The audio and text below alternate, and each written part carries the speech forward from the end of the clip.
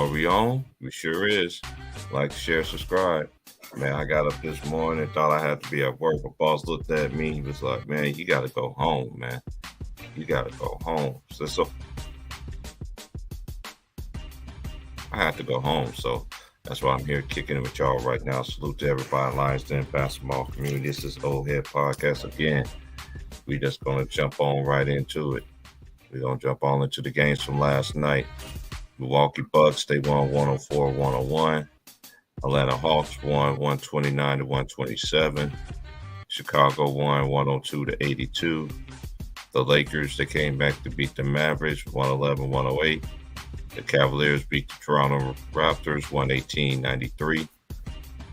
Sacramento Kings, they won 124-115. The Warriors beat Minnesota 109-104. Portland, Dame scored 71, 109-104. On 131-114. And the Denver Nuggets, they beat the Clippers in overtime 134-124. Tonight's games are Detroit and Charlotte, Miami, Philadelphia, Boston, Celtics against the New York Knicks, Orlando Magic, and the New Orleans Pelicans. There's only games. There's only 4 games on tonight. Let's go to college basketball right quick. Well, the top 5 teams still remain the same. You got Houston, who won the American Conference outright, 27-2. Alabama's 25-4. Kansas is 24-5. UCLA is 25-4. Then you got Purdue, 24-5. Marquette, they jumped up. They're 23-6. Baylor is 21-8. They're at 7. Arizona is at number 8. Texas is at number 9, 22-7. Gonzaga is back in the top 10. They're 25-5. K-State, Kansas State is 22-7. Tennessee is 21-8. Virginia is 21-6. UConn is 22-7. Indiana is 20-9. Miami is 23-6. St. Mary's 25-6. Then you got 18 San Diego State. Number 19 is Xavier, 21-8. Providence is 21-8. Maryland is 21-9. TCU is 19-10. Kentucky is 20-9. Texas A&M is 21-8. Pittsburgh is 21-8. This is the last week of the college basketball season. This season has been lit this year. Let me run down the ladies, man, right quick. Cause that girl Caitlin Clark, I told y'all that's the female stuff, man. She hit a game buzzer beater yesterday. In women's basketball today, you got Xavier versus UConn. UConn's number 9 in the country. Villanova in the number 11 at 25-5. They go against Seton Hall. Then you got Baylor. They play Texas. Sunday's games was Georgia losing to the number 1 team in the country, South Carolina, defending champions, 73-63. Iowa, they beat Indiana on Caitlin Clark, buzzer beater 3. But Indiana's a tough squad too. They're gonna be a hard team to put out, though. They're gonna be a hard team. You got Virginia Tech, they beat Georgia Tech 65-52. Notre Dame, they beat Louisville 68-65. North Carolina beat Duke 45-41 in a low-scoring affair. Wisconsin beat Michigan 78-70. Then you got Clemson. They upset Florida State 74-61. And the Lady Fine alumni, they won 75-53. What's good with everybody, man? Hit the like button, man. We're cooking today, man. Salute to everybody, bro. What's good with everybody? Really lazy. Lazy. What up with you, bro? What's good, Ryan Time? How y'all doing, man? Man, I'm all right, Brody. How you feeling, man? I'm all right. Hey, let me ask my little bro a question, man. How you feel about your Warriors? Let me talk about that Warrior Minnesota this game. Let me just get my stuff up before you chime in. Anthony Edwards, you played like straight ass last night. You settled for too many jump shots. You didn't attack the rim. And the time, I don't understand. They say these players are most skilled and all this other stuff. They don't even attack. When you got a big guy on you, you're supposed to attack, back the ball out. attack the rim. I felt like he was too passive. I felt like he really settled. Now Nas Reed, look. They look better without. I said this last night on my stream. They look better without Rudy Gobert. I don't know if ever Cat's coming back or not, but I just keep Cat, keep Nas Reed, man. But shout out to the Warriors for getting it done, man. I swear to God, if you ask me, they need to get rid of both of them dudes. Straight up. Like, swear to God, bro, they could probably give so much for Karl Anthony Towns and Rudy Gobert and really build around Anthony Edwards, bro. Yeah, that's fact. That's it. That's his team now, bro. That's not Karl Anthony Towns' team no more. I don't care what nobody say, bro. And I like the young cat Nathan Knight. I don't know if nobody is up on him though. Yeah, super William talented. Mary. Yeah, He a baller, and he's sitting on the bench. So I'm like, if you want to come up off of Cuz, I mean, we'll take him. Like, we need front court help, bro. I mean, I'm just saying. Goodness gracious. These coaches, bro, they don't know how to play players, bro. You got talent just sitting on the bench. Like, what are we doing? It comes down to coaching, man. I'm trying But it's the money. It's all about the money, bro. They got to play the motherfuckers who making hella bread. So I guess. Man, what happened to the good old days, man, when the dude really earned his spot? When they earn their spot and everything like that. That's just that's long gone.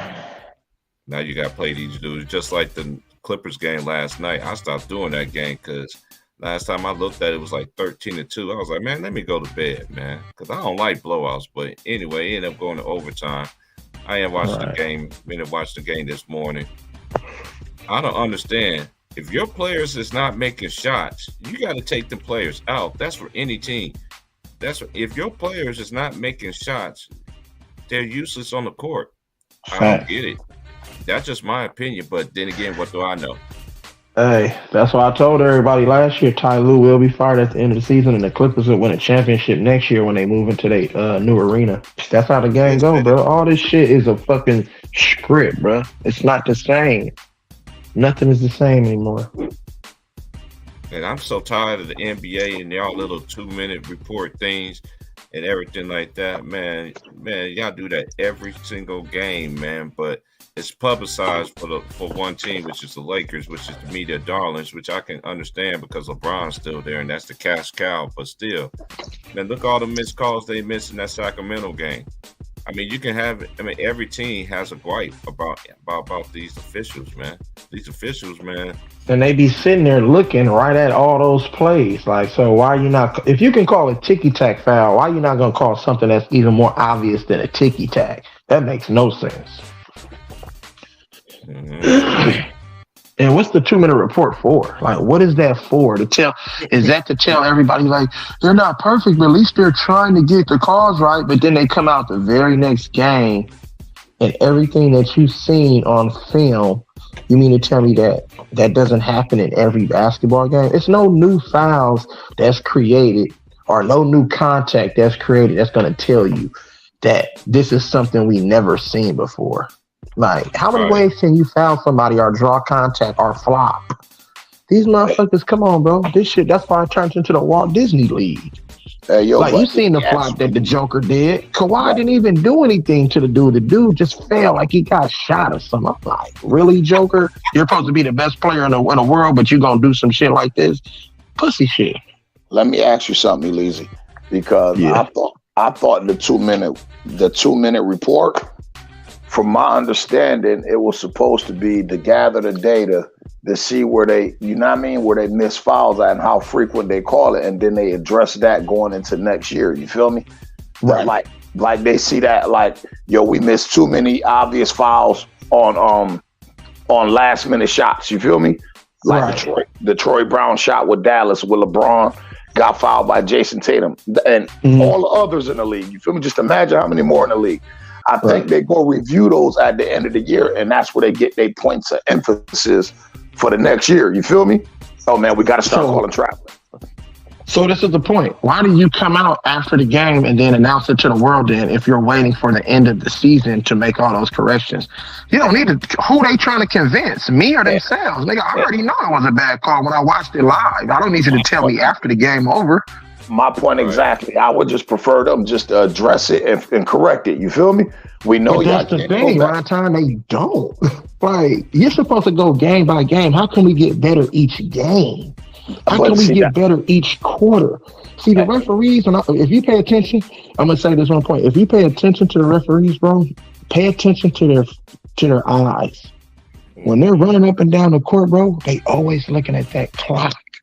That's letting me know already, okay, at this juncture in the game, I'm about to start calling these calls. Why you think motherfucking Giannis Antetokounmpo told Richard Jefferson in the celebrity basketball game, oh, shit, you out here on some motherfucking Mark Davis shit. Remember that?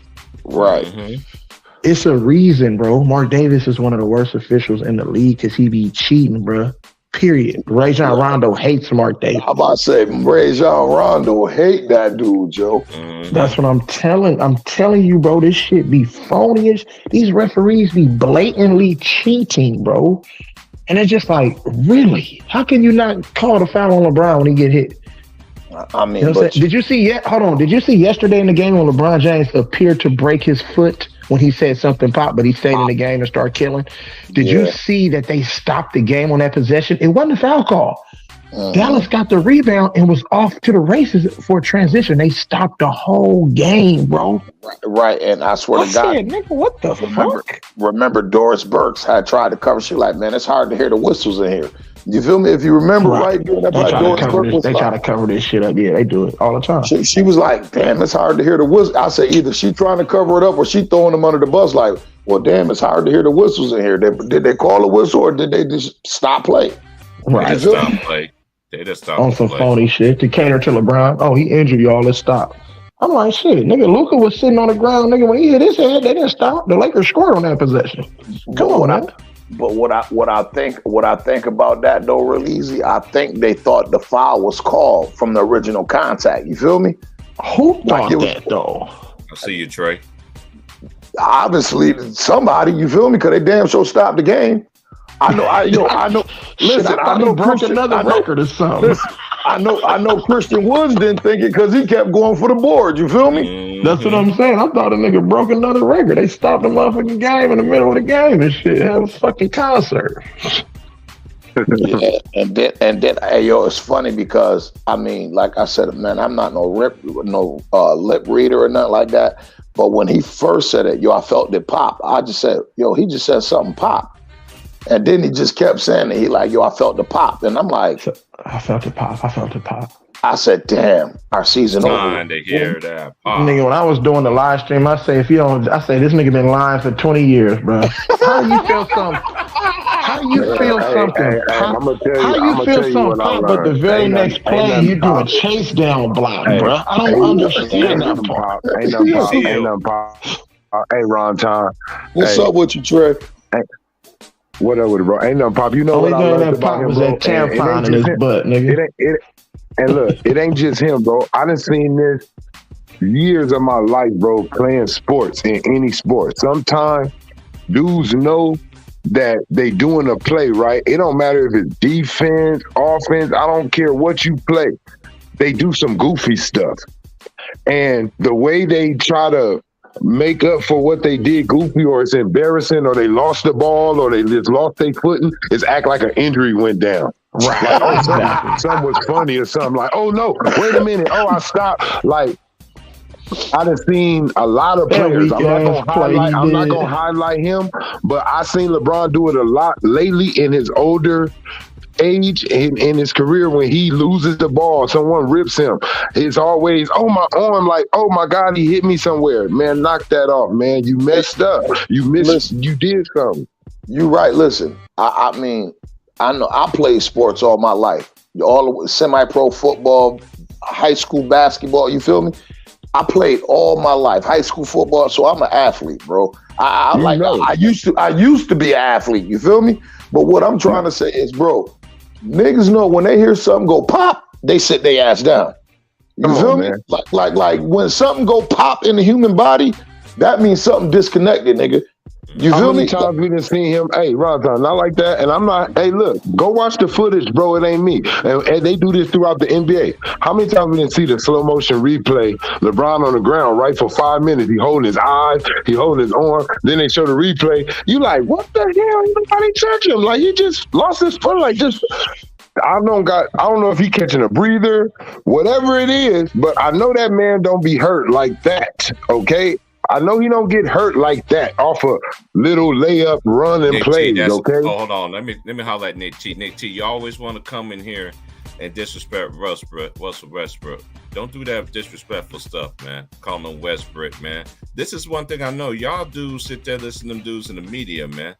Y'all use the same lines and slogans. Y'all don't come with your own mind and your own understanding. Don't be over here disrespecting Russ, man. Russ wasn't the reason why they lost them games, the last two games. The crazy part about it, bro, you see Russ asked them personally to stop that. And you see Shannon Sharp, he don't have no parts of that no more. You feel me? But Skip do that religiously. Every time Russ went like to the point where he got people thinking the man name is West Brick. Well, he ain't gonna stop. He ain't gonna stop because it's personal. Yeah, but that's his violation, bro. Skip and him is personal because Skip said, that's his hometown, Oklahoma. And he said that Russ had so much love in Oklahoma and how he used to talk about Russ. When he went there to watch a game, all the fans was on him like, you better shut up talking about Russ. So it's personal with him. Yeah, that's crazy. See, it's like not like that. It's like Russ. Once upon a time, you couldn't say nothing about Russ. Mr. Triple Double, MVP. He was overcoming. Now he's on a down. So now Skip feel like I can attack him now. I've been waiting for him to fall on his face. That's all it is. That's crazy, bro. Nick T, he did not go to no Kobe Bryant mentality mode, Mamba mode. Stop it, bro. Stop it, man. The disrespect, man. Just stop, bro. Just stop. The NBA been catering to this dude, man, because that dude, and they literally stopped the court for so long when that man hit the. I'm like, man, get your behind up. And then all of a sudden, man, come on, man. Watch this. Watch. Look, I'm gonna show y'all something. Herman Body, what up, bro? What up, bro? Go ahead, Trey. Young man, even stronger than what he was as a young man. That nigga didn't hit the floor this much. That nigga does that on purpose, man. He does it to get the foul call, man. He's just doing the same thing that James Harden, but he does it at a bigger rate to me now in his older age. Every time, every game, watch LeBron gonna hit the ground like he Allen Iverson, bro. He gonna hit the ground like them dudes is really out there bigger than him. He gonna fall on missed layups because he wants to make an excuse. Basically, it ain't me who missed it. Somebody had to slap me in my head. Nah, man. Look, stop this. I'm a Laker fan. I don't care. I don't like LeBron, but anything that helps the Lakers succeed, I'm with.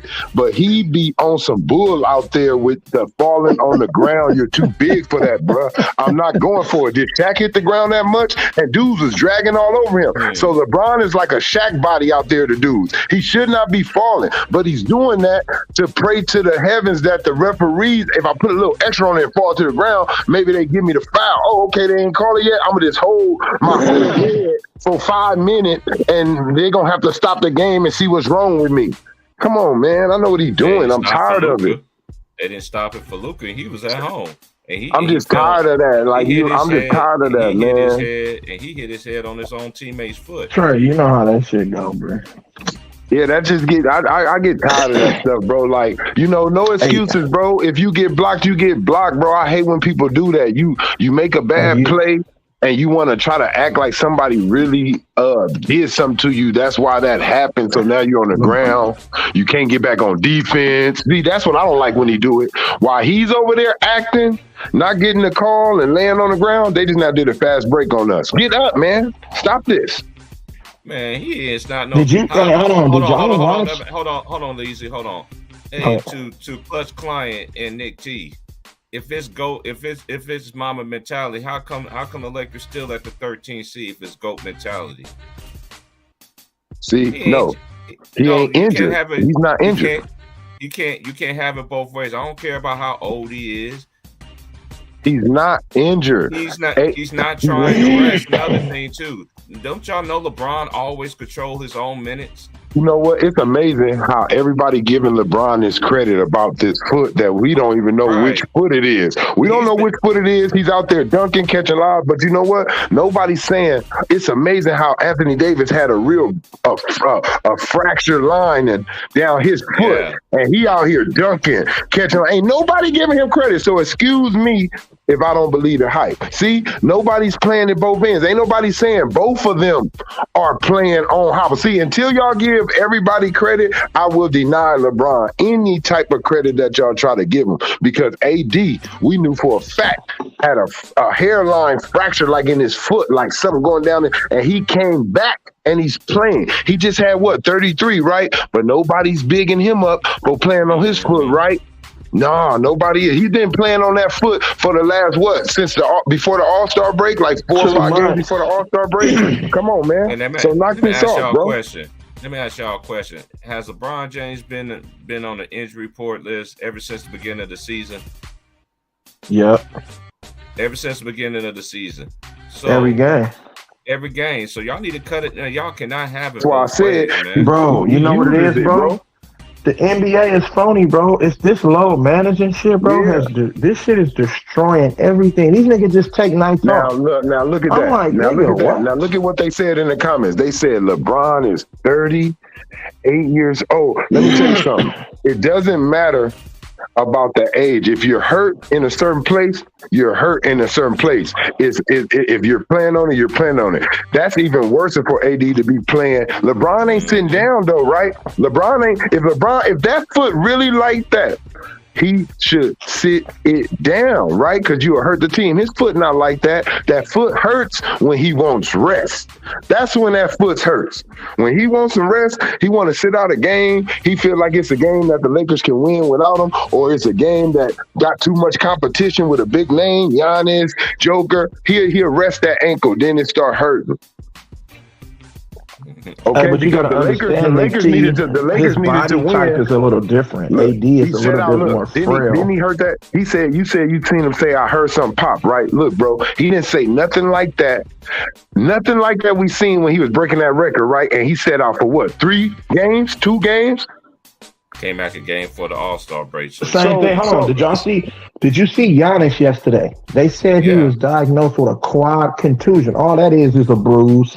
You can play through a bruise, bro. You get bruises and bumps every day if you're playing with your children, bro. I don't want to hear it. Check this out. They try to give me that. Did you see him on the sideline, though? He was doing the gritty and all type of shit. I'm like, don't you got a quad contusion? You should be nursing that injury, bro. Why the fuck you hopping around? That ain't nothing. I had that, bro, when I was working, bro, at security, bro, and I had got into a tussle with a dude, right? And I just felt like some uncomfort. And I think it was more me twisting my body, bro, like with the dude. I go to the doctor, bro, because it's just protocol. Go to the doctor. They say, oh, it's like a contusion or something. I'm like, so, like, what is that? Like, what you think? He's like, oh, I feel fine. I feel like I can go. Like, to them, if I wanted to, bro, look, I could have got me days off work if I wanted it, but I knew I was fine. So that ain't nothing. When they say contusion, man, that ain't really nothing. That shit ain't nothing, bro. They use those big words to have, like, the shit that Steph Curry going through. He already doing on-court physical workouts, like, you know what I'm saying? So all of them big ass microbiome. Don't tell me AD Young, bro, because AD's out there taking way more bumps and pressure on his foot for what he got to do, rebounding, banging with big bodies. It's way more pressure on his ankle than LeBron. LeBron can actually play finesse. But he that's how you know it's nothing wrong with him. The nigga's still going downhill. Bro, I'm sorry. I don't want to hear nothing about mustering it up, doing all of this. You forgot that AD, he had a growth spurt, so he really is in the wrong body, though, bro. He was a point guard, all throughout high school until he had that growth spurt his senior year. Between his senior year and high school and freshman year in college, he had a ridiculous growth spurt. That's why you see he got that game like how he got right now. He got a guard game. And look, everybody like, oh, look. They're like, oh, look. LeBron had a bad game and the Lakers still won. This team way better. Hold on. Y'all forgot that LeBron was sitting out and the Lakers went on an 8-game winning streak when they had Russ. Knock it off. Please stop trying to look Please knock it off because Russ and AD was wrecking havoc, bro. I don't want to hear it. And AD was having his best numbers, nigga, in MVP voting early. So please stop this until I see these Lakers, and I hope they do it too. But these dudes don't have first of all, they don't have a winning record like of just 5 games yet. Okay, they winning. Yeah, they do look better and they moving better, but let's not act like the team that they had previously that everybody was crapping on went on a run too. That's true. No, bruh. If y'all watched the game yesterday, LeBron didn't play defense one time. And that block that he got on Kyrie was goaltending. So he don't never play defense, bro. He don't never play defense. I see LeBron. He when his man run out to the 3-point line, in a 3-point shooting league, right, where everyone is low key dangerous from the 3-point line. When LeBron man goes out to the 3-point line or they screen and the man bounces out to the 3-point line, he always stays with the screener and tell AD or somebody to try to run out there and get his man, and then they getting laid up looking like it's their fault, but he really didn't chase his man. You know why? Because he's hovering around the rebound area. He just want to grab the rebound. Nick T, go ahead and start capping. Go ahead, bro. Yeah, go ahead, capping, man. We got some grown men generals up in here, man. Don't cap, man. Please don't. Man, I know exactly what goes on that court, man. I'm watching it. What you got? Let me ask hey, Nick T, it ain't no beef. It's nothing but respect, man. I just gotta ask you a question. Of course. I just gotta ask you a question. Why you don't like Russell Westbrook, man?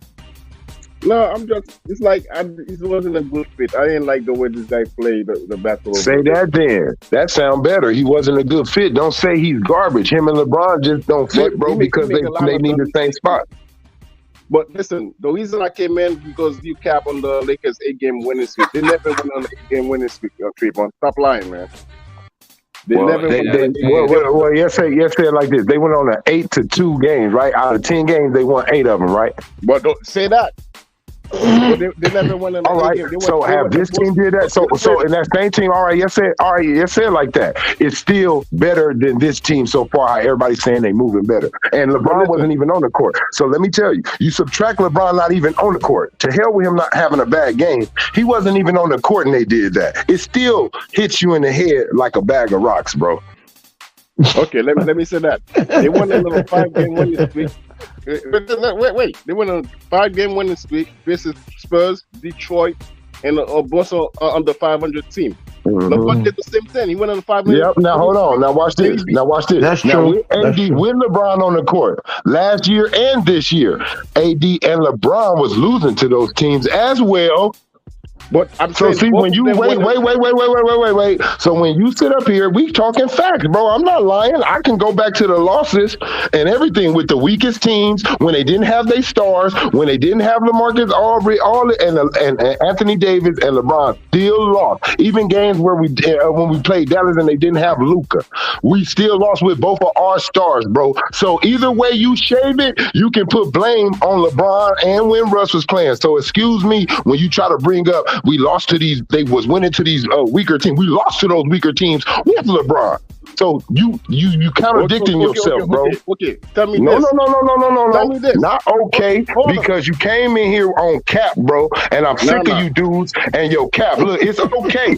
It's okay. You guess what? You're still a great player, and you can make mistakes. The thing I don't like about you niggas, y'all come up in here and y'all scared to say LeBron shouldn't have took that shot. Damn, that was a bad shot by LeBron, or damn, that was a bad pass. Until you do that, look, Nick T, I don't want to talk to you, bro. I don't want to talk to none of you niggas, bro. I'm tired. It was only one Jesus, my nigga. One Jesus. So get the fuck up out of my face with all that bullshit. And I mean that, Nick T. And I really mean that, bro. Don't even talk back to me. Because I'm sick of this shit. This man makes mistakes. I'm sick of this shit. I'm saying to make mistakes. I'm not saying that. But the thing is, you keep capping up with some bullshit, man. Nah, you capping. Go sit your bullshit ass down and go eat a Belizean burrito.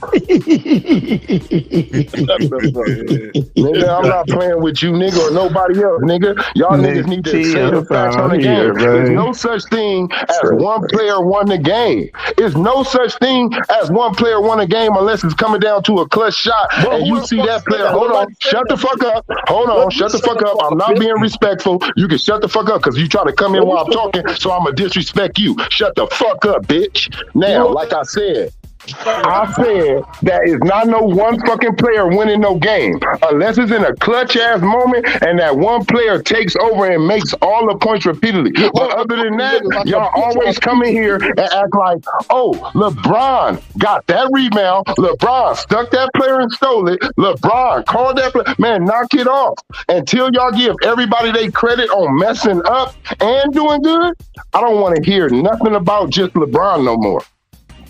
That's a fact. I've been trying to say that forever. But they saying LeBron like AD didn't go ape shit yesterday. Right. That's what I'm saying, bro. That's what I'm saying. Ain't nobody talking about AD, bro.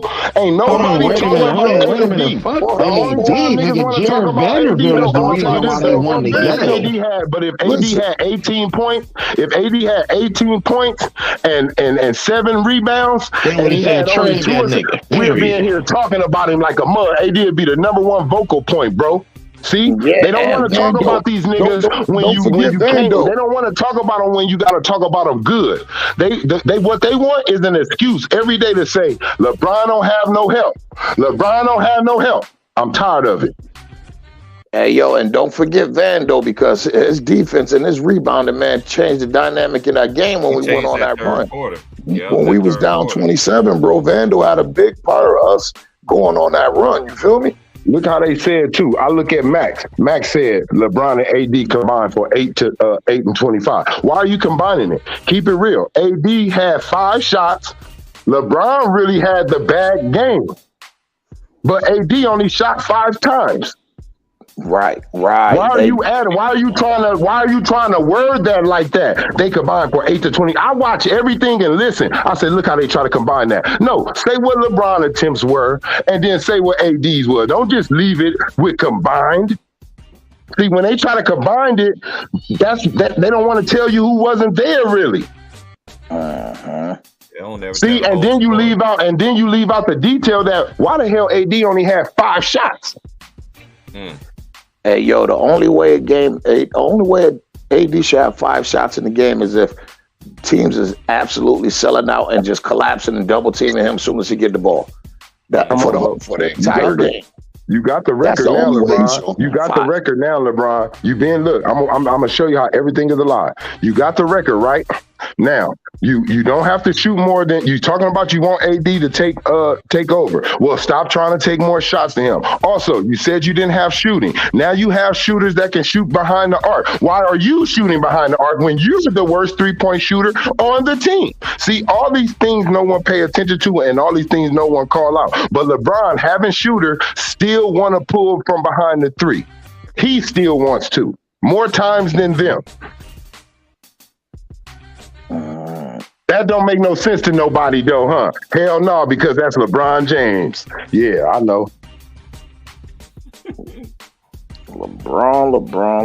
But yeah, like I said, half of you niggas that come up in here and talk basketball, y'all just watch it, bro. Y'all never ever really played it. Y'all never ever was nowhere, learned no rules about nothing. Y'all looking on TV and saying, oh, how many points he had at the end of it? Whoever had the most points is the best. That's what a lot of these fans are now. Let's talk about James' 71-point game. Hey, to Jason Williams, I thought it was so easy to score with your little Captain 7. Even got player. This is why another thing, too. This is just me. Hey, this is just me. I know everybody always say, I know people always say you need to respect the NBA players that play the game. I do to a certain extent, but when you lying, like just blatantly lying like it is, this man scored 71 points. Guess who else scored 71 points this year? Donovan Mitchell. And guess, did Donovan Mitchell had to be drug tested? Did Dame have to be drug tested after his 71-point game? No, I'm just asking questions. I don't know, but I'll tell you this, bro. Go look at his shooting percentage. Go look at how many shots he took. When you shoot 28 or 20-something threes like that and all that, you remember Kobe 81 points? He was so efficient. And every of that was, and it was needed. Right. And it was needed. All of that was needed, and he was efficient. That nigga Dame, look, I respect that you got to make the buckets. But it's no defense really being played, bro. It's so easy for anybody to do that. You ain't even got to be, look, Donovan Mitchell, he's not, I swear, he's really known to just be a good basketball player that can go get it. But Donovan Mitchell really, if we really look at Donovan Mitchell's game, and I'm asking y'all too at the same time as saying it, I don't think we can all say his game got all the seasoning on it for him to be a 71-point nigga like that. Oh, he said in his post-game interview he got tested?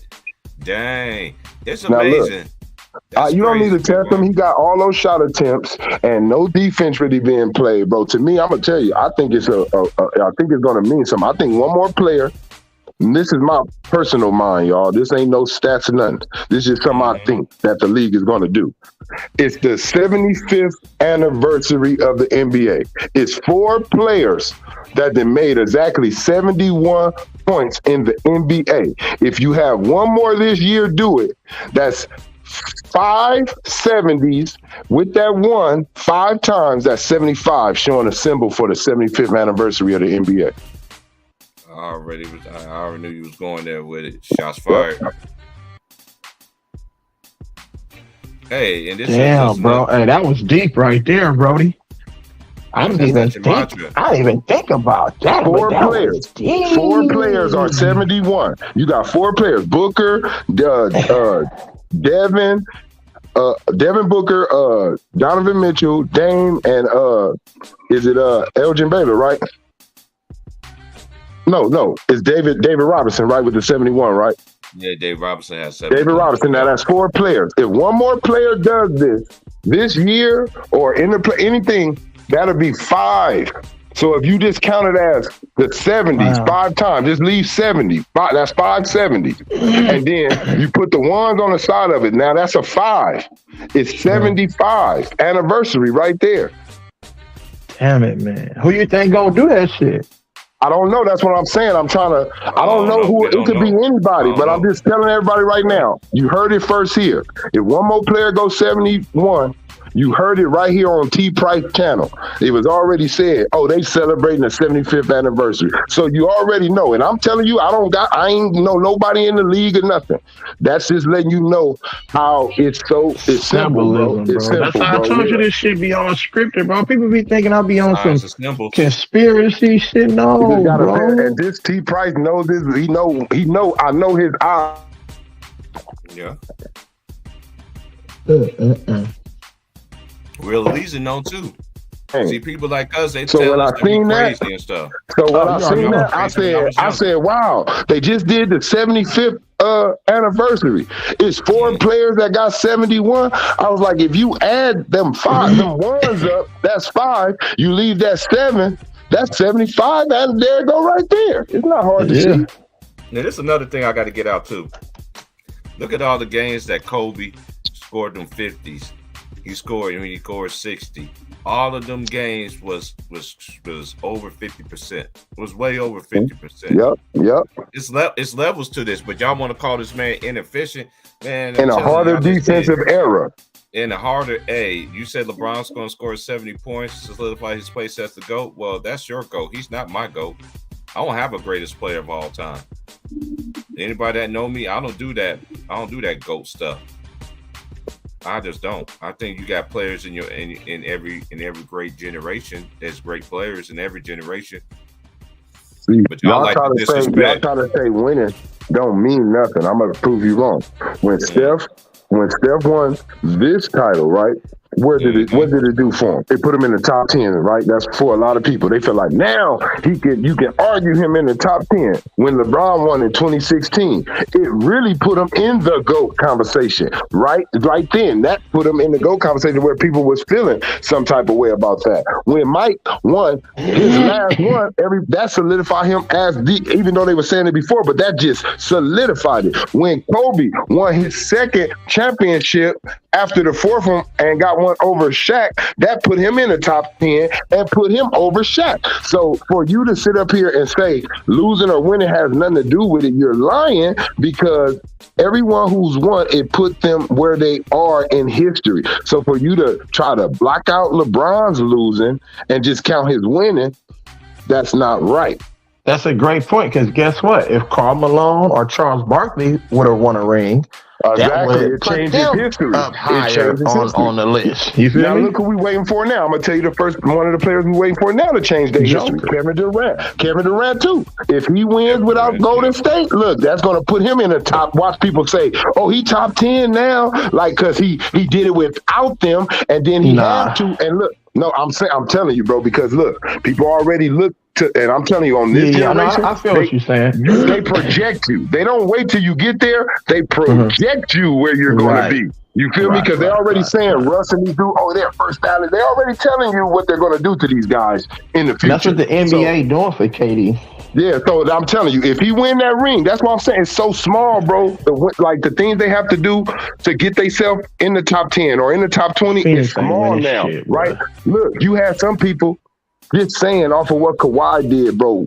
They counted with the Spurs. He only won one by himself with Toronto. But when he did that, they was like, nigga, he top 15, top 20. I'm like, damn, you got niggas with motherfucking 4 rings, all this type of shit. He jumped on them? Okay. See, so I'm telling you, when Kevin Durant wins without Golden State, they going to leapfrog this nigga. Yeah. And I'm going to tell you who else going to leapfrog a couple point guards. Chris Paul going to leapfrog some niggas. So for people to say winning does not matter or losing, because right now what we call Chris Paul, a big-ass choker. Because why? He keep losing. He keep getting hurt. And we don't give a damn if it's injuries. We like, nigga, you don't get it done. So why don't we do this with LeBron? Why do we start pointing at somebody else? See, when Chris Paul gets hurt, we don't say, man, James Harden should have brought that in. We'd be like, Chris Paul, bum ass always getting hurt. That's what other people say, not me. But they'd be like, Chris Paul, choking ass, he always hurt, he can't stay healthy. So, okay, let's not give LeBron no excuse. Let's not give no players no excuse. When you lose, you lose. And when you win, you win. Period. They don't keep it all the way across the board, though, you know, because. But Charles Barkley, Chief President, and Trayvon, Charles Barkley on First Take already said earlier that, nigga, when you form them super teams, that's cheating the game. And Stephen A. Smith tried to come up, well, you went to Houston, and he was just like, huh? Wait a minute. Because Charles Barkley, Scottie Pippen, and Kareem, they did. No, but what I'm saying is that he was traded to that team, though. But what Charles Barkley is saying, he's saying from experience. Trying to jump leapfrog into a championship does not work. Trying to just go get super, that's what he's telling you, though, off experience. I tried it with Scottie Pippen, with Kareem, and look, it didn't work. We all thought we would steal him. We all wanted it. But see, some players can make it work, but what he's saying is, at the end of the day, he felt like we did all that and we didn't get nothing. We tried to cheat to another ring. And we fell on our face, which is which to show today is still happening, bro. If you look at the super teams made by players, the percentages they lost, they either didn't even make the finals or they lost in the finals. If you look at the percentages off of players saying, "Come on, bro, me and you. Come on, bro, me and you." But if you let the people who went to school or whatever go and make your super team, let them make it by drafting. They know what you need around you. See, players, they just want what they want. But I know what you need, bro. You want that superstar, but you need somebody that know this is their role and gonna stay in it and gonna star in it. You want to go get a dude that may want your role, that may want to cover your lines. In KD defense, though, he didn't go to a super team. He helped make the Warriors a super team. The Warriors wasn't no fucking super team before KD got there. That's not a super team, bro. They all were drafted, and that's cool. And look, I'm gonna tell you why they said it like that. And it's cool that they said it like that because y'all mad because Golden State drafted, right? That's what it was all about in the NBA. Even though Magic was what Magic had to come in the NBA and do something about that. He could have bummed out. Anybody who get drafted, bro, we done seen them. Number 1 draft picks, bum out. Look at Ben Simmons. Look at Lonzo. Look at these dudes who been in those positions. So for a team to go draft Clay and Steph, nobody believed in them. He was getting injured in the beginning of his career. Everybody thought Smart Jackson was smoking crack. What do you call them? The best shooters ever. What Splash Brother? What the hell wrong with Mark? They turned themselves into that. They turned themselves into superstars. No one gave that. Steph Curry was drafted, 16 for some 11 or something like that. 6. I think he was 6 or 7 because Ricky Rubio and Johnny Flynn were before him. But it was no hype. No one was saying he was going to be a better shooter than Reggie Miller. No one said he was going to be a better shooter than Ray Allen. No one was saying these things, right? So they was actually saying all the other shit. So you can't be mad because they put the work in. And they put the work in, bro. And see, that's what my problem was. If anything, you could say is, yeah, they got together. Yeah, it is a super team because those dudes. But that team was like it was made by in the organization. The only thing you could say that came outside was Kevin Durant. That's it. Ain't Jerry West that's not even allowed in Crypto Arena. Man. Jerry West, bro, is the greatest basketball mind that probably ever came through the NBA, bro. I ain't gonna lie to you. You know why? Because he gonna do exactly what you need, bro. He not gonna give you what you want. Because see, you gotta earn that want stuff. I'm not gonna be giving you what you want until you earn it. Yeah, you know, right now true. You gotta earn that. Win me some champion. Look, the money don't add up to what the product is putting out. I'm gonna be honest, and I feel that throughout the whole NBA. There's not enough players playing the games for the money they're making. There's not enough players living up to the defense. There's not enough players living up to the offense that they're doing. All these things, man. It's like, wait a minute, what are they getting paid for? Just offense? Because if they get paid for defense too, you need to cut the payment. Hey, what I always say, Trey. What I always say, Trey, and it really easy. You go look at the players that played in the 80s, the 90s, even early 2000s that made first All-NBA, second NBA, third All-NBA. I guarantee you see them same players that made all defense. This era, you don't see that. You see players that make the first, second, third All-NBA. You don't see the same players make all defense either. You don't. You get a whole cast of new other characters. Right. They separate all the good because you know why? Everything is predicated on it. It's all inflation.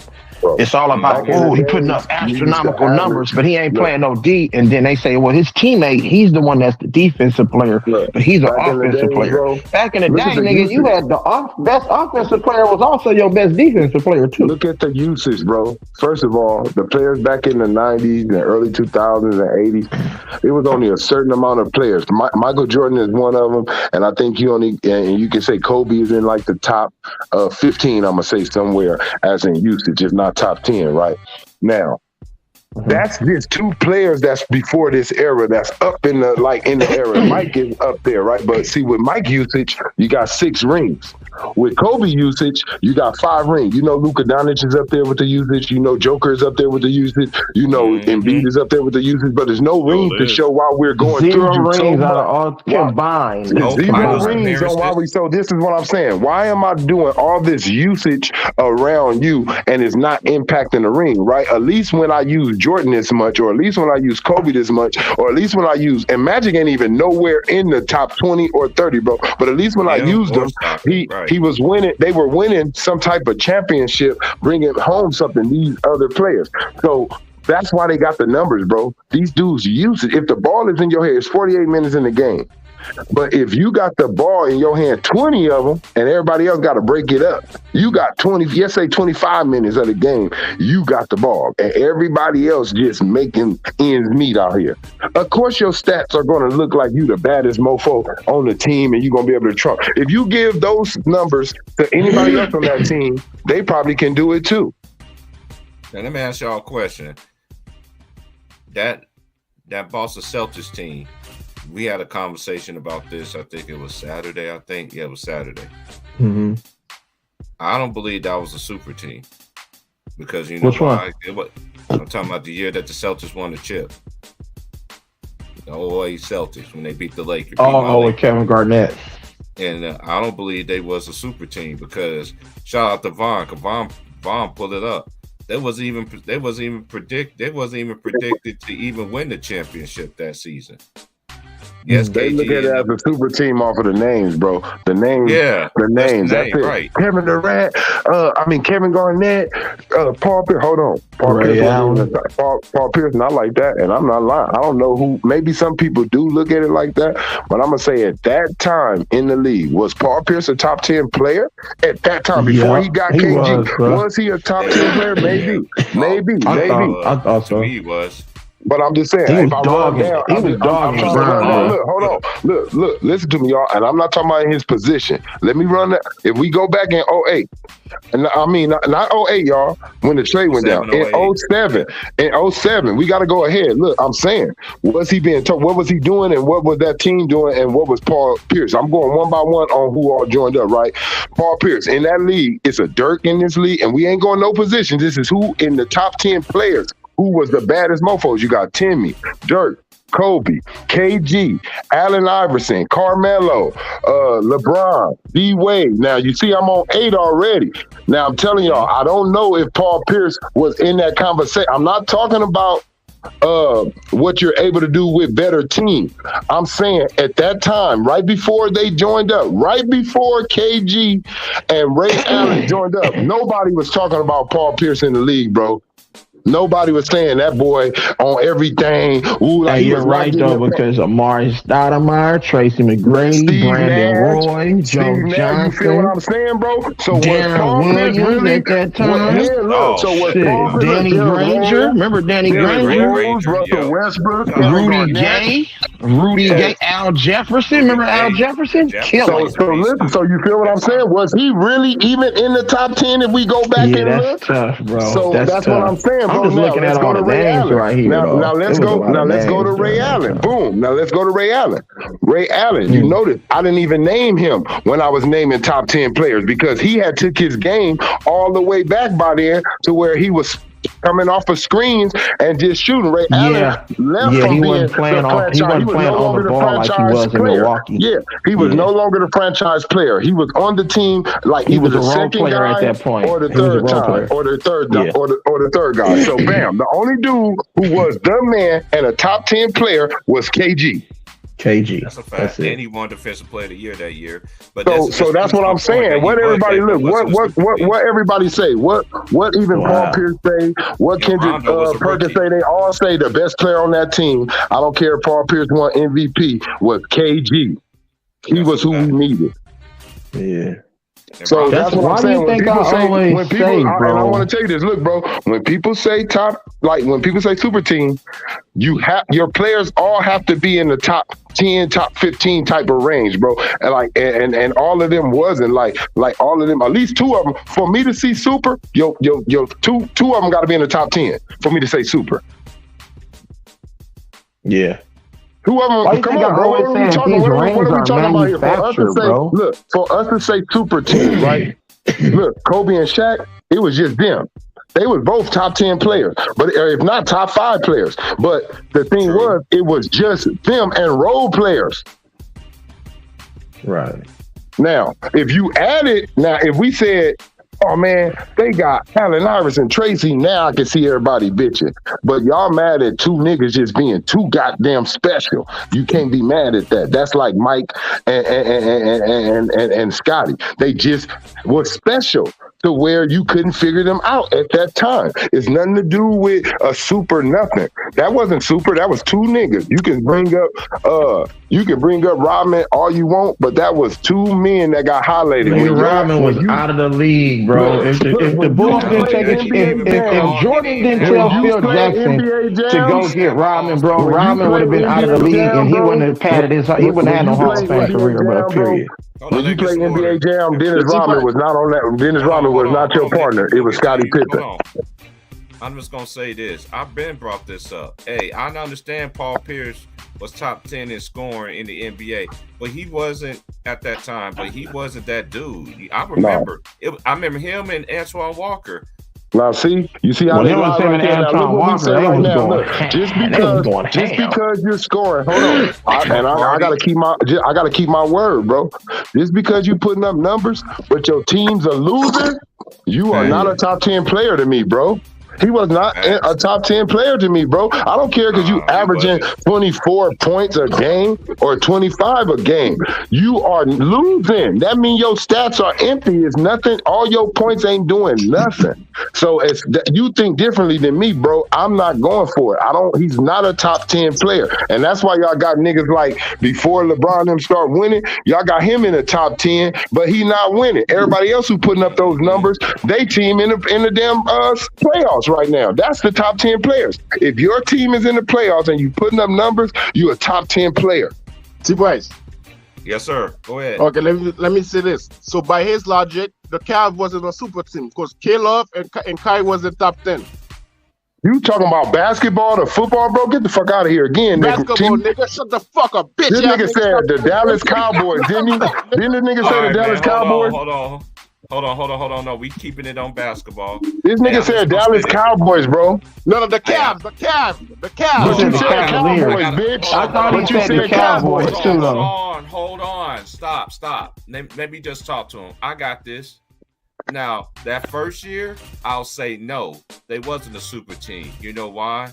Because Kevin Love and what's his name, Kyrie, they did not make the All-Star, right? But the next 2 years, they made the All-Star team with who? With LeBron James. So I say the second year and the third year, yes. The first year, no. What's the price? That's just my opinion. K-Love or Kai was in top 10. I don't know. This guy always contradicting himself. Kevin Love, hold on. Kevin Love. Hey, this is one thing I don't understand either. We gotta keep it real though. See, when LeBron James put up numbers on the stats, they still rank this man top 10 some kind of way. But when Kevin Love was putting up them numbers like he 30 and 20 rebounds a game, Minnesota, what they were saying, oh, he got them numbers on a trash team.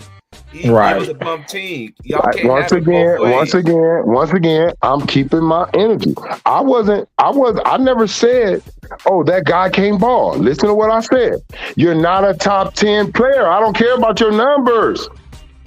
Now, if you want to feel like, oh, well, everybody else said that's a super team because they got, my problem with LeBron is play with who you got.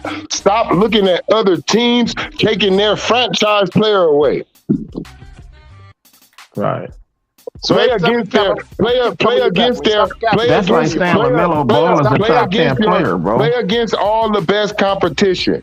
See, we come to this point in competition to where competition don't matter no more.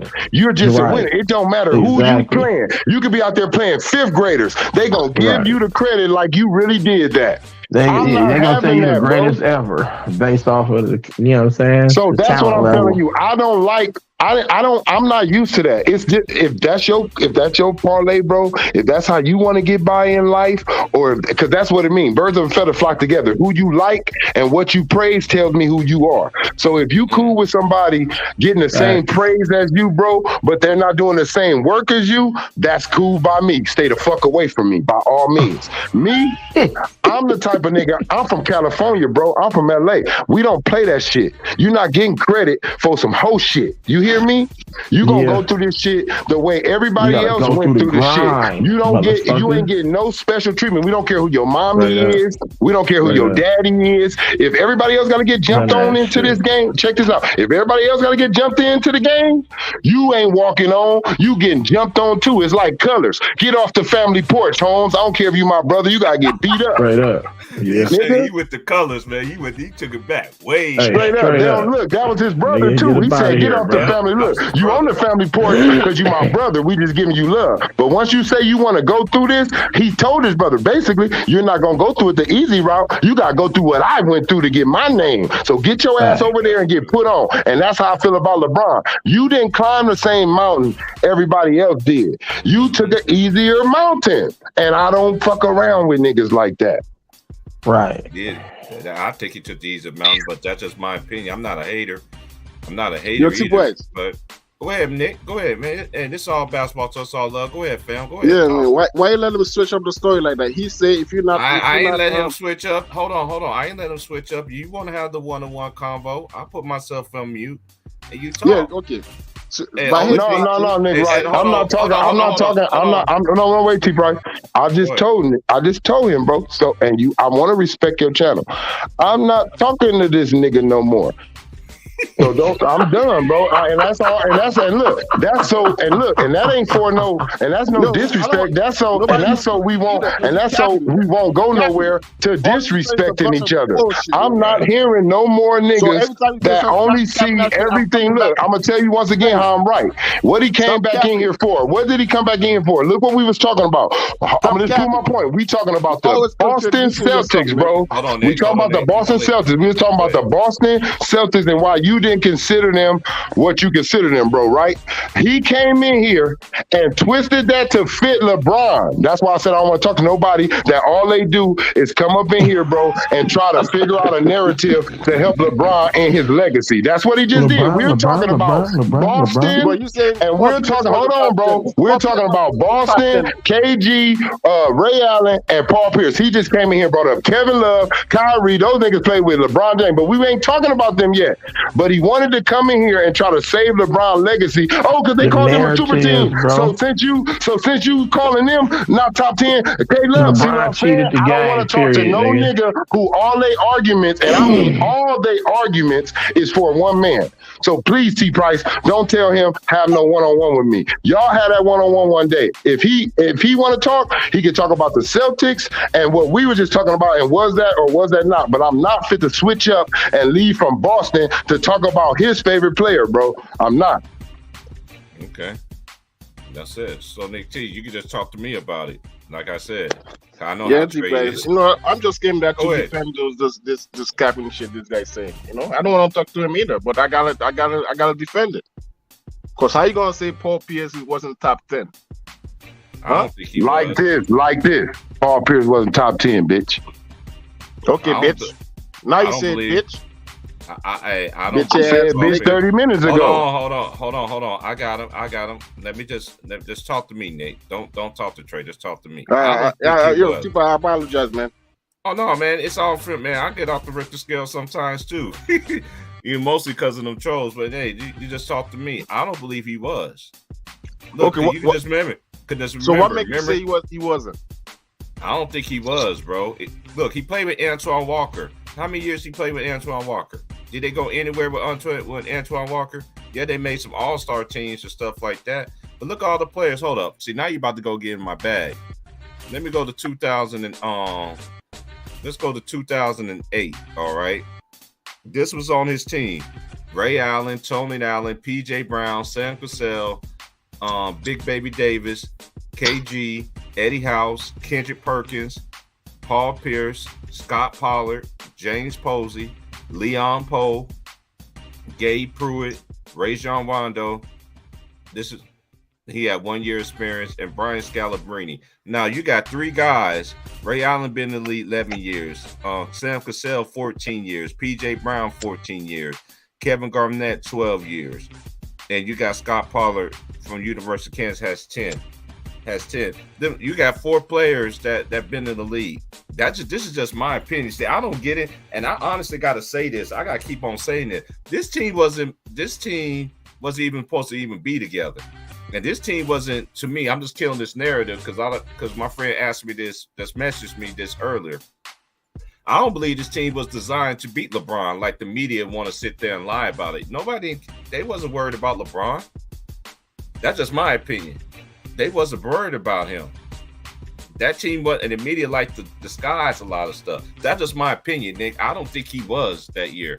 But you gotta think about. We just named players that was doing their thing in 2007.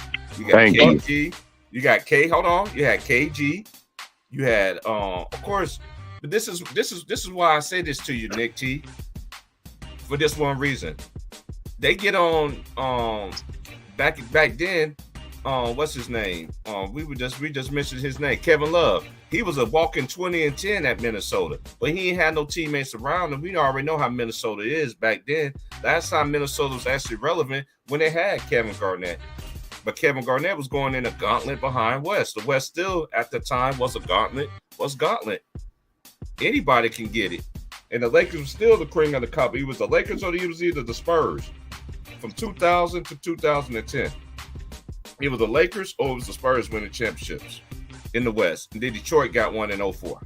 But this is my opinion, fam. I understand where you're coming from with the ages and all that, but that's just me.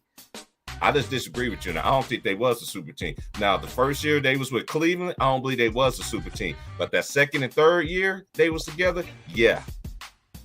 Because they made the All-Star. They made the All-Star. It's very similar, Nick T, how it was in Miami when they first joined up. All three of them didn't make it the very first time.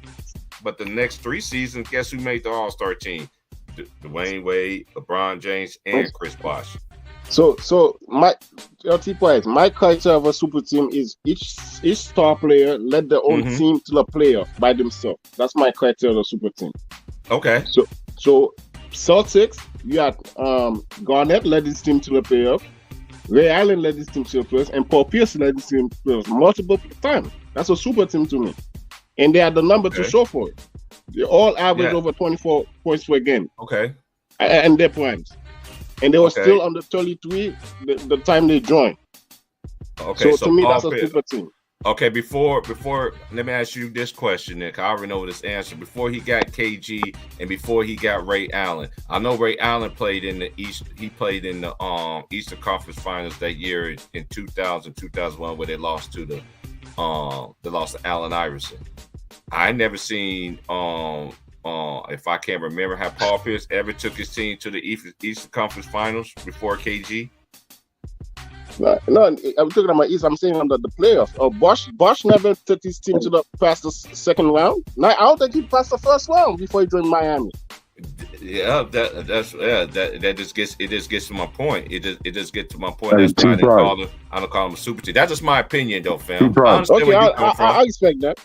Hey, T-Bro. Yeah, what's up, fam? I'm right here. Top 50 NBA players, straight hoop, NBA blog, right? Mm-hmm. Now, I'm gonna go way before, like where they had the players on Boston, right? I'm looking for them. Now, in 01, Ray Allen was ranked 6th in the league. Mm-hmm. In 02, he was ranked 14th. In 03, he was ranked 17th. Mm-hmm. In 04, he was ranked 29th. In 05, he was ranked 10th. In 06, he was ranked 16th. His 07th ranking is 25. That's where he went to. Now, you got Paul Pierce. His ranking in 01, 11. His ranking in 02, 5. His ranking in 03, 8.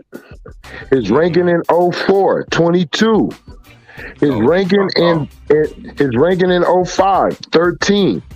And his ranking in 06 was 11. And his ranking in 07 was also 11, right after Tracy McGrady. Okay?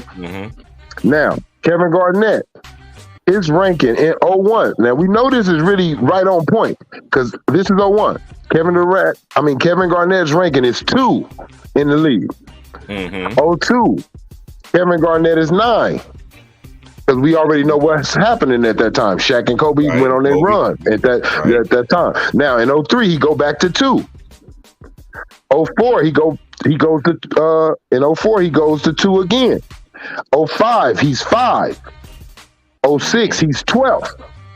And in 07, he's 9th. Right in front of Tracy, right behind Jason Kidd, who went and seen the Lakers in the finals. See, that's probably what jumped Jason Kidd up in that last year. Now, what did I say, bro? I didn't go to all those years, but they just got it like that. I said the year before them dudes linked up was Paul Pierce top 10. That was my precise words, right? Yeah. He's exactly outside the top 10, bro. That's what I thought. And I said, in my eyes, right? Like he just said in his eyes, in my eyes, if you ain't got 2 players in the top 10, I'm not calling you super. I agree with that. There go my point. That's why I'm leaving it.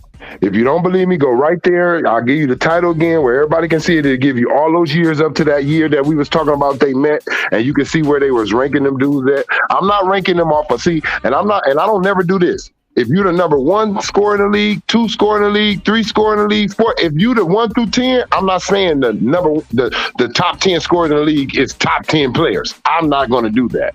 No, that's a fact. That's okay.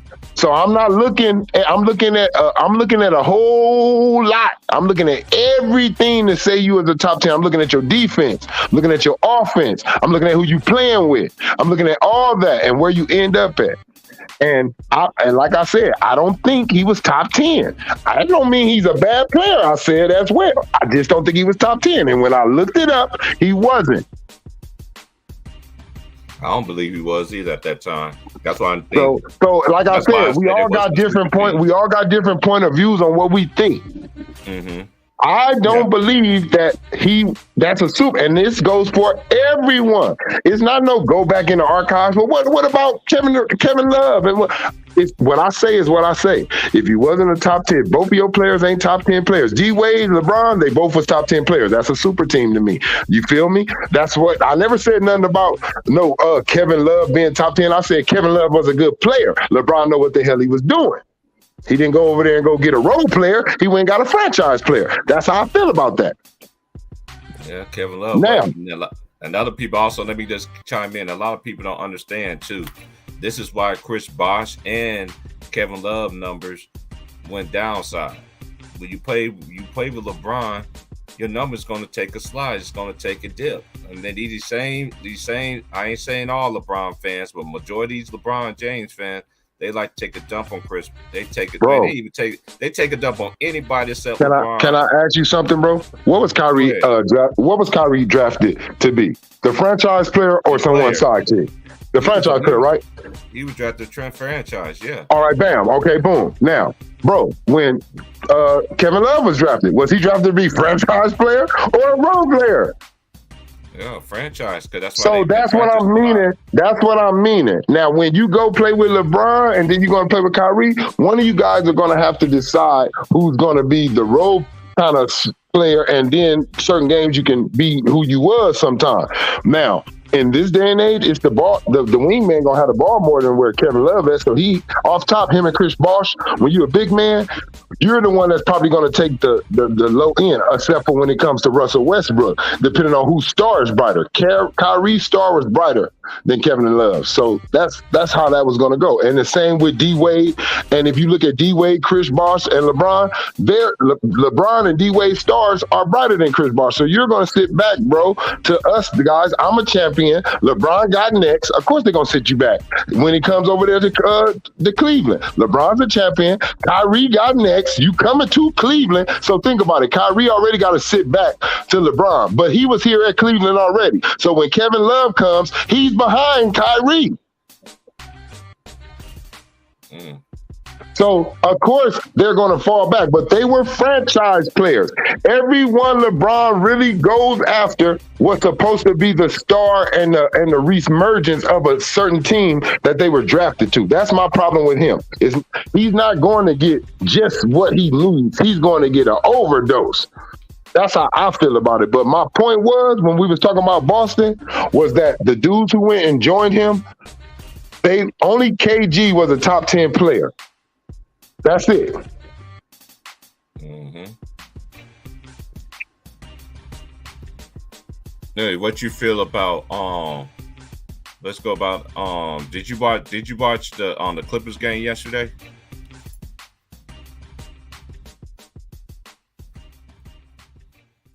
I'm just reading how this NBA is doing all these reports and stuff on these games and stuff. The last 2-3 minute reports and stuff, man, that stuff is very lame because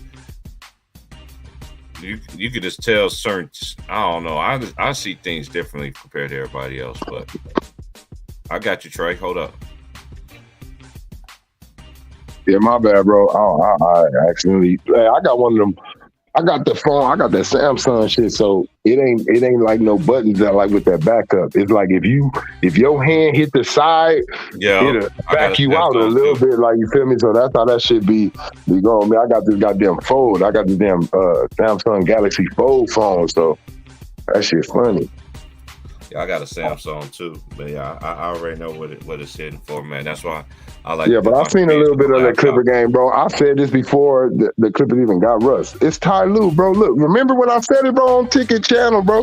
I said Ty Lue, a dirty bastard. He got to go too. You came with Doc. You sitting on that bench. Y'all blow that 3-1 lead. You ain't good enough, Nick. Look, bro. When you clean the house, right? Everybody up in here stealing, right?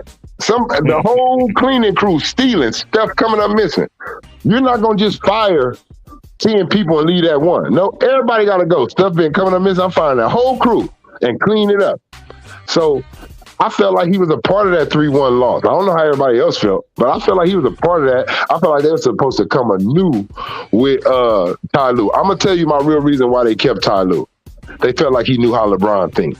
That's why I think the Clippers kept Ty Lue, because they felt like, LeBron, we want to beat the Lakers and LeBron.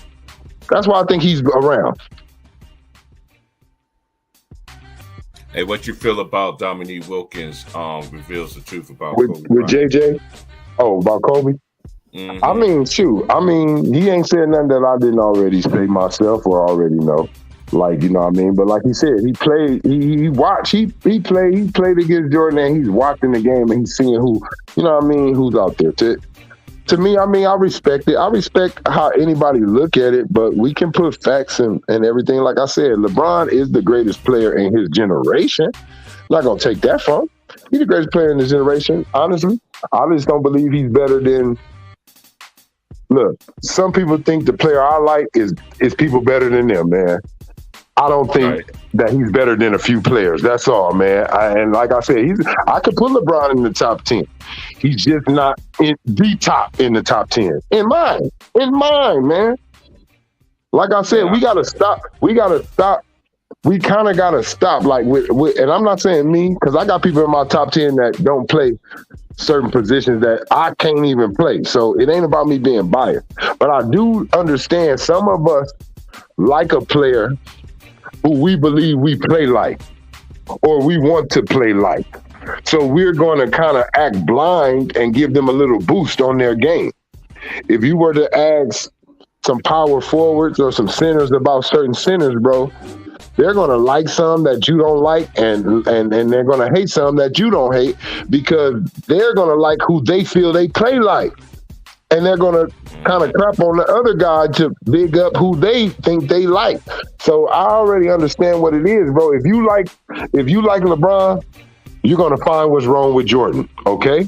And Kobe, and Magic, and Larry, and everybody else to put him in front of them. That's a fact. If you like Kobe, you're going to find what's wrong with Jordan, LeBron, and Magic, and Larry, and everything to put him in front of them. And if you like Jordan, you're going to do that too, in a way. But if you just at the end of the day, I like these guys. Look, I like Kobe. Out of all, you say my favorite player is Kobe, but I don't got him ahead of Michael Jordan. Okay. Yeah. I know dudes like Kobe who will straight out say Kobe better than Mike. I'll be like, damn, nigga, I like Kobe, but damn. So I feel like nowadays we get a little bit too crazy. Watch. Now I'm gonna tell you, right now, it's us, T Price, the ones who know Jordan and the ones who respect Kobe and all the other guys. But 20 years from now, 30 years from now, it's gonna be a whole new generation that's new. And the media gonna be pumping up a new player because they gotta keep the eyes glued. The GOAT conversation is not over. Every 10 years, every 20 years, they gotta create a guy that they can say can crack the GOAT conversation, can pass someone up there, to keep your eyes glued on them so they can promote him. So when that new guy comes and they start mentioning he does this better than LeBron James, when all the media who love LeBron James is too old to keep doing it, and they gone, and they got a new class of meat suckers coming for this new player, they're going to start nitpicking on LeBron. And they're going to start everything we saying right now. They're going to start using it for the new player. Well, he didn't pick his teams. Well, he didn't pick these players. Watch when it comes. Y'all going to be like, wow. You already know what's coming, man. You already know what's coming, man. You said it. You said it. When you retire, you said things come out on players. You see how things look. I'm gonna tell you, bro. I don't look at what Gilbert Arenas says about Jordan. I don't take it serious. You know why? Because I'm gonna tell you why I don't take it. I'm gonna tell you why I don't take it serious. It ain't about him just being a clown. Because he is a clown. You don't. Yeah, I'm just saying so people can know. It ain't about him being a clown. I'm gonna just speak facts. He's human. This man's getting into it with Kwame Brown over some stupid shit, right? Now, that's how I know you hold grudges over dumb shit. You know why you saying LeBron is better than Mike? Because Mike kept your ass on the bench, nigga. When Mike was there, you couldn't get no playtime. None of you niggas. Stackhouse even don't like Michael Jordan. Because when he came, Stackhouse wasn't the guy no more. So, of course, mostly any dude that's on that Wizard team is going to say that Mike, as you know, you kind of didn't like Mike because when Mike came, it's like the Jordan thing. I mean, it's like the LeBron thing. You had to play around Jordan. Like, you know, that's how y'all feel. You know, that's how y'all felt, but it wasn't no such thing as a Jordan system. He didn't have feel. He didn't have none of that. He was playing basketball with you niggas. Y'all niggas was winning the same amount of games with Michael Jordan without him. No. So that's why Gilbert says what he says about Jordan, because he feels like Jordan stunted his career. Even though he was drafted with the Golden State Warriors and then got traded to the Wizards, he feel like if Jordan wasn't there, I would have been able to do more. All them players do. Stackhouse feel like that, but Stackhouse, you wasn't that nigga neither. But he feels like Jordan was in his way as well. He didn't even want to play with Allen Iverson. So that's what I'm saying, bro. So when Gilbert, people got to know the history on players. Don't think that. See, and Gilbert's lying when he say I'm a Michael Jordan fan. All right, when have you ever came out and said that? Other than right now, when you're saying it for LeBron, you saying I'm a Michael Jordan fan and I'm saying LeBron is the GOAT. That's how you're piecing that together. You said I'm a Michael Jordan fan and I think LeBron passed him. No, you don't, because you never was a Michael Jordan fan. For the years that LeBron's been playing, show me an interview where you see Gilbert saying Michael Jordan is the GOAT. Period. Way before LeBron even did. Show me a video where he is making sure everyone knows that Michael Jordan is the GOAT before 2016, before 2012, all that. Show me a video, because you've been in the league for a while too. Where is it a video? He's so outspoken now on who's the GOAT. Show me where he was speaking like this for Jordan. He wasn't. He wasn't. So he's not a friend of Jordan, and he's not in any way is he a fan of Jordan. He's lying. Gilbert Arenas right now is doing what most of people do in the world. If you're the it guy now, I'm going to kiss your ass, because Mike don't play no more. Mike can't help me get jobs around the league no more, but you can, LeBron. So I'm going to cater to you, because right now you have the NBA power. Even though Mike has friends, Mike can't do nothing for the NBA no more. All Mike can do is come and wave and all that, but he can't get on that basketball court and really help them where the money comes in at. So at the end of the day, that's why you don't see Michael Jordan and you never seen Kobe Bryant coming in complaining about what you guys said about them for this man, because they love the NBA at the end of the day, and they want the NBA to grow. They know it's all a routine and a growth. You got Shannon Sharp talking about I used to cake for Kobe way harder than I cake for LeBron. Y'all better understand. You got Nick Wright, who said years ago, I don't know how anyone sees that LeBron is better than Kevin Durant. So you better understand that people know that right now, LeBron makes the most money for the NBA. I can't have you guys in the media shitting on him like that right now, because we have no one else that's consistent like him other than Steph Curry to put the league behind. And they both may be on their way going out of here. So I don't want y'all crapping on them. If you notice, before Kobe got hurt, Kobe used to be the it guy. They wasn't never crapping on him. But before all that and the media and all of Denver, Colorado, when they had it, now they say, okay, it's okay because America don't like Kobe no more. So it's okay. When you can't do nothing for them no more, and when America stops liking you, that's when they're going to, like T. Price said, that's when all the other stories is going to come out. See, we never heard about Horace Grant. I never heard about Michael Jordan telling Horace Grant he can't eat until 30 years after they retired. Now, Michael Jordan, man, Grant Hill never said this when he played with the Lakers, when he was still in the league, going throughout it, when he had interviews. He never said, "Hey, y'all, I just want to let y'all know that motherfucker Michael Jordan is a cold man," because he tried to take my food one time on the airplane. You never said this, but when your power leaves, look at Bill. All this goes in everything. When you're not the man no more, when you're not in front of the camera and you're not bringing in the dough, they will attack you. Like T. Price said, y'all just wait. 10 years after LeBron retired, we gonna hear something. I don't know what. I ain't gonna say what, but we gonna hear something. Might be sooner than later. And sometimes it don't take 10 years. It depends on what you do behind the scenes that piss somebody off. Seen it happen to the greatest of them. And that's why he always play ball, bro. If he would have spoke up against, look, that man ain't stupid, okay? That man would have spoke up against China. Boy, you already know, boy, when the walls come tumbling down, like the song say. You ain't never lied, big bro. And I don't care what nobody's saying. I'm not no hater, bro. I'm just looking at, I'm behind the scenes, right? It's something behind the curtain. When they close the curtain, you never know. You don't know what's going on behind there. You just see the performance they give you. But when they close that curtain, that's where it really goes down. And I'm looking behind the curtain. I'm not just waiting for them to open the curtain up and show me what they want to show me. I'm seeing how they set it up. It's like that dumb behind show Masked Singer. They already know who the Masked Singer is. Come on, bro. And the judge be acting like they like they didn't know. Of course they know. Lights, camera, action. Not act. Just like they already had everybody who was going to be on American Idol. They already knew who they was taking. They seen the recordings that they sent in of sync. All them outside auditions is just for the fans, the viewers, for it to be some entertainment. But they already watched private videos of everybody who they was going to say you go through. They already seen your videos when you were singing. So excuse me for using the brains that the Most High gave me, thinking, knowing that this is television programming. You're not going to program me. 10 years now, like I said, they're going to be telling you guys that somebody better than LeBron and better than Mike. And because they got to keep the GOAT conversation going on. Even in football. See Patty Mahomes on his way. Me and T. Price told y'all didn't believe us. T. Price told me we both chuckled and laughed. Who gonna win this, bro? You already know, bro. Patty Mahomes, yeah, that's who I got too. Yeah, Why? Tom Brady gone. They need to make another. You need to beat quarterback. That's Patrick Mahomes. You have to beat him to get you a name.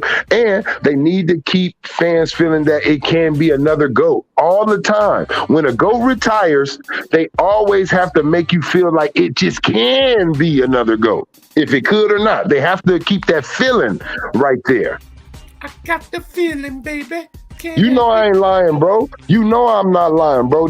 It's always who's the better rapper. Look, once upon a time, nobody better than Biggie. Nobody better than Pac. Nobody better than Big Daddy Kane. You know all these rappers who nobody was better than. Rakim. Nobody better than them. But somehow they keep creating this narrative. Well, he didn't sell as many as him. Oh, well, he ain't sell out this many shows. Oh, well, you know he made 2,000 songs in 1 year. Like, it's always a new narrative to try to say why somebody else is the GOAT that they create, because they have to keep your eyes glued to these things that they created to entertain you. If they don't come up with narratives and records and things like that to make you want to watch it, think about it. Would anybody have watched that OKC Thunder game and Laker game if it wasn't a record involved? No, because that game was it was a garbage game with two teams that ain't in the playoffs. And not only that, it didn't even get a lot of viewership. That's what I'm saying, bro. If they don't create something, like, for instance, if they don't tell you a narrative, bro, before a game, and it's not a finals or something like that, a playoff game, you wouldn't watch it. If they told you Chris Paul is about to pass John Stockton against the Houston Rockets, that will make you watch it. But you don't want to watch no game against no Houston Rockets. Look what Dame just did to the Houston Rockets. Who watching the Houston Rockets games? No one. But if you know a record or some type of narrative is behind it where it means something now, you will watch it. That's all they do to us. I just got to ask a question. Shout out to my boy Greenleaf, man. I know that's your team. Shout out to my boy Moss. I know that's his team as well, the Rockets, man. But why is everybody always breaking records on? Clay broke the same record again against the Houston Rockets. He both the same. And then look That's at the Dame worst last team in the league, bro. That's the worst team in the league, bro. And he was inefficient while he did that. And that's true. He was hotter than very Pittsburgh inefficient. first. Yeah. Nigga shot 20-something threes and made what? 12, 13? Let me look at the stats. I watched that game Look, this morning. I'm gonna tell you this. I've seen Kobe games where he scored crazy and he never finished them. He always subbed out. That's a fact. He never stayed out there for the end of the buzzer. He always was like, we won, niggas. You can sit me out. Kobe could have passed 81, man, when he had 62 or 63 to Dallas 60, bro. Could have passed that easily. Set out the whole fourth quarter. Then I think it was like what, a minute and 16 seconds or 12, something like that left in the fourth quarter when he set out in the 81 game. All right, this was Damian Lillard's stat line last night. He was 22 of 38. He was 13 out of 22 from 3, which is 59%. He made all 14 of his free throws. He had 6 rebounds, 6 assists. He only had 2 turnovers, but he had 71 points. The second high man was Jeremy Grant. He had 13. I mean, he topped, and then Jeremy Grant shot 10 times. Other than so he shot majority of all the shots last night by himself. Yeah. I like Dame. I think he's a good player. I think he's a good player. You know what I mean? But I don't think he would have been the only person that could score those points though. Like, you know, Kobe literally had to bring us not like that, but he has a better man, he got a better team than Kobe had around him when he did that. I don't care.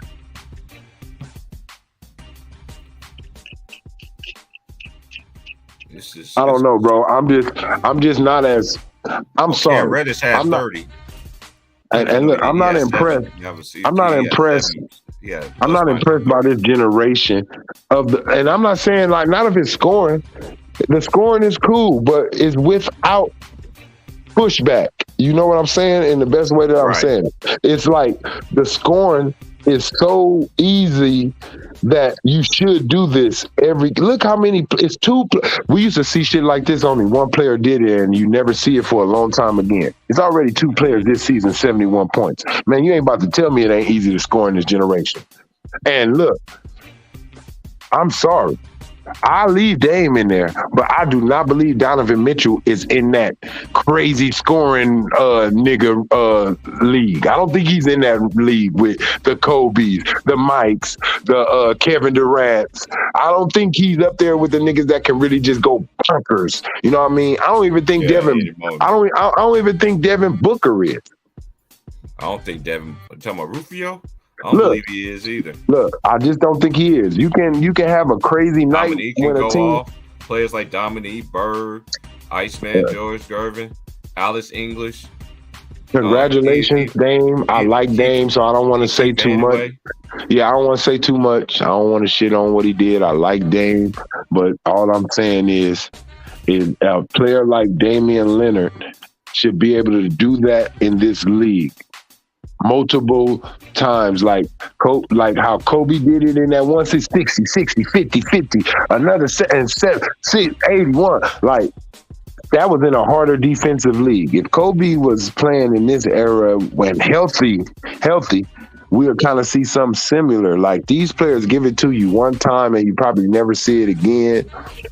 You know what I mean? That's how I know. Like, you know, Dame, I'm not saying that about, but we never really seen all the other players who did it, like, you just know in them, like, they can go for 50. I don't know. Majority of the players who's doing this, bro, I don't feel like they can just go 50 every night. Mm-hmm. This shit getting crazy, bro. The league need to step in. The league need to help the defense out. I never thought I'd say this, but the league needs to give the defense some rules, man. The defense needs some help. That's what they want. They want a scoring lead like the NFL. Just score. And the only time you see 90s basketball is only in the playoffs. I always suggest it. Keep that jump like that in the regular season. Let's don't see no defense in the playoffs. Bring it on in all the regular season. Then you'll see who can score, who really create. Until then, it's like preaching to a choir.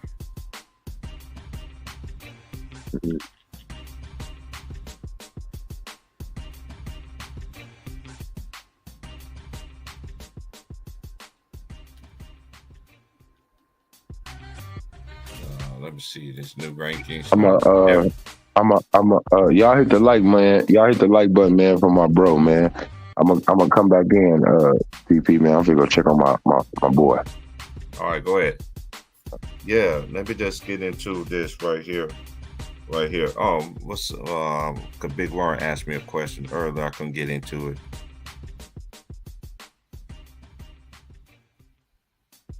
He was asking about. No, that Iowa game already played. Big Worm. The Iowa game they played. Let me look at it. Yeah, they just played. I watched the game. Indiana, yeah, they just beat Indiana on a buzzer beater. Yeah, Caitlin Clark, man, she's the business, man. Like, she's the business. Let me go to ESPN. Yeah, they played on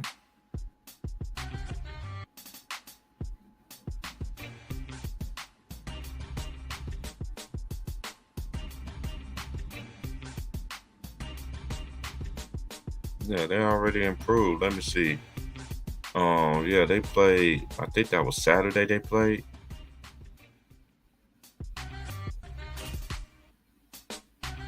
Or was it? Or was it yesterday?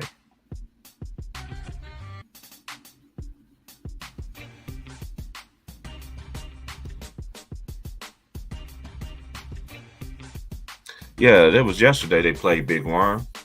Yeah, they played yesterday. Caitlin Clark almost had a triple-double, 34 points, 9 rebounds, 9 assists. Cause that one girl that was shooting them threes, number 23, I forgot her name, man. I just think in the women's conference, man, the women's basketball, the Big Ten is just the best conference, man. I know some people might say it's the SEC, but I think it's the Big Ten. Big Ten got a lot of teams in the top, and that's ranked anyway, more than any other conference right now. She was 12 of 22 from the field. She was 4 of 12 from 3, 6 of 8 from the free throw line. That's where she missed free throws because she normally shoots over 90. She had 9 rebounds, and she only had 2 turnovers. And then Martin had 19, 6 and 9, 3 or 4 from 3, 4 or 5 from the line. Then they Warnock, she had 8 points. Then hey, Indiana girls, man, they having a good magical season this year, man. They're just having a great and magical season this year. Let me see if they rank it. I think they rank it still the same. Let me see if anybody.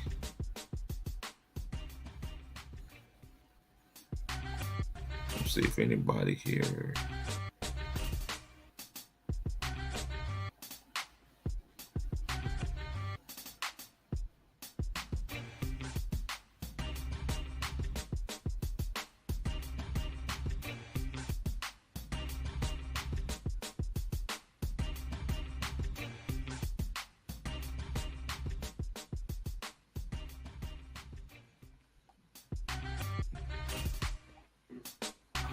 All right.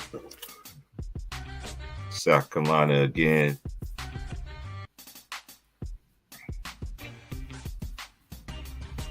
That's number 1. They still got the same one, but this is going to be the same. This conference tournament is going to be starting next week. You got a lot of teams here. Oh, man. Trying to end out that season, try to win that conference championship, and then you got the big stuff. Then you got the conference tournament, and then you got the rankings coming out, man. So it's gonna be very interesting. It's gonna be very interesting. Now, I still say that any team that could probably win, that could probably challenge them, to me, I might have to say Stanford. I like Notre Dame too. I like their squad too. Notre Dame ladies, they do got a good squad.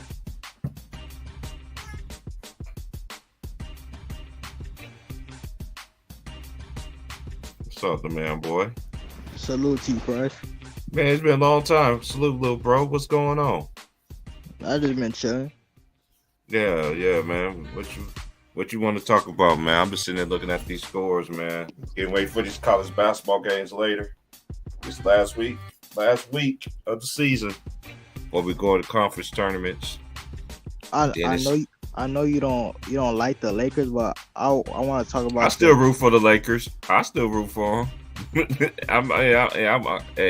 Hey, man, boy. Let me just ask you a question. You remember when I got on Ticket Channel? I said what I said. I meant what I said. You remember when I said how the Lakers gonna look different every single year? Yeah, and it's true. You wasn't lying. But I got called a hater and all this other stuff. I'm not a real Laker fan. How? I still root for the Lakers, man. Like I still do. But I didn't like the direction that was going. If I said it, and I said it. But I'm still staying 10 toes down on. I don't care what nobody say about me, man. Majority of my I'm in my room right now. You see Laker everything. It's like over everything over here. So it's just crazy when people say that. Even the jersey I got on it right now in my photo, Elgin Baylor, so bad. You know what I mean? That's all I wear is Laker stuff when it comes to Laker gear, man. How long you been a Laker fan? Since '82. Wow, you was there for Magic. You was there for all of them. Yeah, that's what I'm saying. It's deeper. Like, I know my history, and I watched Magic. I watched Kareem. I watched Byron Scott. I watched James Worthy. I watched Adrian Branch. I watched Wesley Matthews Sr. I watched Kurt Rambis, AC Green.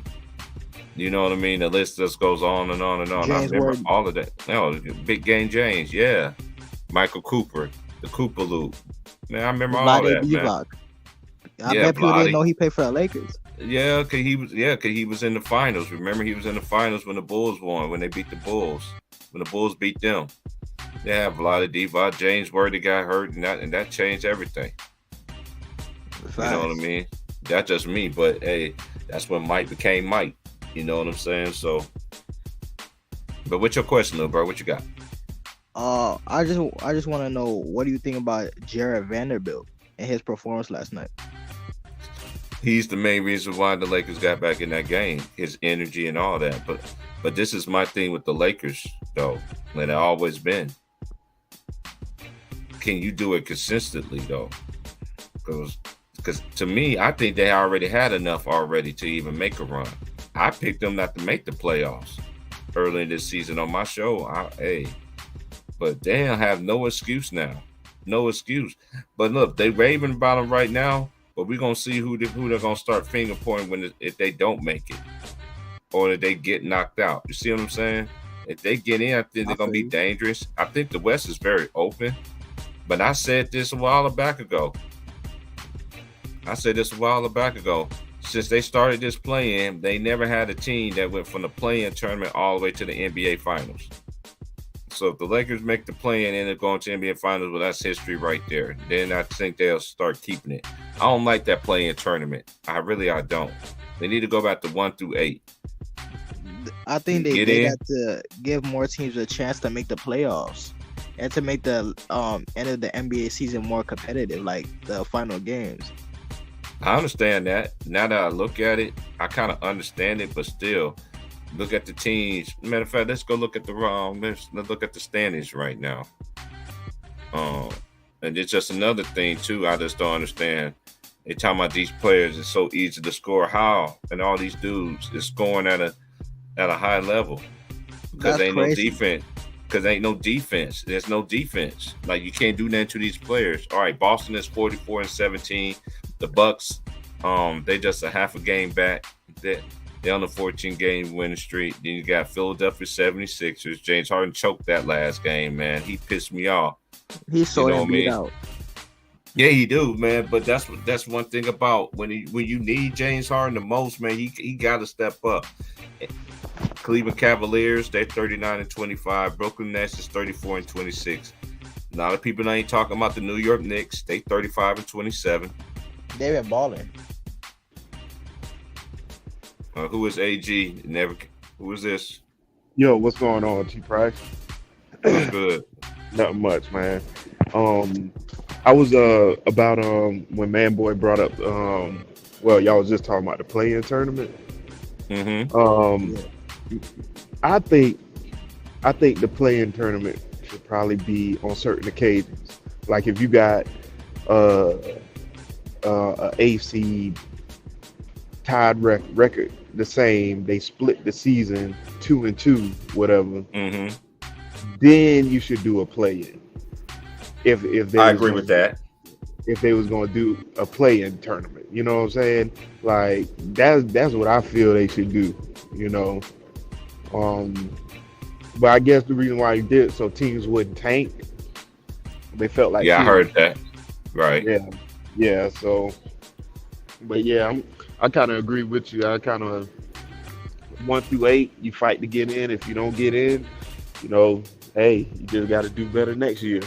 You know, so I agree. Let's go. Let me finish the West then. It's all right. The West, all right, 7 through 10 in the East is Miami. 8 is Atlanta, 31-30. Atlanta's been a disappointing team to me this year, along with the Minnesota Timberwolves. They two of the biggest teams that make, to me, disappointing teams this year. Because Atlanta, for them, make the Eastern Conference Finals. And then ever since the Eastern Conference Finals, they just digress every single year. And not only that, Trae Young got 2 black coaches fired in that time span. Trae Young is just not a good leader for that team. I'm going to talk about them later. Yeah, that's the team I'm going to be talking about on Ticket Channel later on tonight. I'm supposed to be doing it at 5, I think. Let me just make sure. He'll message me. If not, I'm definitely going to go in. Well, I can't go in tomorrow because I work early in the morning tomorrow, but I am going to do a night stream. I'll do an afternoon stream tomorrow. I know my Jayhawks play tomorrow. Yeah, they play tomorrow. This last week of college basketball week, man. Yeah, shout out to Indiana got some snipers. They girls team is nice, bro. I know a lot of people say women basketball is dead. No, they're not. They got some dogs, and they got some women that can really play this game, man. They fundamental sound. They shoot. You can tell the women take more, to me, even them college players too, just men and women college, they really work on their skills. They work on their progression. You can really see players that really work on their game. I'll say this: the women's college basketball players, they have a lot of skill. Mm-hmm. I think they got as much skill as the men. To be honest with you, I wouldn't go that far, but it seemed like they shot. It seems like they shoot more efficiently from the field. Yeah, they do. That's what I've noticed throughout the years watching women's basketball. It seems like their shot is just pure. Like, I kind of understand why Endo Man Boy said that. 'Cause I used to say the same thing sometimes though too, but that women, they work on they work on their intangibles. You do got the men that do stay 3 or 4 years. They work. You can see their progression. Each year is their progression.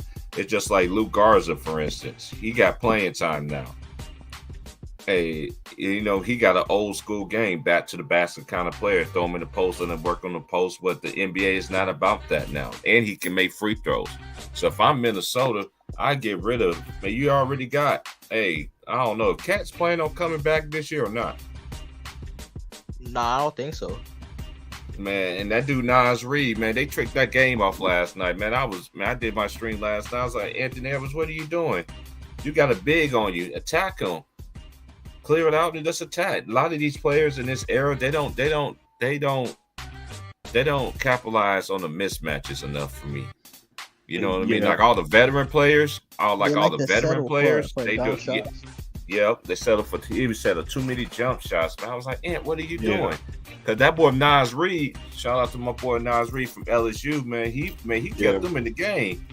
He kept them in the game. That boy was hitting everything. I think he just ran out of gas and he wasn't getting the calls like either though too. So nah, he wasn't. Man, he got fouled a lot, man. But hey, it comes with the territory, man. But I seen a lot of plays that he got fouled on. And then they call on the other end, they call a foul on him. He's like, man, they fouling me on the other end. Especially that play, we going straight up. I mean, he's legal guarding position. That's how you was taught. No matter if you're big or you're a short guy or whatever. Arms straight up. Standing, no, man, I don't. Man, it is what it is, man. But he's coming, though. Yeah. He's coming, though. I like his game. You can tell a player that really put in that work. You can tell each year he's getting better. Yeah, he really developed from when he came into the league. And the thing about Anthony Edwards, he needs to be more consistent. Like one night he'll give you 30 or 40 points, and then the other night he'll give you single digits. I don't understand. Yeah, that's what me and Trey. That's what me and Trey was talking about. Like I like Ant-Man, but at the same time, man, you got to be like games like this. You need these games, man. Yeah. You need all these games now. Is for the come up. Now the Lakers, they moved up to 12. All right, in the West Coast, you got the Pistons.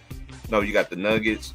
You got the Grizzlies 2, Sacramento's 3, the Suns 4, Clip Game 5, Mavericks are 6, Golden State 7, 8 is Utah 31-31, Pelicans 31 and Minnesota 31-32, New Orleans Pelicans 30-31, Trailblazers. They slide down. Now they are 29-31. The Lakers are 29-32. The Spurs, the Oklahoma City Thunder 28-32. Next year, I think OKC is gonna go to the playoffs for sure. I just think so. Cause you could just tell they're a young team, but they just get better and better. You could just see the progression. I like Josh Giddey, and I like Shai Gilgeous-Alexander. Then next year they get Chet Holmgren. You know what I'm saying? But what's his name? Isaiah Joe that can shoot that rock. Yeah, then they got both Jalen Williams, not related. One with the Arkansas, and the other one went to UC Santa Barbara. But yeah, I like this team moving forward, man. I just hope that like a team like this, just keep them together. You got to keep them players together, man. That's what's missing in the NBA that I've seen. Exactly. That's what I was gonna say too, man. Like it seems like they don't give the players time to develop and to form that camaraderie with one another. All right, Clutch. Hey, all right, Clutch client. I hear you. We heard a storm was coming before and they didn't make the playoffs. So what excuse y'all gonna have then? Lakers don't have no excuses, man. I don't make excuses. This is another thing I know. I'm an old person, old head compared to this new generation. I'm not a sellout. I'm getting called I was a fake Laker. I know all that stuff come from. That stuff don't faze me. But I've been right about the Lakers, nobody never gave me a solid. I've been told y'all the Lakers ain't gonna go nowhere. Nowhere when you all constantly change your team, bro. This man got another 5 players on his team now. It's a whole different roster, pretty much.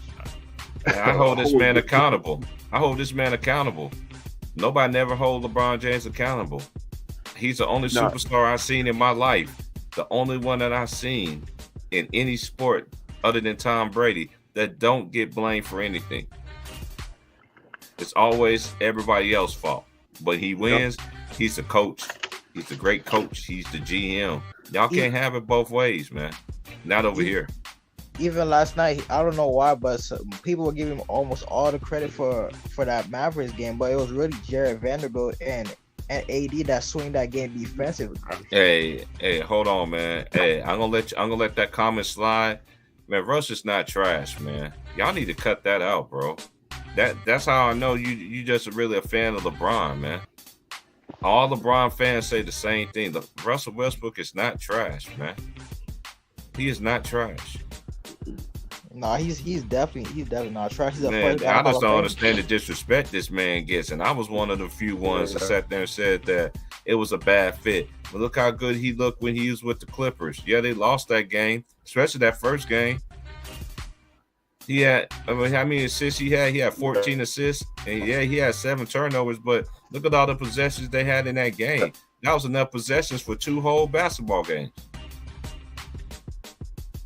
Yeah, y'all can say whatever. Hey, we're going to see who the next person y'all going to trade, Clutch Klein.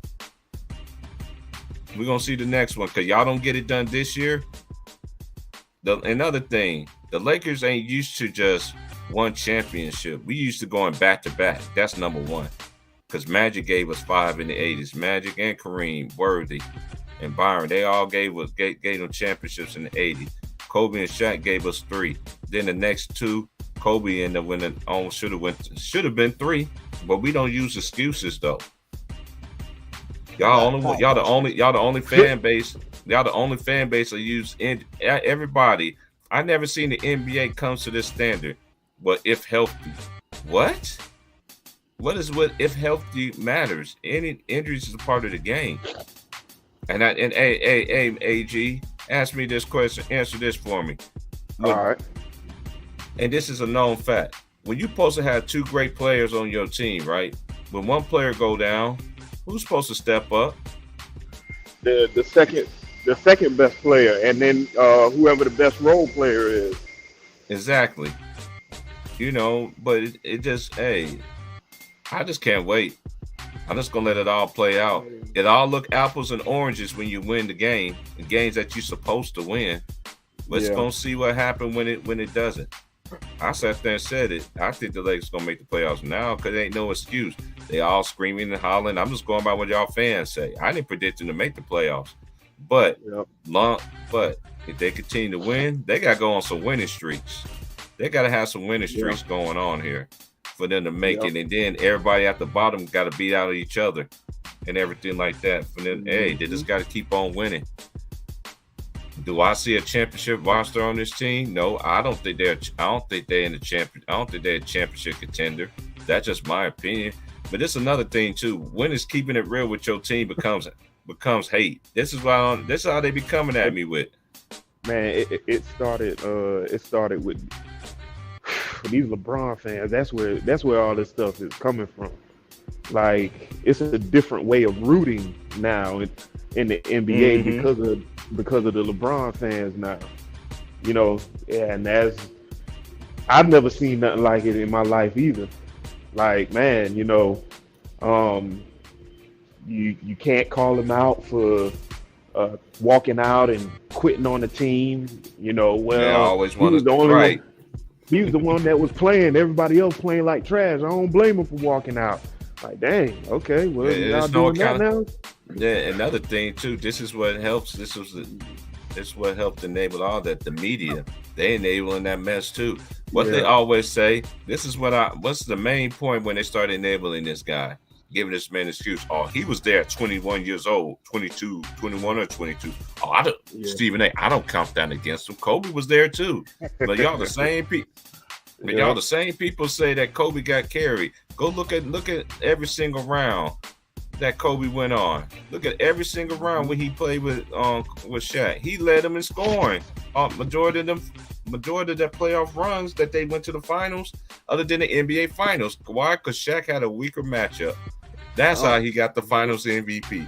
Now, when he went against somebody like the Dream, who had him shaking in his boots, he lost. Yeah. And they can't have it both ways. They killed Mike for losing to the Celtics when he was 22, 23, but they don't kill LeBron for losing to the Spurs. I'm just gonna say this too. We was talking about this earlier.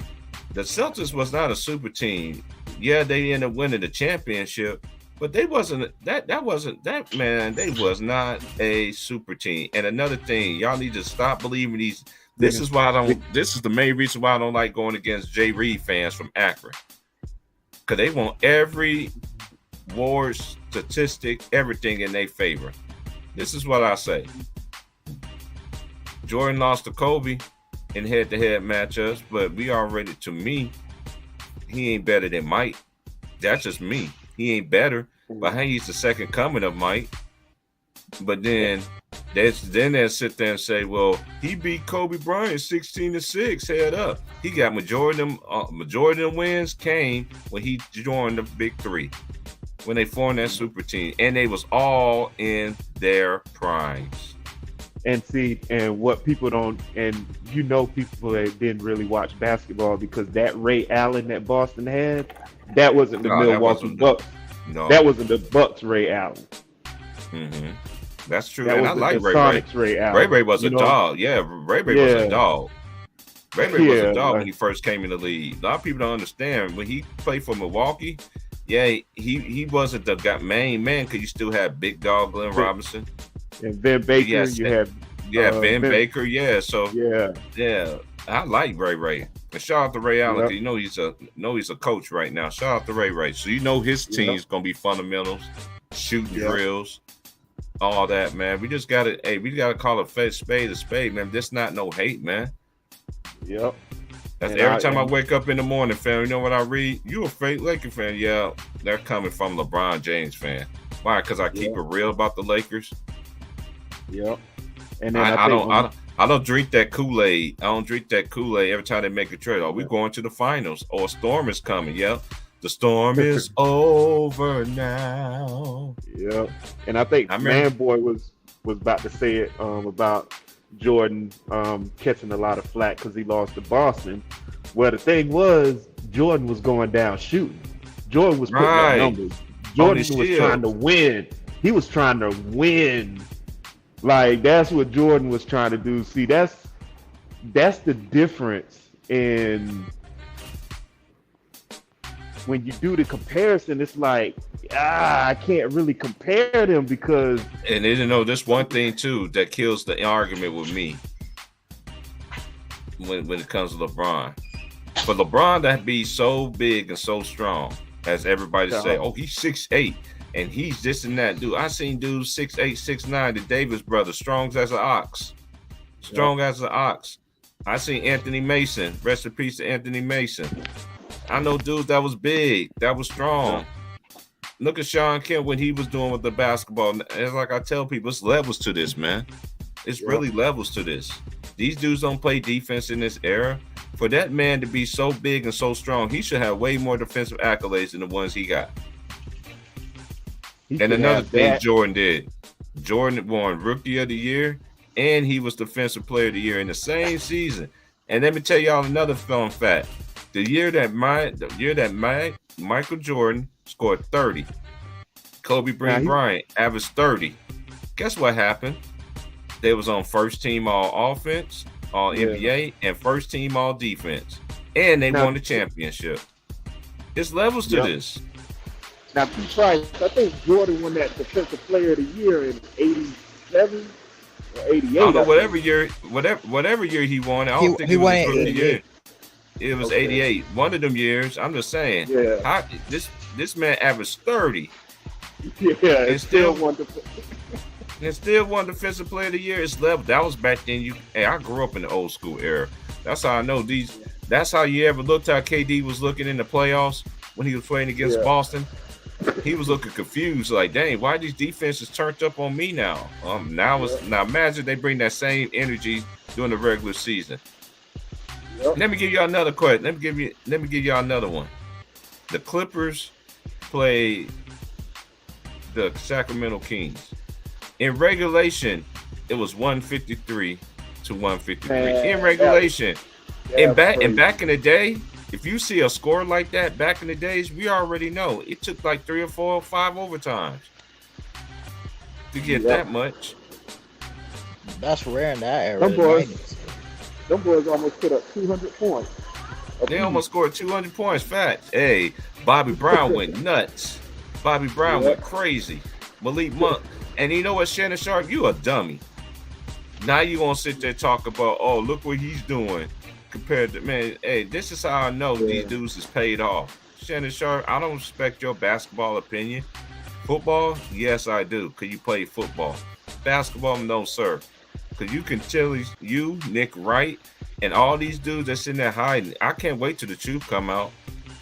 The truth gonna come out and set y'all free. And same things that a lot of people been saying, not other just me. And shout out to Dreamers Pro too. People that really be putting out them facts. Shout out to my boy Basketball Facts. He a younger guy too. Dreamers Pro, he be on it too, man. I like this. Yep. Shout out to the brothers that really out there pushing that real stuff out here, man. Hey, y'all been bamboozled, man, fooled for years, man.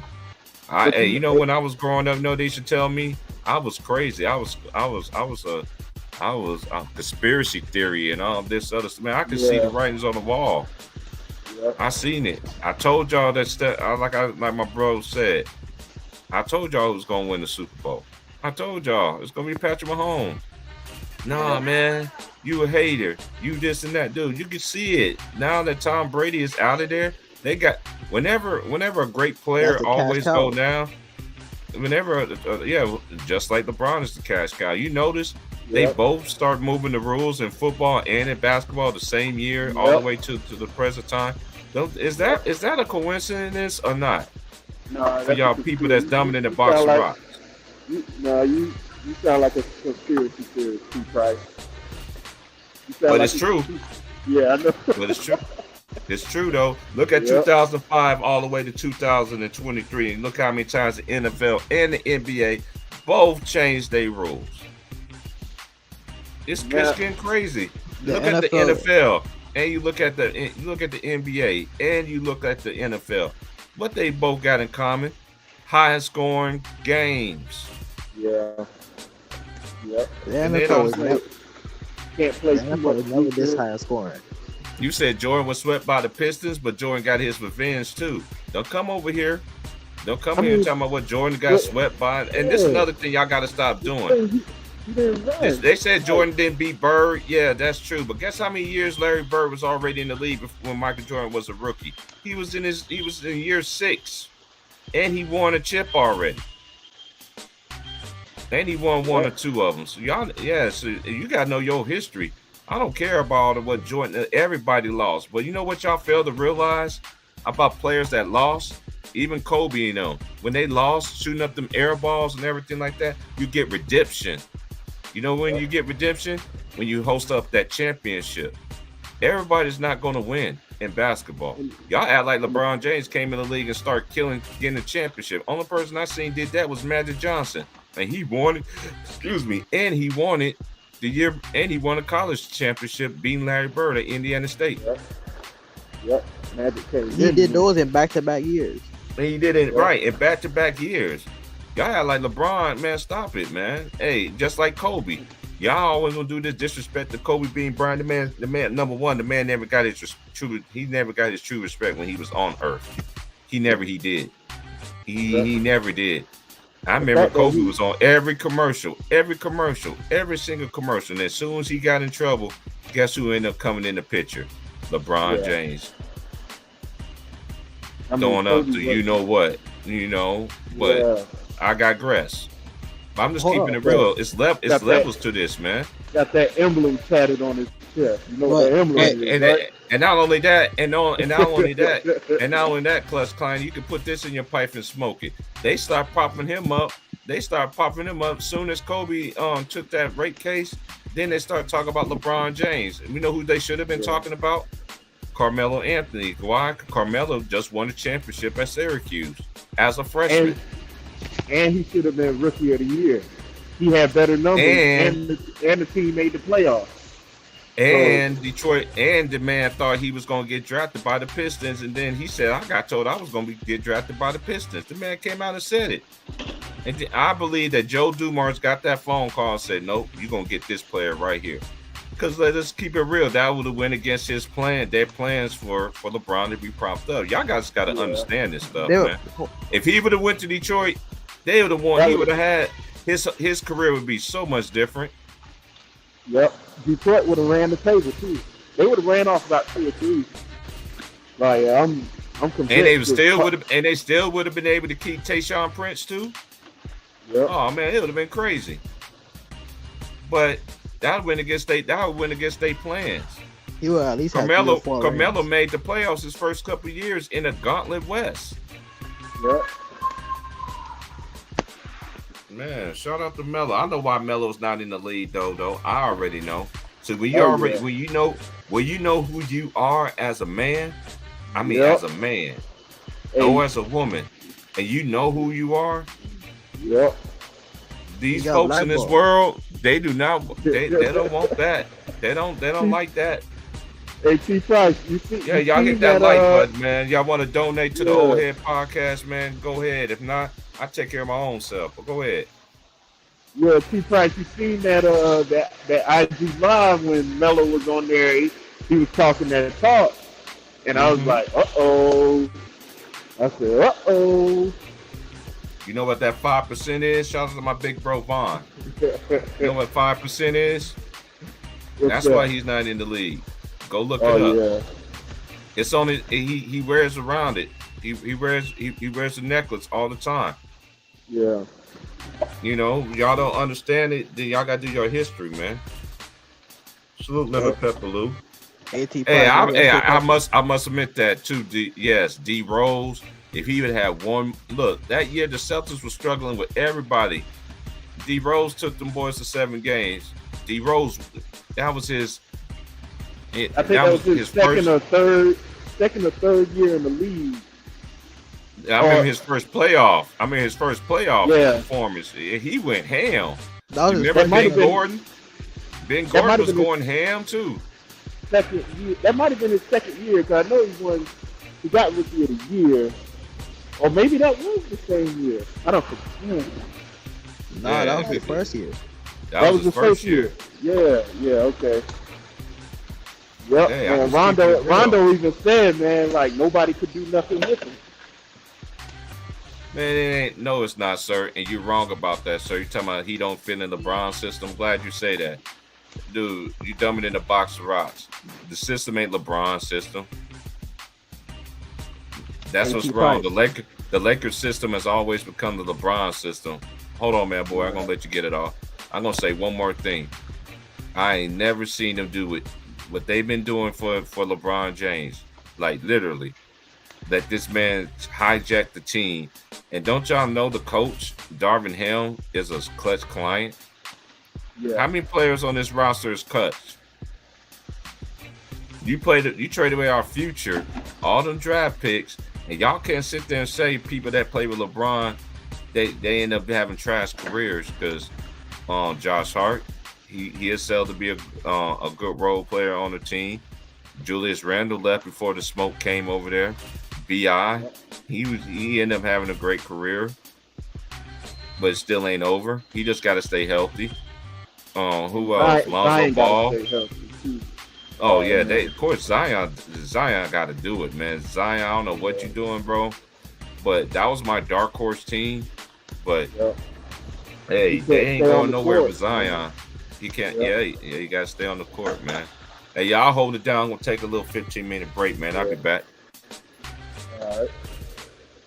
But yeah, man, boy, Zion, I think Zion played, 29 games last year.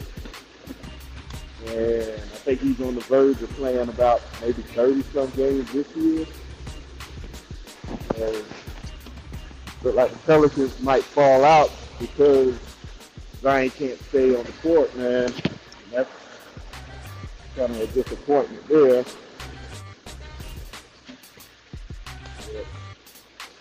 AG. Yo. I got a question. All right. Are you like a fan of LeBron or not? Or no? I can really tell you don't really like him. No. I'm not a huge fan of his, but I do respect what he's done in the game. So, but I have to. If with me, it's just as far as like measuring how the legendary status. Like he's not really at the top. Just the way how he was able to accomplish what he accomplished. So but like I said, man, he's number one NBA in scoring, top 5 in assists. Is he top 10 in rebounds, or is he somewhere in that ballpark? So, You know, you gotta put him in the top number 1 player in NBA for a 5-year stretch. Yeah. Nah, I think it was longer than that. Number 1 player, probably like his first Cleveland days. Yeah, he might have been longer than 5 years. Longer than 5 years. I wouldn't go 10 years stretch. What years would you give him that you would say he was the best player in the world? Probably. When did Cleveland start winning those? Cleveland had 2 back-to-back 60-win seasons when Mike Brown was there, right? Yeah, he won 2 MVPs with Mike Brown. Yeah, so I would say during those years, especially the year he led the Cavs to the finals to play the Spurs the first time. You had him over Kobe that year in 09 or 010? Oh man, I think he had a better team than Kobe, but as far as that is a tough one. Because then who won the MVP? Did he win the MVP those 2 years?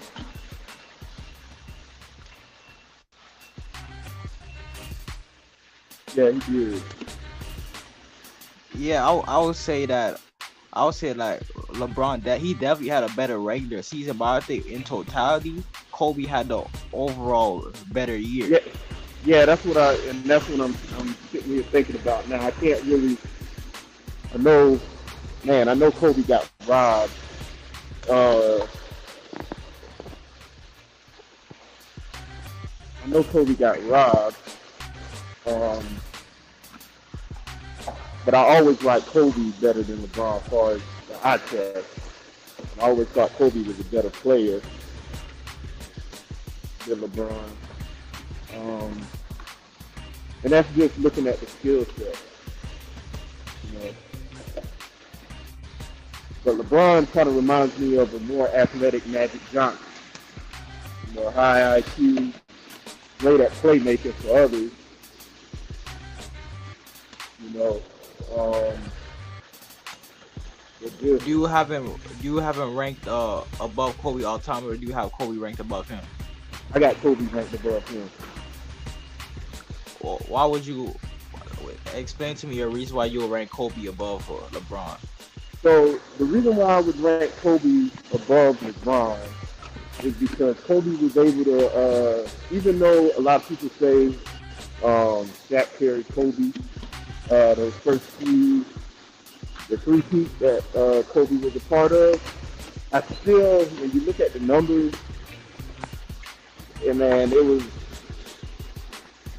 they both was carrying each other. And then the fact that Kobe was able to get a solid star player in Paul Gasol, and then take the Lakers 3 years in a row with that team. And I'm not saying that Lakers team was garbage, but they were solid. And Kobe was able to beat the Boston Celtics and the Orlando Magic team that beat LeBron's team that won 61 games that year. And then the fact that LeBron teamed up with 2 All-Stars, respectively, probably Dwayne Wade was probably top 3 shooting guard in the league, probably behind Kobe. Chris Bosh was top 3 power forward. He was putting up big numbers with Toronto. And the fact that LeBron went to team up with them and they lost the first finals to a team that only had 1 All-Star, which was Dirk. Hold on. I don't agree that Chris Bosh was a top 3 power forward. I think he was top 5. I don't agree he was top 3. Well, top 3, top 5, he was still putting up double digits. And I'm talking high. He was a good 20, 24. What he was doing, like 24 and 13 or something like that. Yeah, he was putting up numbers in Toronto. Yeah. So, but the fact that LeBron went and teamed up with them and they lost the first They lost the first year and he underperformed. I'll give you that. Yeah. Yeah, they lost that first one. Then they won. They won the next two. But then they lost to the Spurs on that fourth one, and I just felt like with that Miami team, it seemed like LeBron should have had him a 3-2, if not 4. And to struggle the way they did, because if you remember, like Miami struggled some of them years, like in the beginning of the season, and Pat Riley had to make like some changes to the roster. And it was just, which year are you talking about? The first year? First year. I want to say. What year was that when it seemed like it happened? Because I know the OKC finals. I think it was a lockout that season. And then the year after that, it just always seemed like there was like Miami underperformed at the beginning of the season. Oh yeah, in their first year they definitely underperformed. Yeah, I want to say with that Spurs when they beat the Spurs that one year, but maybe they didn't struggle that year. When they beat the Spurs, or when I think you're talking about their last year together. Their last year together, that's when they really had a bad start to the season. Because remember, D-Wade had missed a lot of games that season too. Yeah, that's right. And they lost to the Spurs in the finals. But that's what I'm looking at. I'm looking at, man, LeBron did join and played the two all-star players in their prime. They went to 4 championships and only won 2, which I felt like that was the time for LeBron to like really dominate the league, like just take over the league if he was going to do it that way. And then okay, hold on. Okay. Let me ask you this: if LeBron would have won 4 straight championships and you would have won 4 in a row, would you rank him over Kobe and Mike?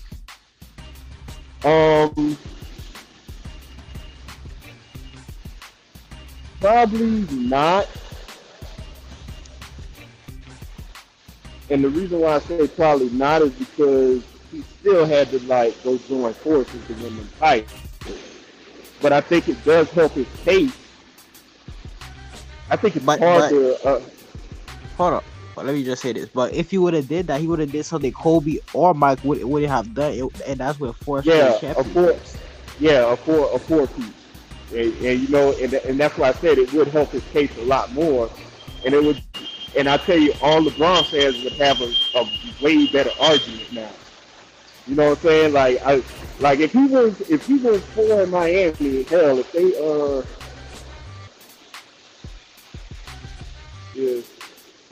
or if he even wins the first one that he went against the Spurs, that would help his case tremendously.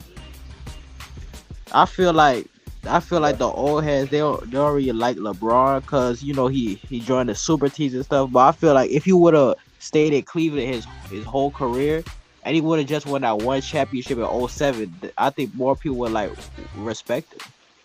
Yeah, and you're right. And I know it sounds messed up, but you got to think like the teaming up, I think that was the issue. Even though players got a right to do whatever they want to do, but I hold Kevin Durant to the same. I view Kevin Durant the same too. Like, yeah, he won those rings, but I don't really respect the way Kevin Durant won the ring. You know what I'm saying? So even though Kevin Durant is a great player, if his career ends today, and he has those Kevin Durant, I don't think he's a good leader too. Pathetically. Nah. Yeah. But think about how KG. Hey, I see it like this. What I always said about KD. And look, the media is mad. They're literally mad because he did the same thing as LeBron did. Yeah. Yep. He joined it. He joined the super team or whatever the case. But even though that's not the same 73 and 9 team.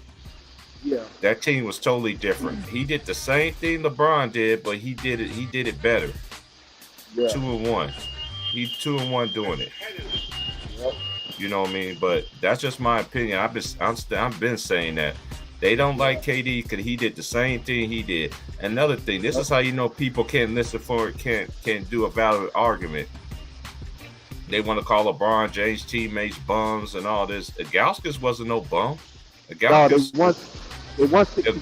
was one of the best. Ilgauskas was one of the best players in Cleveland history, in a history. And look, that roster he had was a good roster. It wasn't up. Hey, that's how it was back then. Everything was spread out. Everybody had this and that. Another thing too. Every year since the NBA first started, guess who was the first super team? Why do you think it was the Boston Celtics? Boston Celtics, because they used to get the first draft. Didn't they used to get the first? Back then, they only had 8 teams. Back then, they only had 8 teams. They only had 8 teams. But not only that, though, but there's another thing too. Why you think they dog out Wilt Chamberlain and they dog out Jerry West for losing to these same Boston Celtics? That was a super team. Did y'all know that they could start? They had a list of Hall of Famers. Did y'all also know they could start their bench and still beat Wilt and still beat Jerry West? Come on, man. Yeah, a bench full of Hall of Famers. That's crazy. Hey, T. Price, let me ask you this, because I thought I heard that the best teams would get the first draft pick during that time. Mm-hmm. And I think that's how they got so loaded. And then they ended up changing that because they seen where it was like basically domination. That's what we used to call on the court when we would pick our teams. We'd be like, nah, that's domination. Let's repick. You know what I'm saying? So they basically had domination every year because they was getting the first.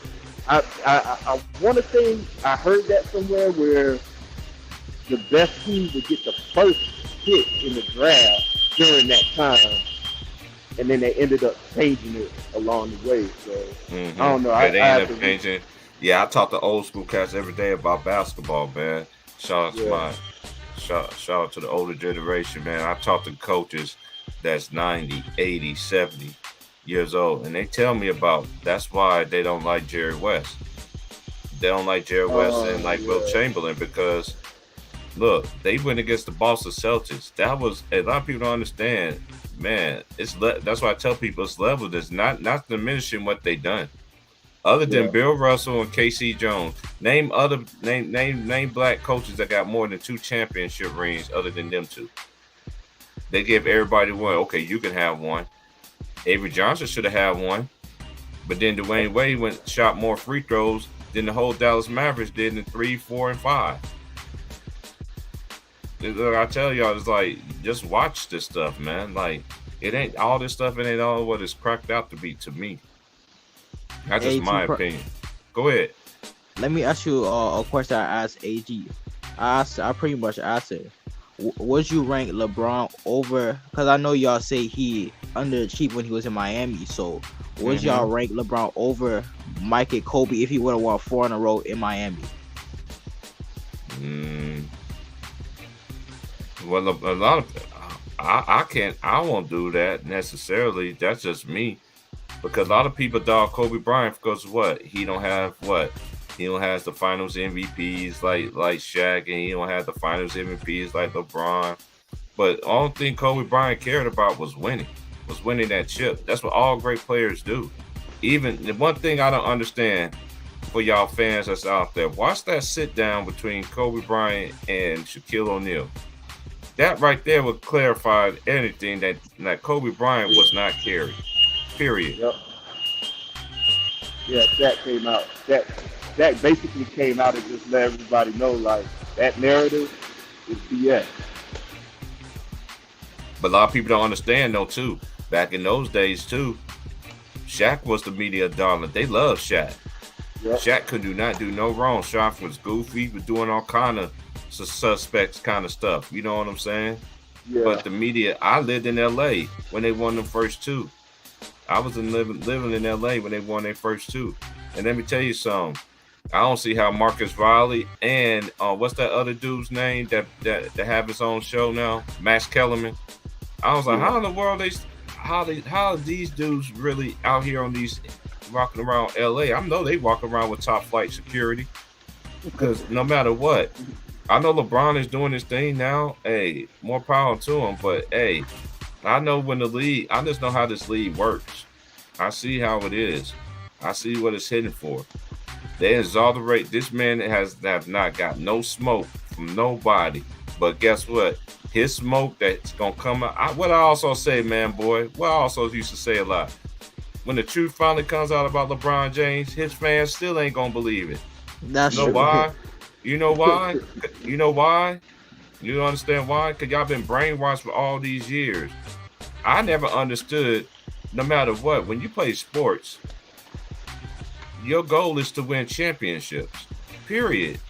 It's to win championships. All the other stuff, that's just extra topics on it. That's just extra credit is what I say. How could I give somebody credit that cheated the system, which he did cheated the system, joining up with his draft class in their primes? They was literally in their primes. He the one that said one thing he did get right on about was not one, not two, not three, not four, not five, not six, not seven, not eight, not nine. He went to 10 straight. He did get it right again, getting to 10 straight finals. But look how he did it. When it was time for him to resign from Miami, what did Pat Riley the Don do? He put the rings on the table. Then you trade away Andrew Wiggins just to get Kevin Love. Kevin Love was averaging what, 24 and 13, 14? Yeah, he was averaging over 20 and 10 the whole time he was with Minnesota. Excuse me, when he was with Minnesota. But T. Price with Man Boy, that. Oh, you said, hey, see, just read the comments. See, this is why. This is why I don't like. This is what he said. Clutch Client, Braun record is flawless. Never. Hey, I don't care. That's another thing. He ain't never been. Stop that. Kobe ain't never been to jail either. Stop. Yeah, Kobe would never been to jail. He only had that bogus rape case. Just another thing too. This is why I don't like y'all LeBron James fans. You always want to attack somebody else's career when we just talk about that one player. But before LeBron took over, Kobe was on every commercial on TV, every commercial. I remember when ESPN was saying he was the best player. He was the best player on all planets. Then they start getting people on ESPN to sit there and diss Kobe Bryant. That start talking like Skip Bayless. And the rest goes on and on and on. I see right through all that stuff. I remember they used to dog LeBron James out. He's the king with no rings. They used to say that all the time. My homeboy brother used to say that all the time. LeBron James a king. He's a king with no rings. That's how it used to be. But I never looked at LeBron like that. I still got LeBron as a top 10 player, but he ain't up in my top 5. From everybody in my top 5, they put in that work. That's just my opinion. I watched 40 years of basketball too, so that's why like he is top 10, but I don't have him in my top 5. I don't care. You can have all the accolades in the world, but guess what really matters to me? Defense. Did you impact more on defense than some chase down blocks? Kyrie Irving saved his breakfast hitting that game 7 3-pointer. Ray Allen saved it too, and also Popovich too, but not putting in Tim Duncan. There's a lot of stuff to factor in and all this. LeBron James is a great player, but one thing I don't understand about LeBron, I know, man, boy, you give people credit, but most of his fans, they don't give people like Mario Chalmers, who had big games in the finals. They don't give Mike Miller enough credit. They don't give Shane Battier, who was guarding the best defensive player on a nightly basis, and that's a fact. Shane Battier. Miami. I know he had that. I'm saying, but after he had Shane Battier too. Look how Shane Battier was guarding Kobe Bryant when he was with the Rockets. You really think LeBron can make a shot like that with a hand all in his face like that? There's levels to this. That's what I'm saying. LeBron is a great player. Listen, he's great. I can't take that away from him. He's great. But today's generation, y'all want me to bow down to this man? I don't bow down to nobody but that man upstairs. Yeah, to that man, y'all going too far. And another person, and another people I bow down to is my family, my mom, my dad, rest in peace, my father, all my aunties and uncles who all told me right from wrong, that taught me how the game is, how this so-called life is. Keep on living in this world, as my dad used to tell me. Y'all gonna see it. Yeah, and like I don't care about no points per minute. Another thing too, this is another thing that kills this argument. This is how I know it's a longevity stat. Karl Malone and John Stockton, you know how many years they did not play all 82 games? Only 2 times in their whole career. Yep. Go look at Mike. Go look at Kobe. Go look at all these great players from the past. They played over 76 and plus games a season. These players now play half of them games. They play like 50, 60 games and end up being all-stars. Back then, them players played through injuries, all that stuff. If they was able to walk, they can play. How can somebody that's so dedicated to basketball like Kobe Bryant was live, eat, sleeps in the gym and is not ranked in the top 10? That's crazy. You got him outside the top 10, and he has way more. And he has the second most defensive accolades behind Michael Jeffrey Jordan. Yeah. When I seen, he has more than Jordan. That list, whoever made that list, man. When I seen that and Kobe got top 10, man, that's just disrespect. This another thing too. The same way they dogging out all these, how y'all dog out these old school players. Y'all time is coming too. They're gonna be a player, and I've been saying this for a while. They're gonna be a player that's gonna, they're gonna change the rules and all this other stuff. That's what they do. They build out another product. They're gonna have a person that's gonna be out there that's gonna be better than LeBron. But y'all ain't gonna believe that. Let's just say they bring back the old school rules again, and these players really, that's what you really can see. I don't care. You want to take hand checking away? That's fine. You want to do all this player space movement, all this dumb behind stuff? This offense, I mean, this NBA is basically predicated on offense, and the only time you see defense, so-called defense, is only in the playoffs. You don't see it all year round in the NBA. That's the difference. Man, let him. Hey, he say he's gonna play. He's gonna play the 45. Who gives a flying damn? I don't. LeBron is a selfish behind player. He is. It's all about him. How can anybody play with LeBron James? He always constantly throws his teammates on the bus. One of my favorite LeBron James moments when he sat there and came on the podium with a cast on after you just got done throwing an alley-oop to yourself in the NBA Finals. But but then KD hit the same exact 3-pointer in the same exact spot in back-to-back finals to dust you off. I'm just saying, this levels to me. It's just too much level. It's levels to this. It really is. It really is levels. Hey, let me ask you a question. Go ahead, Bam Boy. Go ahead, fam. Who are the players that you have over LeBron? Since you don't have your top 5. I got Kareem over him. I got Lou Alcindor. I got Wilt Chamberlain over him. I got a lot of people don't understand, and I'm with Tubar on this. A lot of people don't understand how dominant Wilt Chamberlain was. Did you know they didn't, when he first got in the league, they purposely did not keep up with stats back then? Don't you know who would actually hold the triple doubles? If they would have kept it back then, they waited till that man was like 9 years in the league before they start counting out stats. That's a fact, bro. So you telling me all these games that Wilt Chamberlain did not get credit for the prior season, this man was shattered. You know, he still got NBA records that still ain't been shattered yet. So imagine they counted the first 8 years. I'm just saying, there's levels to this. The NBA knew what they was doing. They knew what they was doing. Okay, let me just keep on going. Okay, who would I say? I say Wilt. I definitely say Kareem Abdul-Jabbar was. And a lot of things too. And what I'm factoring in is just period. Wilt was that dude. Kareem, he was that dude. And mind you, Wilt and Kareem, they all these players I mentioned played college. They played in college. LeBron, they never had to worry about playing in college.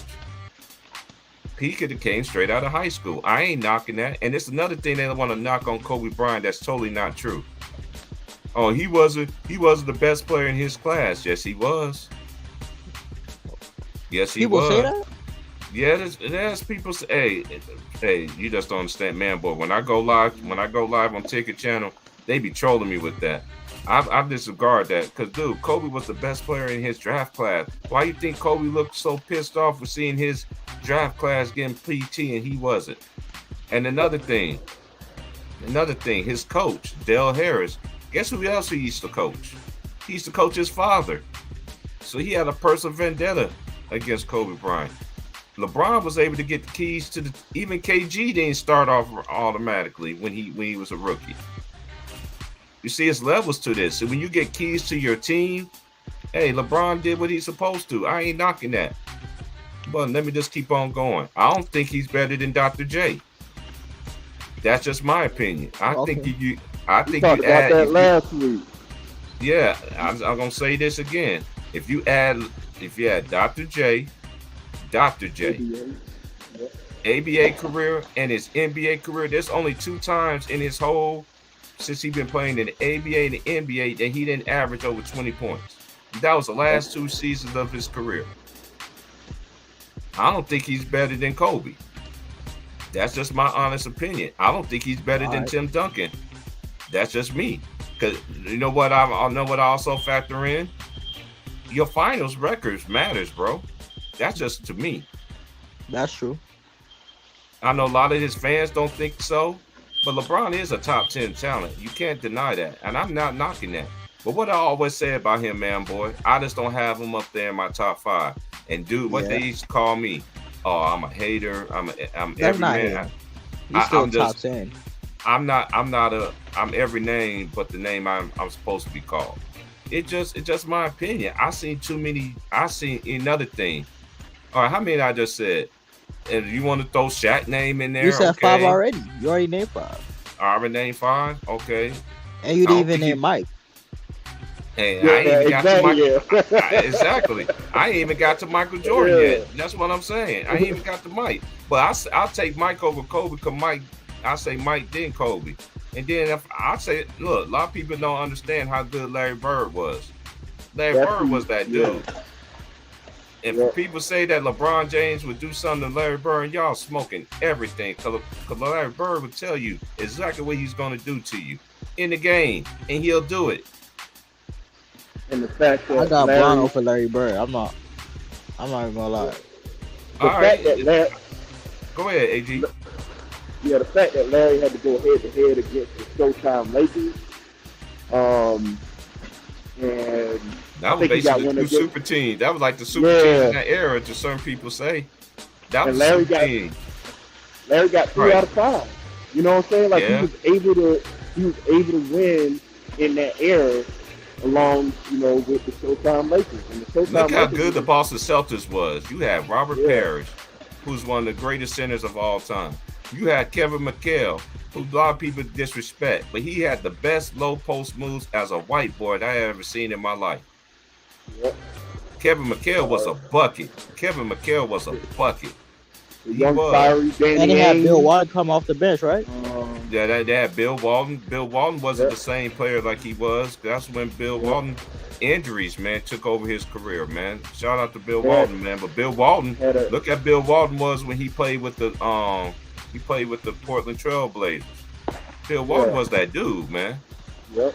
You know what, man, boy, I got games right now on my laptop of games all the way from the 50s all the way into now.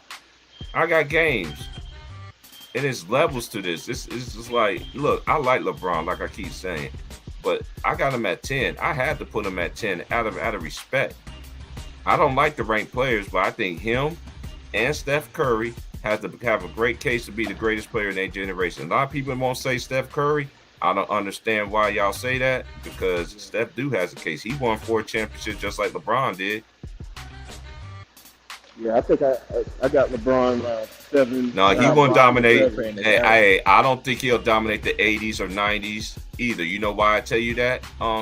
Clutch Client, that's in my comment section. There's so many players in that league with just as big and strong as him.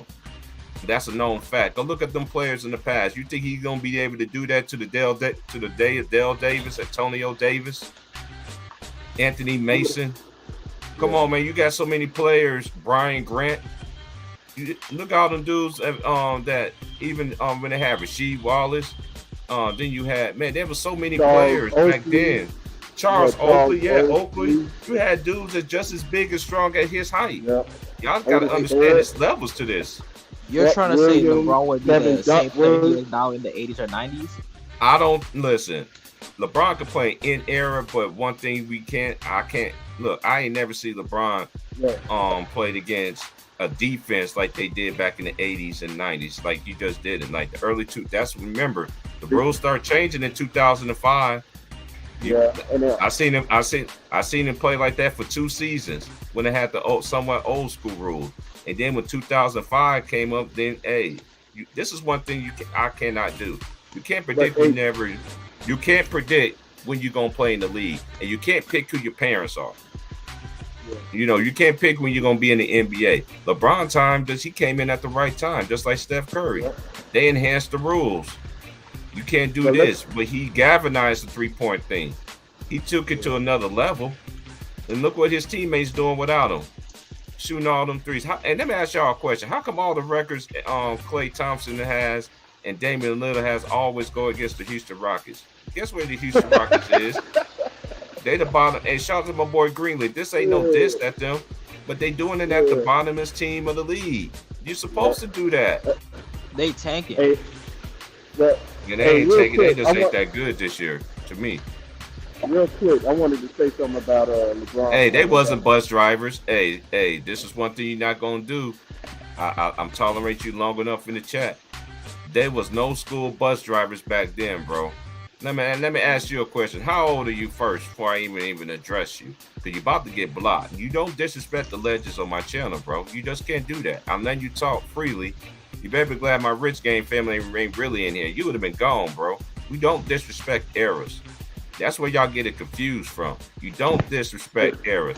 Do I think LeBron can play in any era? Sure.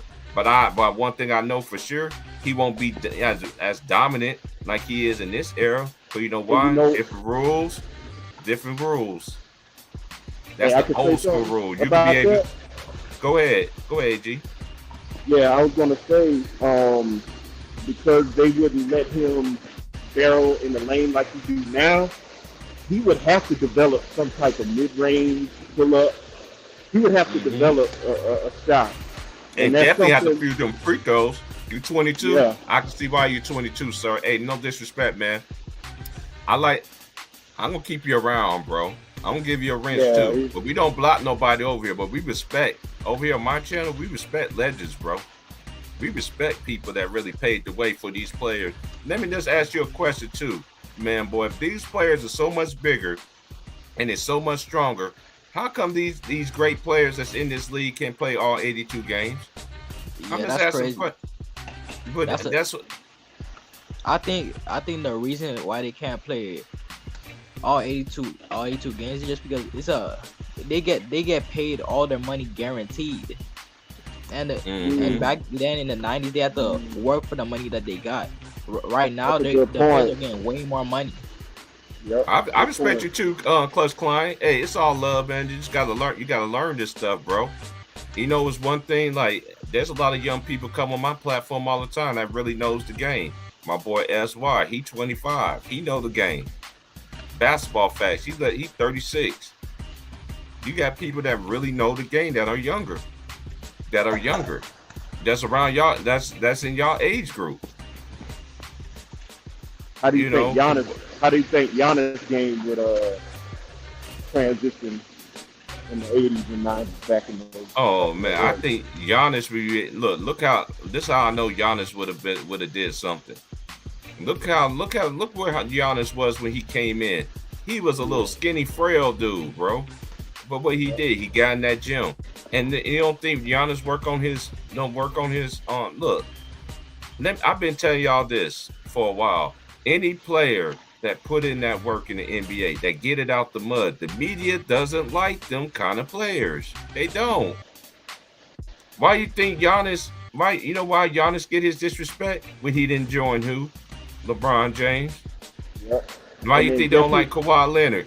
Why you think they don't like Kawhi Leonard and Paul George? Because they didn't join LeBron James. You see what I'm going? And guess who challenged Giannis to win that Kobe Bean Bryant. I already know. And look, and I said this before, man, boy, on Ticket Channel. Look at all the players that went to that Mamba mentality. Look at what them players is doing right now in their career. And the media still take a dump on all them players. That's fact. All them are playing at an MVP level. And let me give y'all another one so y'all can put it in your pipe and smoke it. Why you think they don't like Rob Pelinka? The media don't like Rob Pelinka. You know why? That was Kobe Bryant right-hand man. That was his right-hand man. It was. They talking about Rob Pelinka. Look, I told y'all, LeBron came over there and stole another franchise. Hey, let me just tell y'all something else too. LeBron James, his name ain't bigger than the Laker brand. Remember that. I know some of y'all fans don't think so, but he's not bigger than the Laker brand. Ever. And I like LeBron, but LeBron gets too many passes. But then you got people like me, you got 2 Raw, you got LB, you got my boy James, and you got Chicken, you got many others that call this man out for his buffoonery. Y'all say it's hate. Y'all say that we're haters. We every name in the book. Because every superstar that I've seen in the NBA has gotten that. I mean, they got that smoke from the media. What make this man that he's so untouchable? Nick Wright even came out and said, Nick Wrong. You know how bad I used to listen to this dude read? I used to read his articles, him and Jason Whitlock, when they worked for the Kansas City Star. You know how hard it was for me to read them articles with that buffoonery they said back then? Now I see him on TV. Oh, man, you a clown. He came out and said that, look, these people, like what I always say, these people tell on themselves all the time. Give them long enough time. And the fact, after LeBron won that second championship in Miami, that's when they started making that comparison to him and Jordan. And I was like, what? Dominique Wilkins said it better. They did before he won a chip. Yeah, they did that before he won the chip. But Dominique Wilkins said it best. Shout out to my boy Quentin Richardson. He said it too. If you don't want to mention Kobe Bryant in the top 5, we ain't got nothing to talk about. And another thing too, Tracy McGrady. Look at everybody that sat there trying to make a case for Kobe Bryant on ESPN. They're nowhere to be found no more on ESPN. You know why? It go against their narrative. Y'all need to open up your minds and your understanding. Stop letting these media people continue to lie to y'all all the time, bro. It's written right there. Hey, I don't know if anybody's got a computer to pull up these stats. I'm on my laptop right now. The finals. What finals was that? What year was that? Was that 2015 when Cleveland? The first year when it came back from when it came back from 3-1. The one after that with Kevin Durant. The one after that. Okay. Which one we look at, the Warriors or the Cleveland Cavaliers that year? You want to look at the Warriors? Yeah, if you can look up on Basketball Reference and pull up the finals, that series. And look at Warriors because you talking about the one they won. You talking about 2017-18 when they won back-to-back. Yeah, but the one that Kyrie was still on Cleveland, which was might have been 2016. Oh yeah, 2015-16 season. Yeah, where they played Kevin Durant, where the Warriors went and got KD that offseason. 16-17. 16-17, okay. Now, keep right. If you go look at them stats, you'll see the one stat the one stat that stands out is Kevin Durant. And if LeBron could guard all 5 positions, now I'm not saying he should have shut Kevin Durant down. But that 35 points a game that Kevin Durant averaged in that final series was the difference maker. Because if you go and look at everybody else stats, I think the Warriors bench probably was a little better statistically than Cleveland, but all the main dogs, the stats is about even. The only one that was standing out more is Kevin Durant, and I'm like, yo, LeBron, that's your matchup. And, you know what I'm saying? And not only that year the Cavs were ranked number 27 in defense. They're dead last in the NBA defense. That's why. Okay, I got the stats right here. Once they got to the finals. Okay, this is the year. Okay, this is the NBA Finals here. Tell me when they won, when they beat them 4-1. Yeah. Okay. Yeah. KD. Oh yeah, KD averaged 30. LeBron James averaged 33.6, 12 rebounds a game. He basically, that's when they was trying to petition, saying that he need to be. Hold on. Was Kyrie on that team? Yes, Kyrie averaged 29.4 points. That, and a lot of people don't understand this too. This is why I don't understand some LeBron fans. Majority of LeBron fans, they act like this man scores every bucket, every. Yeah. I mean, this ain't the thing. Y'all got to start giving credit. This is why a lot of people don't like LeBron James. Y'all don't give credit to nobody else but LeBron.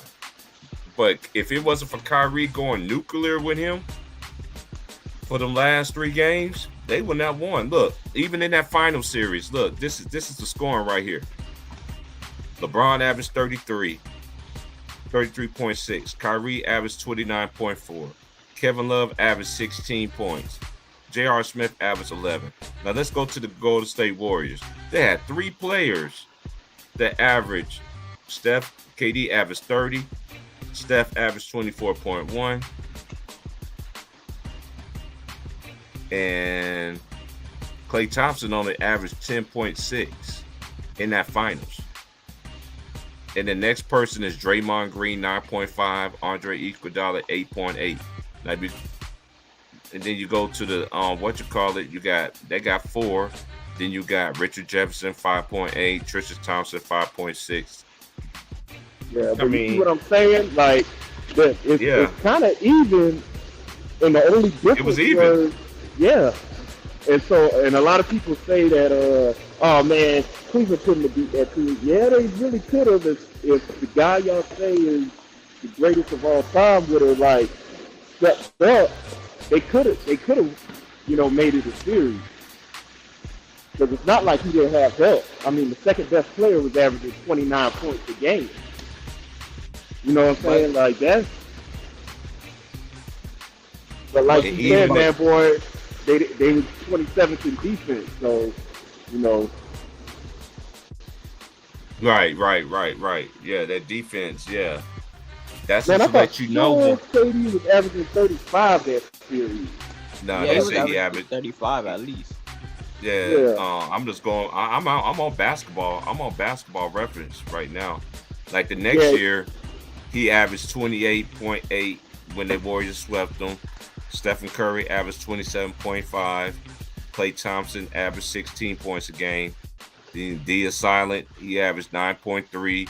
JaVale McGee, 8 points. Sean Livingston, 7.5. Jordan Bell, 5.8. Andre Iguodala, 9.5. Now let's go to. And are you looking at like for the whole season or like that? Yeah, I'm looking for the whole NBA Finals. Okay. I'm on the whole finals. Like LeBron averaged 34. He averaged 8 rebounds, 10 assists, 1.3 steals, 1.1 block. Kevin Love averaged 19 points. 11 rebounds, 1.8 assists, 1.1 steal, 0.3 block. Then you got J.R. Smith averaged 9.5. George Hill, 7.5. Rodney Hood, 6.8. Tristan Thompson, 6.8. Larry Nance Jr., 5.8. Jeff Green, 5.3. Jordan Awara Dress Clarkson averaged 3 points. Kyle Korver averaged 1.5. Then you got ZZ. He averaged. Yeah, that was the series he dropped 50 that first game, right? Yeah, and they throw attention. This is another thing too. I don't understand. LeBron is that dude. The times that he did attention, he did that, and he did that against the Celtics too. You still have 5 minutes left to go. Get the job done. But I'm just gonna keep it real. There's plenty of games I've seen. I can remember Sacramento Kings. They got cheated that year when they played the Lakers. I know this. They didn't want Sacramento to go to the NBA Finals. They really should have beat them at 5. Yeah, they should have beat them at 5, but they didn't though. But I'm just saying, the officiating. I'm just saying, it's all across the board. There's games this year that they helped the Lakers. Lakers benefited from bad officiating. It's gonna happen, bro. It's just gonna happen. The Lakers are shooting double-digit free throws compared to their opponent in the opponent cone this year. Yeah. Like, I'm sitting there watching the games whenever they televise it. I'm like, yo, the Lakers are going to the free throw line all the time. Yep, they are. But even Dallas, they never attacked the right. They're just jacking up threes. That's why they were barely going to the free throw line. Yeah, you're right there too. You're right there too. You're right, man, boy. I like man, boy, man. He got some good points. I disagree with him, but it's all I respect, man. Like he's only like one of the few. He's one of the few LeBron James fans that, But he'll disagree. He'll just disagree. We ain't cussing each other out, calling each other all different kinds of names. It ain't even about that, bro. And that 50-point game he had that first game, I remember LeBron was taking everybody on the block. Nobody could stop him on that block. And I was saying to myself, I was like, see, this is where his game needs to be at now. You know what I'm saying? He don't have the ball handling skills of a solid point guard, but LeBron got the athleticism, the size, and the speed that, man, on the block, I don't think nobody could deal with him on the block. And he showed that in that first game, but then when the overtime came, that was it. It was like he gave up. Golden State just ran them out the building. Yeah, they ran him out the building, no lie. I mean, but LeBron, nobody could stop LeBron on that block. I remember that game. I was like, yo, he's taking everything on the block. Yeah. I was like, And with LeBron, it's all about rhythm for him. So once he started to go to the block, and once he started to attack the rim, he started to get his 3-ball going. Whenever he does that, that's when he shoots his best from 3. Right. Yeah. Man boy said it. I was just about to say that. Man boy is right, man. And this is just another thing that it just keeps on saying, just keeps on going, man. I just don't like it. They always say, well, we would have had Kevin, we would have had Anthony Davis, we would have won, we would have beat Phoenix. If us a fifth, we all be drunk. Stop making excuses, man. Because look, I'll give y'all some great instances right here. When the Detroit Bad Boy Pistons, when they won their first title, Magic Johnson, he was out. Byron Scott was out. Only thing they had was James Worthy. Mm-hmm. And they won their first championship. I don't knock them. I just don't knock. Injuries is a part of the game. Then they end up solidifying that because they beat, they beat Clyde Drexler and the Blazers. A lot of people forget how good Terry Porter and Clyde Drexler was. And Jerome Kersey and Kevin Duckworth and Buck Williams. Rest in peace to Cliff and Buck Williams and Cliff Robinson. Rest in peace to Cliff Robinson. The young Cliff Robinson was Cliff Robinson was young then. And they had Danny Ainge on that team. Remember, Danny Ainge was on that team coming off the bench firing. I was like, firing. Man, Portland had some teams back then, bro. They really did. Like it's like I tell y'all about all these teams. The Cavaliers had some squads too. I remember Kevin Johnson. They had Kevin Johnson. I remember when they had Terrell Brandon. I remember when they had what's that dude's name? I just mentioned it. Mark Price. When it was Mark Price, Ron Harper. That was when Ron Harper before his injuries. Gerald Wilkins, Dominique's brother. Brad Daugherty. Larry Nance Sr. Larry Nance Sr. Them boys had a squad, bro. And remember Portland won 6. Portland went to the Western Conference Finals that year we beat the Lakers in '91, but they won 63 games, 61 or 62 games that year. Like Portland, yeah, Portland been knocking on that door, right? Yeah, yep. But they lost to the Pistons in one final. Yeah, they lost to the next year. They lost to the finals. Honestly, that year that Magic didn't won it, it should have been the Trailblazers to go against the Bulls that year. That would have been a matchup for the ages. Yeah, that's what I was saying. The Trailblazers won like 62 or 63 games that year. Mm-hmm. It was, but I think it was always the Lakers and the Trailblazers, like towards the end of the '80s, that was battling it out. Yeah, the '80s. I'm telling you, no matter what year you look at it, the West has always been a gauntlet. It's always been a gauntlet in the West. It's always back then, even in the East. They always want to downplay Dominique Wilkins and all that. They always want to downgrade, especially Dominique. You know how many teams that was good in the 80s? You still had the Sixers that was good. You still had the Boston Celtics, and you had Detroit Pistons and the up-and-coming Milwaukee Bucks at the time with Sidney Moncrief. Yep, I was just about to say that. And Terry Cummings. A lot of people forget how good Terry Cummings was. Yep. His son played in the NBA. He used to play for the Warriors. Yeah, and remember the Nets with Coleman and Anderson and Petrovic? Oh, yeah. Like they were supposed to run TNC with Hardaway, Mullins, and Richmond. A lot of people don't understand how good Chris Mullin was. That white boy had game for real. Yep. And Mullin was a beast. Even at St. John's, he was a beast. Even in college. And the ball head Latrell Sprewell, man. Oh yeah. Oh man boy. Let me tell my little bro, man boy, you know why it's hard for me to rank players? You see how I stop at? I do players according to to their generations. To the eras? Yeah, every era. I judge players in I have a top 10 in every era. LeBron is definitely number one, but guess who else has a great case for to be a great player, and it's Steph Curry. Do you think because Steph does have to make a case. I don't care what nobody say. I'm gonna say this one more time.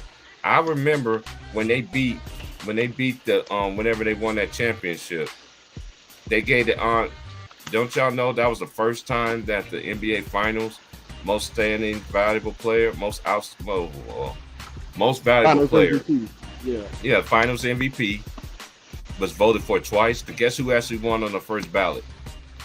Stephen Curry. But what was the narrative at that time, though? Who's the best player from Akron, Ohio? I remember the commercials. They was talking about Steph Curry and LeBron James born in the same hospital. Hey, look how shot Iguodala looked when he won that that Finals MVP. Exactly. That let you know right there, man. Yeah. Hey, they didn't want Steph. They didn't want Steph to win the Finals MVP. See, the media play their games too. Cause these media, they got fans. They fan. Look, shout out to Stuart Scott. Rest in peace to Stuart Scott. After Stuart Scott, he was the last of the dying breed. We still got Chris Berman. You know, the real OGs of the game, man. You still got ask them what their opinion is about these players, man. They'll exactly tell you how they feel, but I guarantee you it'll go against the narrative what everybody else be saying. That's a fact. Ahmad Rashad. Oh, Ahmad Rashad, he was another one. Did he retire? Yeah, obviously. And you know who he had though? He used to be married to Felicia Rashad from the Cosby Show. Yeah, Claire Huxtable. Yep. He was married to Claire Huxtable. That's Debbie Allen. That's Debbie Allen. That's Debbie Allen's sister in real life. Shout out to Debbie Allen. And they haven't, man. Felicia Rashad hasn't aged shit. Hey, that's how you know black don't crack, homie. Yeah, I know. If you really take care of yourself, I'm 44 years old. People don't believe me, I'm 44. They be like, man, you lying. Like, dude, what I gotta lie for? Yeah. If I'm telling you about all this stuff back then, what I gotta lie for? I'm 40 and they think I'm like 25, 26. Man, it's all, man, that's how you know you take care of yourself, bro. We know. Yeah. When you was talking from the, look, what Trey told me this when we was chopping up behind the scenes. Them 50s, 60s, 70s, 80s and 90 babies, we was built differently, bro. We was taught differently, man. These 2000s, they not built like us. They not built like us. They just not. Now, I ain't gonna say that. There is some 2000 babies that still got some old school, got some parenting. Yeah. Either their parents grew up old school and they still teaching in that. You know what I'm saying? Right. But it's not many of them though. Yeah. Look how they act on YouTube. Shut up, I'll smack you and shoot you and all this stuff. Man, you won't say that to a grown man. Stop it. Not a real grown man. Over the internet. Yeah, all on the internet. Like you try to get your 50 seconds of fame. Like that dude threatened me the other day.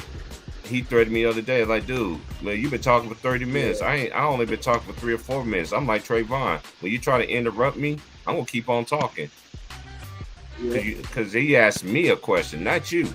But that's near here and there. But I'm just saying, man, it's levels to this, y'all. That's a fact. That's a fact, bro. It's the thing, right? Look, it's the thing here. If it's your stream, your show, you got the right to cut anybody off in the middle of their conversation. Anything. If it's your stream, your show. It don't matter who you are. Only that person. Now everyone else is under the same guideline. When you're talking, we all disagree sometimes with what we hear. But that don't mean because you disagree, you get to blur out your mouth at me. You wait till I finish. When it's your turn, say, hey, to that person, if you know their name or if you don't, who said whoopie-whoop, I want to rebuttal that. That now is your whole time, your floor. But once you jump in and interrupt somebody, ain't nobody no punk. Everybody gonna get their defense up immediately after that and let you know. Hold on, bro. Who are you? It ain't about I'm trying to punk you. It's me letting you know you ain't doing no punking either. And I always say this too. That's why I cut the dude off. I'm like, what I always used to say too, man, boy and Trey, even AG, you heard me a lot of times on Ticket. When you let somebody talk to you any kind of way for the very first time, and you let that slide, they always gonna come at you like that. That's always the same thing. Not only them, but everybody else that's listening.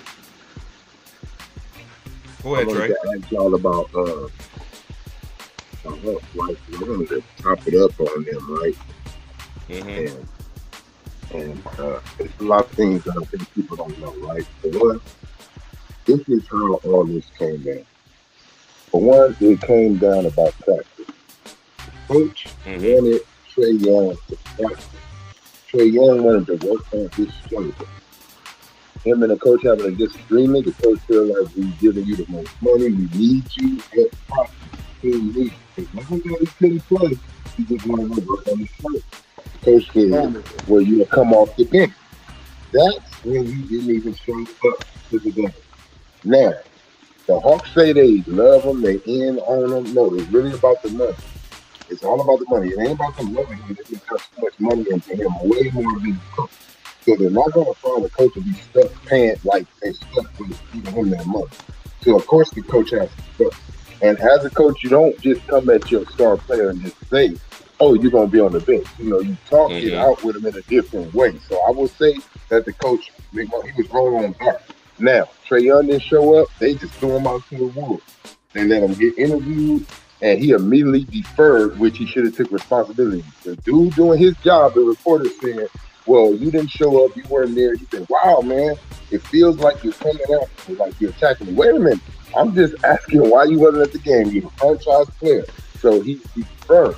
So he says, as an outside person looking in, you should stay on the outside because you really don't know. Well, that's that reporter's job to ask about things to see what's going on. And you deferred and didn't tell him. That was that situation. Now, from there, it was another situation where John Collins spoke up about him passing the ball. You know what he did? Refused to take a shot at all. Didn't do anything, made his team lose. Bam.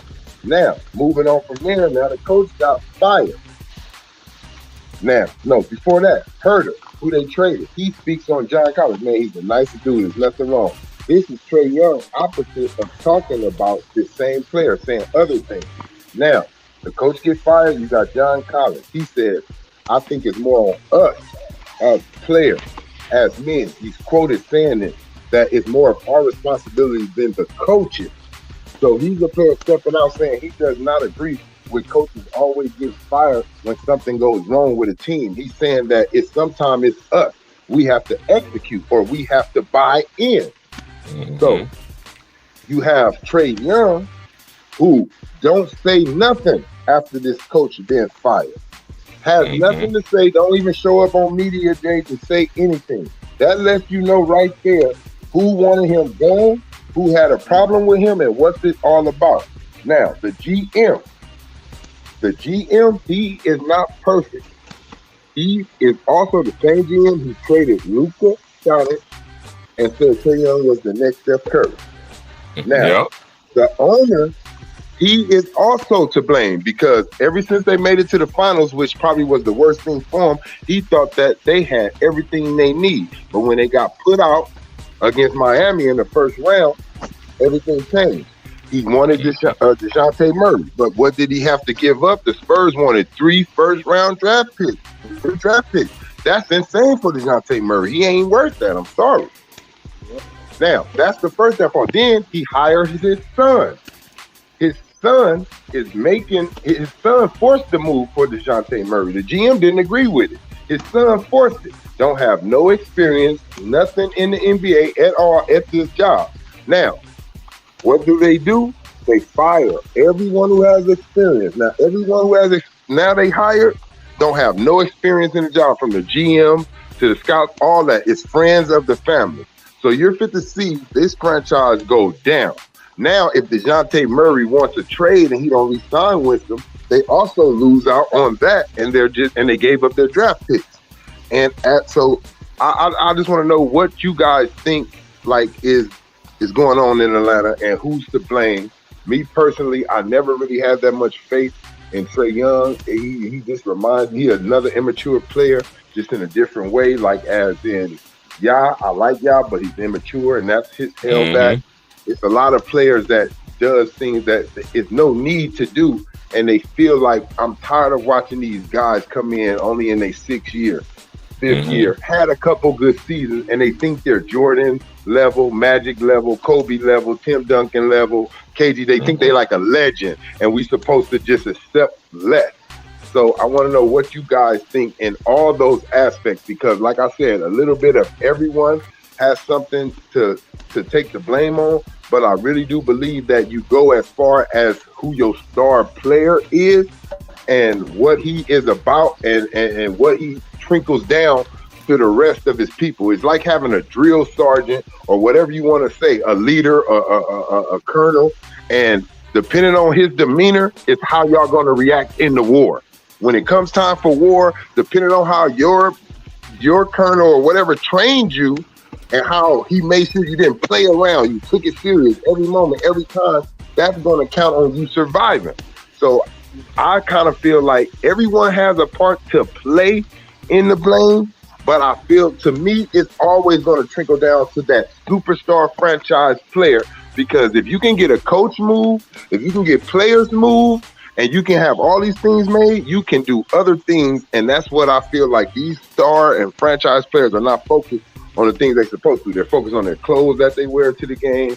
They focus on if they're getting their numbers, but they're not focused about that dude down the way. If he's getting his number, that on the bench with him that plays, or if you're teaching him something, if you see something in his game, being a real leader, keeping practice serious, no joking around, taking it serious, watching film in the gym before everybody, leaving after everybody. I don't believe that every franchise player in the league is setting this type of example, but everyone says that they are.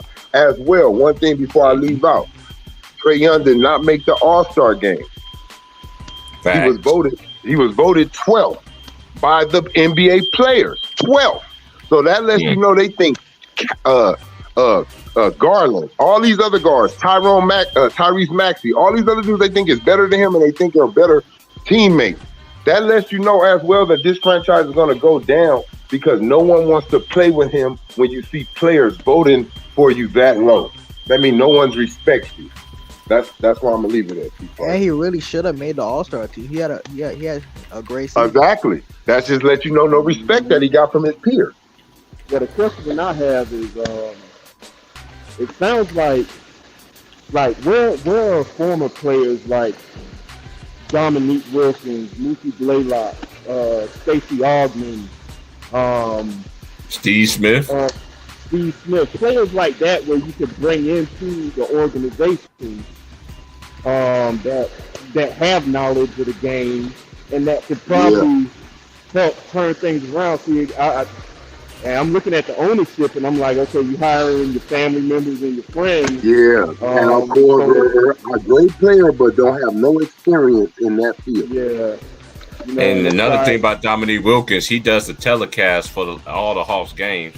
But I think he definitely need to be in that office. That's just my opinion, man. But you mean look, not like that. But y'all don't have Herter no more, right? So I feel like Cal Korver, exactly. So Cal Korver, who is there to help? At least if you got Dominique, guess who he can help? John Collins down there in the post area, like he can be a help to. See, you gotta like take the advantage of that, like Bynum. When the Lakers had Bynum, they took advantage of the great players that they had connections with. Hey, Kareem, can you come down here and teach him something? Hopefully he learns one of your moves. But can you teach him something, just the basis of how to fundamentally get himself right and how to watch the defense before he makes a move? Like, all these things, man, make you a great player. And I don't want to, like, come in here destroying none of these dudes, bro. I'll be looking for the best competition in the league, bro. It ain't about I want anyone to be trash.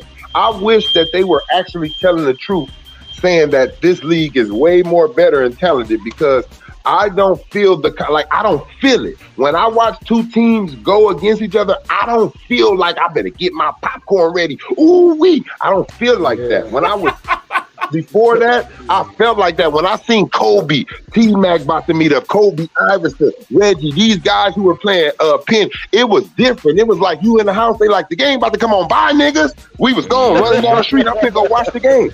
Like, now it's like, I don't even look at the All-Star game, bro. Everybody used to be in the house. A kid wasn't outside at the All-Star game, bro.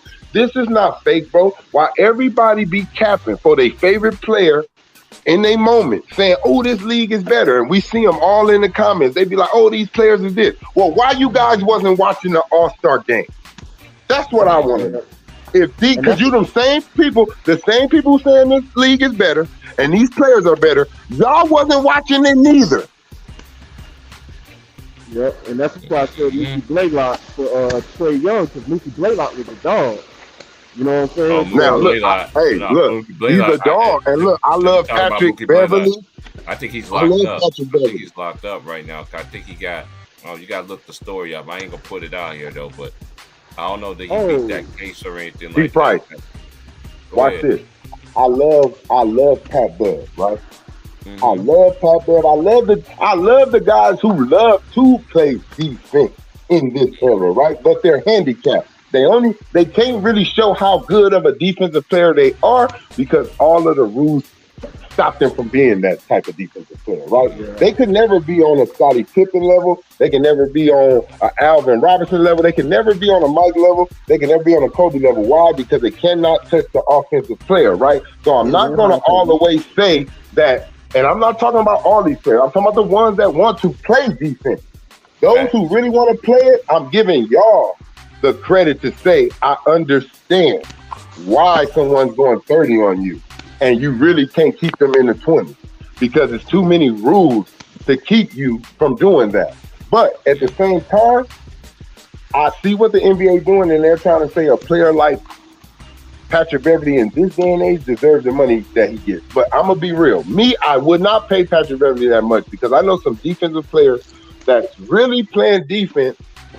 Really, every play, and I'm not saying, and this is what I'm saying, not every play, but I'm talking about every play back in the day, they're in your face. They did not get paid a penny of what these guys are getting paid. It's role players that we know, we glorify right now, we say their name, and I'm not talking about the franchise player, we talking about the dudes that was on the side of it. We talk about them, and we know right now, they got more rings on their fingers, more hardware in a lot of places than some of these franchise players. And we know for sure role players, but they never got their money's worth. But these players, no rings, no accolades probably. Because look, what do Karl Anthony Towns have? What the hell you want? No accolades, no nothing, but you can still get the bag. It's something wrong going on here. And who's getting promotions, though? Who does that? That's what they call hustling backwards to me. If all of us right here, all four of us is in business together, we all four bosses. We got 2,000 people working under us. And we talking in a meeting, and y'all, as one of y'all say, we just gonna give everybody raises. I'm gonna say I object. Let's see who really working hard down there before we say everybody. I'm gonna tell you this. I do not believe in equal treating people equally if they don't act equally. Like if you treat me like a piece of crap, I'm not gonna smile in your face the next day and say, "Hey, good morning." No, you treat me like crap, I'm gonna treat you accordingly, and I'm gonna pay you accordingly. If you're the hardest worker on the court, if you're the best player on the court and the hardest worker, I'm gonna give you the big bucks. But if I know you have aspirations to be, that's like your teacher. Remember, the teacher would give you a big old F or a D, and you'd be like, "What the hell?" And they'd be like, "Because I know you can do better." And I expect that. They didn't give you an A because they know you could make an A. They gave you what your work was, a fail, and told you to come back better. And what did you do? You felt bad. You went home. You studied. You failed. You did whatever you did. And you came back and you got the grade that you were supposed to. And then there was the pat on the back that you was waiting for. That's what I'm talking about, whoopsie-whoop. I knew you could do it. Thank you. You earned that, so you feel it. These days, it's not the same. I don't care what nobody says. No, they don't earn it. Hey, this is the main thing I've been trying to say. They give you an A anyway now. That's what it is. Mm-hmm. You know the coach tell you out there playing bad. His best player, look, now this is what happened with all the best players. They do something dumb out there, cost their team the game. The coach slap him on the ass like they did a good play. Hell no, I ain't with that. Pull him to the side. He need to hear this. Once that star player do something wrong, he need to hear this. Come on over here. Let me talk to you. You messing up. Coach Carter to the baseline. Yeah. And let me ask y'all a question, man. Don't it trip y'all out when you see a team playing like garbage, and then the camera goes to the timeout, and they go to their team, and the coaches are sitting there saying, "Hey guys, we're doing a good job. We just got to keep our heads in the game. You know, keep focused." And I'm sitting here like, what? Keep focused on what? Y'all been playing like trash cans. You go back 12 years. You go back 15, 12 years to where Kobe, all them was in the league, with them real coaches in the league. And you know what you hear? It don't give a damn if you up. Look, you could be losing by one. The coaches be on that sideline that timeout. Get your head out your ass. We supposed to be blowing this team out. He wasn't taking it easy on you, but you know what now? If a coach do that, his ass is fired. That's why these coaches don't, that's why I really don't come in here. If you really notice, T. Price, you could tell him. How many times do I come in here and I'm leading on a coach ass? Like, I'm like, oh, these coaches. I don't say too much about the coaches. I'm always in here talking about the players and maybe the owner. But I don't talk about the coaches because out of everybody, they're not really able to do their job. They're not able to run their plays. They're not able to coach this player. They're not able to tell the franchise player you messed up. They got to lie and look past they got to say it out loud, right? And act like they talking to everybody when they really want to say it to him. We have to rebound, guys. And they just talking to him. You like, I got 12 rebounds. What the hell he talking about? This nigga got 3. So it's things like that's going on. You know, you got to get on somebody else. Hey, why your man? Why you not by your man? You like, what the hell is you screaming at me for? When he's really talking to the star, but this is the only way he can talk to the star, by screaming out loud, talking to everybody. We taking too many bad shots. Yeah, like, you know, hey, we look, like you said, we taking too many bad. Hold on, coach. There's only one of us can shoot at a time. How you gonna say we taking a bad shot? There's only one person can shoot. Who just took the bad shot, coach? Because I didn't even shoot in the whole quarter. What the hell are you talking about? I never seen how a player gets blamed for not playing the third, get played the fourth quarter, or don't even get played in overtime and still be the main reason. This is why I told you, bro. I told y'all, man, wake y'all eyes up, man. This media is George ain't me too, guys. Paul George ain't fooled me. You know what they did, bro? On some real shit. Paul George, it's like a Peter Pay Paul, big bro. Listen to me. It's a Peter Pay Paul going on, right? Now, Russ is spotlighted. Russ is Mr. Blame right now. You know, just like they put certain players for like Kobe. Kobe is the face of bad shots. Bill Laimbeer is the face of hacks. Like, you know, they just give you these things. So right now, Russell Westbrook is the face of, he's the new Carmelo. He don't fit in the NBA. He can't help no team in the NBA. Everything his fault. Once you lose, it's his fault. He ain't even played. He was injured. It's his fault, though, because he's sitting on the bench. Look, let's knock this off. Russell Westbrook has been brought over there for Paul George because who was they going to blame, right? It's a two-time champion over there, right? And it ain't Paul George. So if something goes wrong, we already been seeing that. If something goes wrong, no matter how many games Kawhi played, no matter how injured he is, he's getting the Kobe treatment over there, the LeBron treatment over there, the Magic treatment, the Jordan treatment. Like, I'm that guy. I got championships, and there ain't nobody else on this team that's done what I done. So they're gonna. He's the last person. After they get rid of all the stars, then he'll be talked about. But it's too many right now for them to get to him because he has success. So Paul George, no. I'm next. If we fail, I'm the it guy. They're gonna say it's me. I'm PG-13 again. I'm PG. You know, I'm back to. I'm a no-show. I'm fucked because they already on it. I'm choking. So what he did was bring Russ over there. Yeah. So what he did was bring Russ over there because now look, everything is Russ' fault. If they don't do something in the playoffs, they gonna blame Russ, bro. I'm telling you right now. Even though if Russ don't have to be in the, they can have a 10-point lead and Russ can go to the bench. They're going to say it's Russell Westbrook's fault and they're going to just blame him. So Paul George know what he's doing. At the end of the day, if something goes wrong, Paul George won't be blamed. He'll only be blamed for one Russ. But at the end of the day, it'll be Russ playing. How in the world he's playing in the game? See, they were down 5. TK, y'all very bad for that. Y'all need to be like NBA Live. If these players is not playing, you need to have that hospital thing on their thing. Period. These dudes ain't played all season. What they got to do playing right now? My bad, y'all. I'm playing my boy in my seats, man. Man, you all right, man. You good. I'm just tired of seeing, like, I don't really care, bro. Like, honest to God, bro. I really don't care. I just want to see good basketball. I want to see if you mess up, you messed up, bro. I never had that problem, bro. If I was the best player on the court, the second, whatever it was, bro, if I threw a pass and that shit went out of bounds, turnover, I always used to be like, my bad, bro, my bad. Like, I never blamed him for not reaching down low enough to keep it from going. I'd be like, my bad, I should have put it in the pocket more. Like, it's my fault. And you know what that does too? It shows your leadership. And then, and now I'm trying to see. I like it, not like that, but you need to have a mess up to know to drive yourself, something to keep motivating you. You know, everything can't go perfect. It's like life, bro. You will never pray to Christ or God or whatever you believe in. You will never pray to it if your life was good every day, because you will never have no need to ask.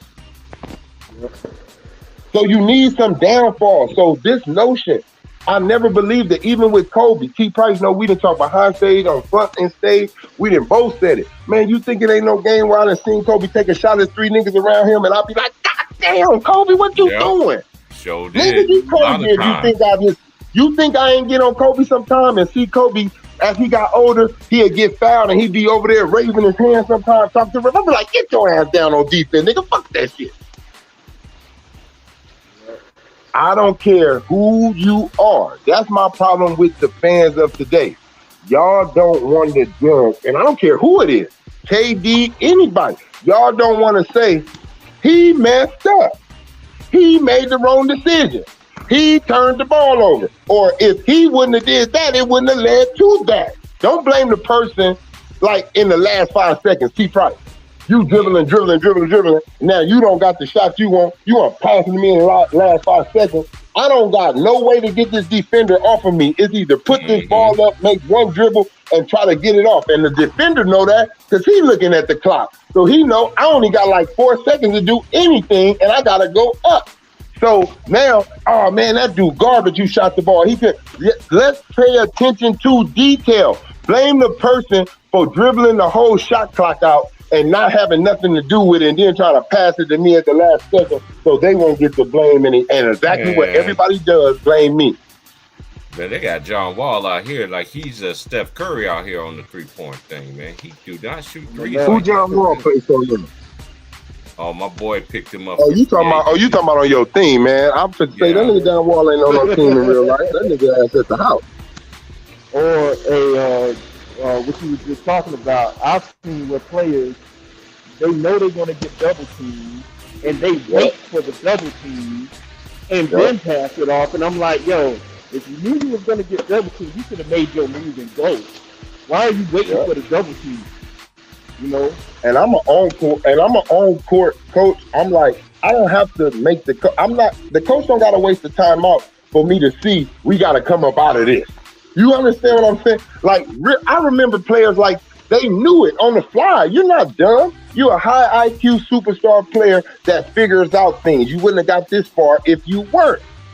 So for you supposed to have that. It's like being in the Army. Anything that you do on this earth, bro, if you are like an expert at it, you get a 6th sense for it. You know, if you're a quarterback, you get a 6th sense for, somebody behind me. You just know when to get that ball off, and you can just start learning how to feel pressure, different things. So for a player at these magnitudes that we pump these guys up to be, not to understand that what the coach called, I'm out here. They're on to that. For me not to understand that what the coach called and I'm out here and I'm seeing that they're reading that and not to go out of it, that's idiotic of me. That's like Peyton Manning knowing that the coach called the run, but these dudes about to blitz. I'm about to call a throw. I'm about to throw the ball. I'm not fit to sit up here and let you guys win because I know the coach wrong, but I don't want to do what needs to be done because if I am wrong, I'm going to get slandered. That's just the chance you got to take to be legendary, man. That's what just like KD in that Boston series. You know what the problem was, bro, other than just no defense? Because they didn't get blown out in all those games. They just wasn't playing as much aggressive defense as them. But at the same time, Kevin Durant shouldn't have been dribbling that ball up because what they was doing, they was trapping them right there at the half court. It should have been someone else bringing the ball up, and Steve Nash should have known to start running KD off of screens and letting them come off of screens and get the ball. So now he got about 3 seconds to see the defense before they get to him, and he can know what he needs to do. But I'm just somebody that just watched basketball for just 30-some odd years. I don't know no better. I don't know. I ain't never played. I don't know. But it's funny that I could figure that shit out and you can't. And they were testing KD's handles too, because KD is not a really he dribbles high. It ain't that he can't dribble. It's just that everybody in the league, bro, has an advantage to still look. I used to hate little guys sticking me because I knew I had to really bend down. When they come and stick me, I had to get lower. It's like football being a running back.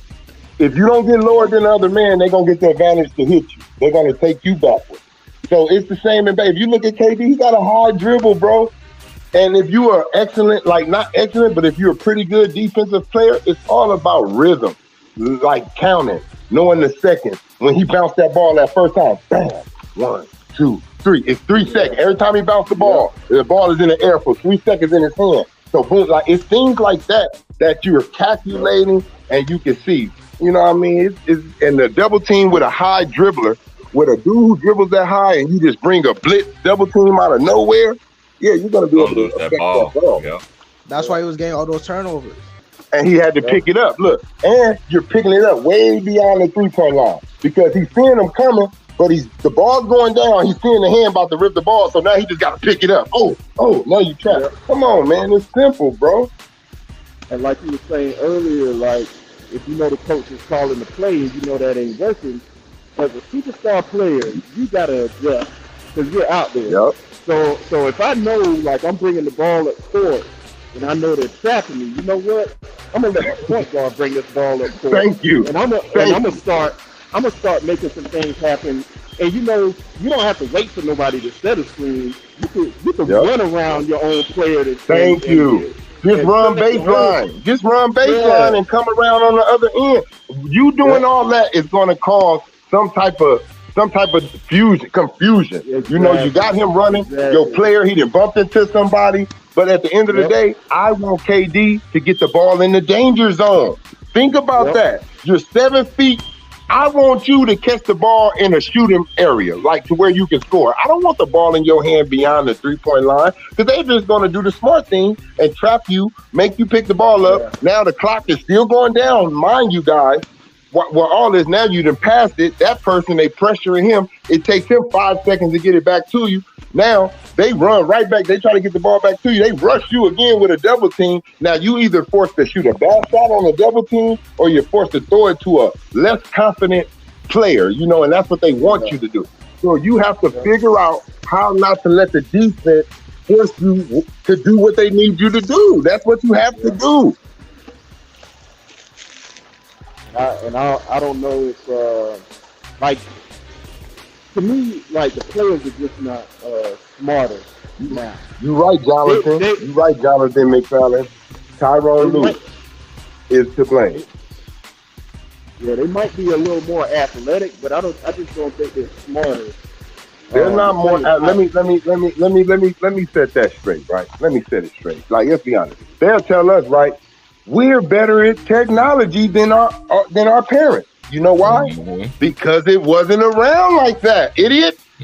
Stop saying people are better at something when it's not really in that generation for them to play with it. Yeah, computers came out in 1985, man. So you were probably a kid or about to be born. Your parents were, that was before their generation. They barely was getting color TV. Barely getting cable at that time. And you want to say, if your parents grew up with cell phones and this technology, they'd be just as good as you. It's the training that changes you.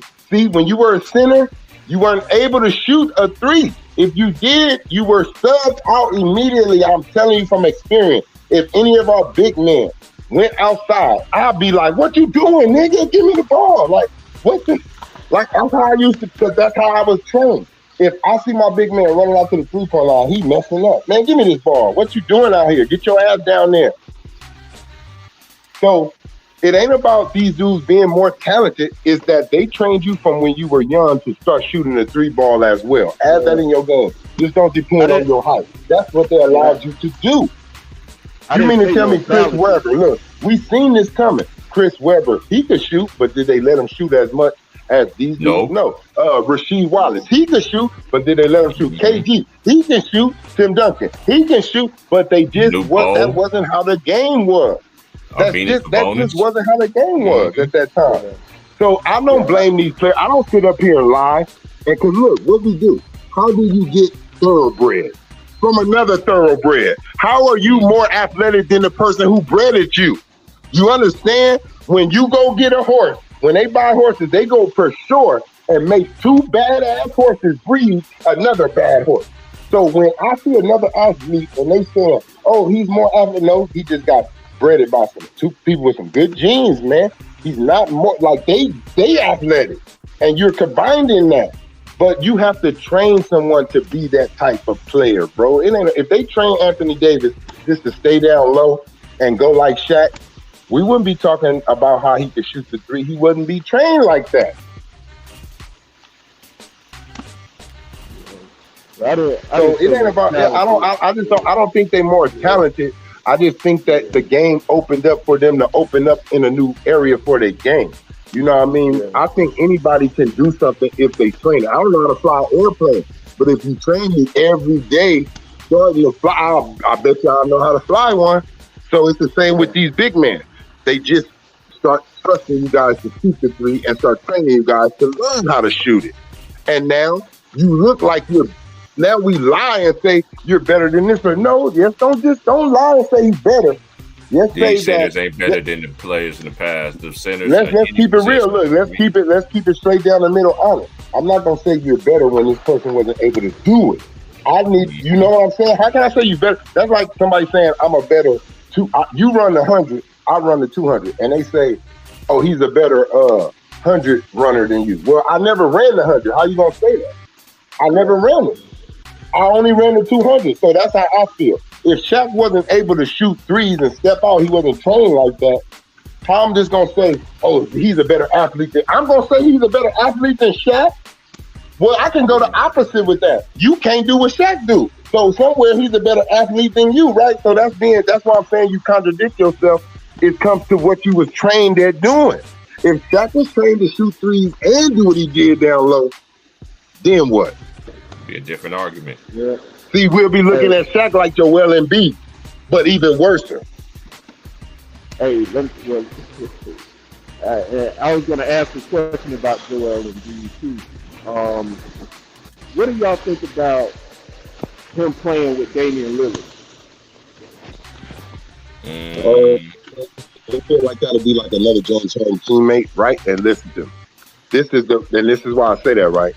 And I understand Dame ain't never had no type of player that even Joel Embiid had. Joel Embiid had better teammates already than Damian Lillard, right? So I don't want to take too much away from Dame and say that, but I'm saying that because Dame has choked in times when his team was in position where he didn't show up and shoot crazy threes and make the shots that he usually makes in the regular season in the playoffs. So that's the comparison that I'm making with him and James Harden. But I can say this on Dame's behalf. I have never seen him play with another elite player like him. Like he has never shared the court to where you can say it's two superstars. CJ wasn't a superstar. Carmelo was out of his superstar range at that time. So he has never played with a superstar. LaMarcus Aldridge was never a superstar to me. So if y'all count him as that, that's cool. But I don't. So I don't feel like. So I will have to see Dame play with that type of caliber player. So I don't want to damn him and say it wouldn't do nothing. I think that would be lethal and dangerous right there. And I will have to see how Damian Lillard reacts to having a player that can get it done like him. Because we can all say he has never played with another franchise player that's really that guy. Like LaMarcus Aldridge was not like really made. Even when Dame came, he still was like a baby in the league, like a baby all-star, like people like, yeah, all right, maybe an all-star, sometime not. You know, he was like that. So Dame never played with an elite offensive player that can go 30 a game. Marcus Aldridge was not doing that. CJ wasn't doing that. Like, you know, nobody's done that who he played with while he's on the court. So, and I believe as well, he needs a big man. I don't think Dame needs a wing player. I think he needs a big man to unlock what's best for him. Because they already got Jeremy Grant, so they already got him. And Nurkic, they need another quality big. Yeah, because Nurkic is soft, man. He's more of a finesse big man. If you give Dame a big man, he don't have to shoot them far threes. That opens up. He can come in a little bit because they can't be that far out because they got to stay close to double Joel Embiid. See? Yeah, that's what I was thinking about, man. Now Dame is getting some of the most wide. He getting them. Oh, you breaking up? He'll come back in. Okay. But yeah, I was thinking that earlier this morning. I was like, man, you know, what if Dame had an elite big man? That's a elite superstar. Yeah. Look, we can say this about any player. Look at Dominique Wilkins, another great example I can give. Look at Dominique. You always have to count the competition that you go against and who you play with. You have to add that in on who a player has with him and who he has against him. If you don't, what are we doing here? You have to add that. Yeah, Dame ain't never had it. He just like I was saying, Dominique Wilkins. He never played with a big time solidified all-star, just like somebody like on his level when he was with the Atlanta Hawks. Yeah, Kevin. Allen Iverson. Yeah, Kevin. I'm talking about Dominique Wilkins. No, he said. I'm saying. Yeah, even like Allen Iverson. Yeah, that's another one too. AI. Yeah. But then they always. I will say, you know what? I'm gonna have to go back on that one, right? But I will say they depleted that team. It wasn't the same, but he did play with them. But at that time, it was just a different space. Carmelo, yeah, he was. Carmelo was, you know, that guy, but Carmelo was immature at that time. Oh yeah, on the Nuggets. When Iverson went to the Nuggets. See, I'm gonna say it like this. Iverson knew Melo was a young star in the making. Keyword maker. Meaning he didn't feel like you on my level right now, nigga. You ain't on no AI level. That's how when they met each other, AI was feeling like, nigga, you know I'm AI. And Carmelo was feeling like, you know, I'm coming. So they wasn't on the same. It was kind of like a Kobe and a Dwight. Dwight was coming over there like, hey, I just faced you in the finals. You know I'm that guy too. I can do this. Da da da. Instead of, hey Kobe, I'm trying to do whatever you need to be done. You know, like come over there. See, it's a thing on passing of the torch, but these players feel like once they come and join you, they may need that torch right now. I remember when Dwight Howard tried to get the Lakers to trade Kobe Bryant. A lot of people don't even remember that. Come on, man. Look, Like, he dude, felt you like really the age. He felt like the age difference was gonna help. Look, I'm gonna tell y'all, that year that Kobe popped his Achilles probably was one of his best seasons ever. Probably one of his top 3 seasons ever, bro, that he ever had in his career. I'm not one. I don't want to talk in woulda or coulda, but it's not a doubt in my mind that if that man would have been healthy, we wouldn't have been celebrating him first, breaking that. And I'm not saying LeBron wouldn't have got it because every milestone Kobe has reached, LeBron was like 2 years behind him, 2 years, and he'll do it too. If they said Kobe was the youngest person to reach 30, LeBron would come and be after him like 2 or 3 years later and be the youngest now. Like that's how it was going. So I'm not saying that he wouldn't have broke it. I'm saying Kobe would have done it first. That's just how it would have. That's just the where they was at. Kobe came in early. Kobe was scoring more points, and the thing is, Kobe was robbed 2 years of being ahead of LeBron too, with him on the bench.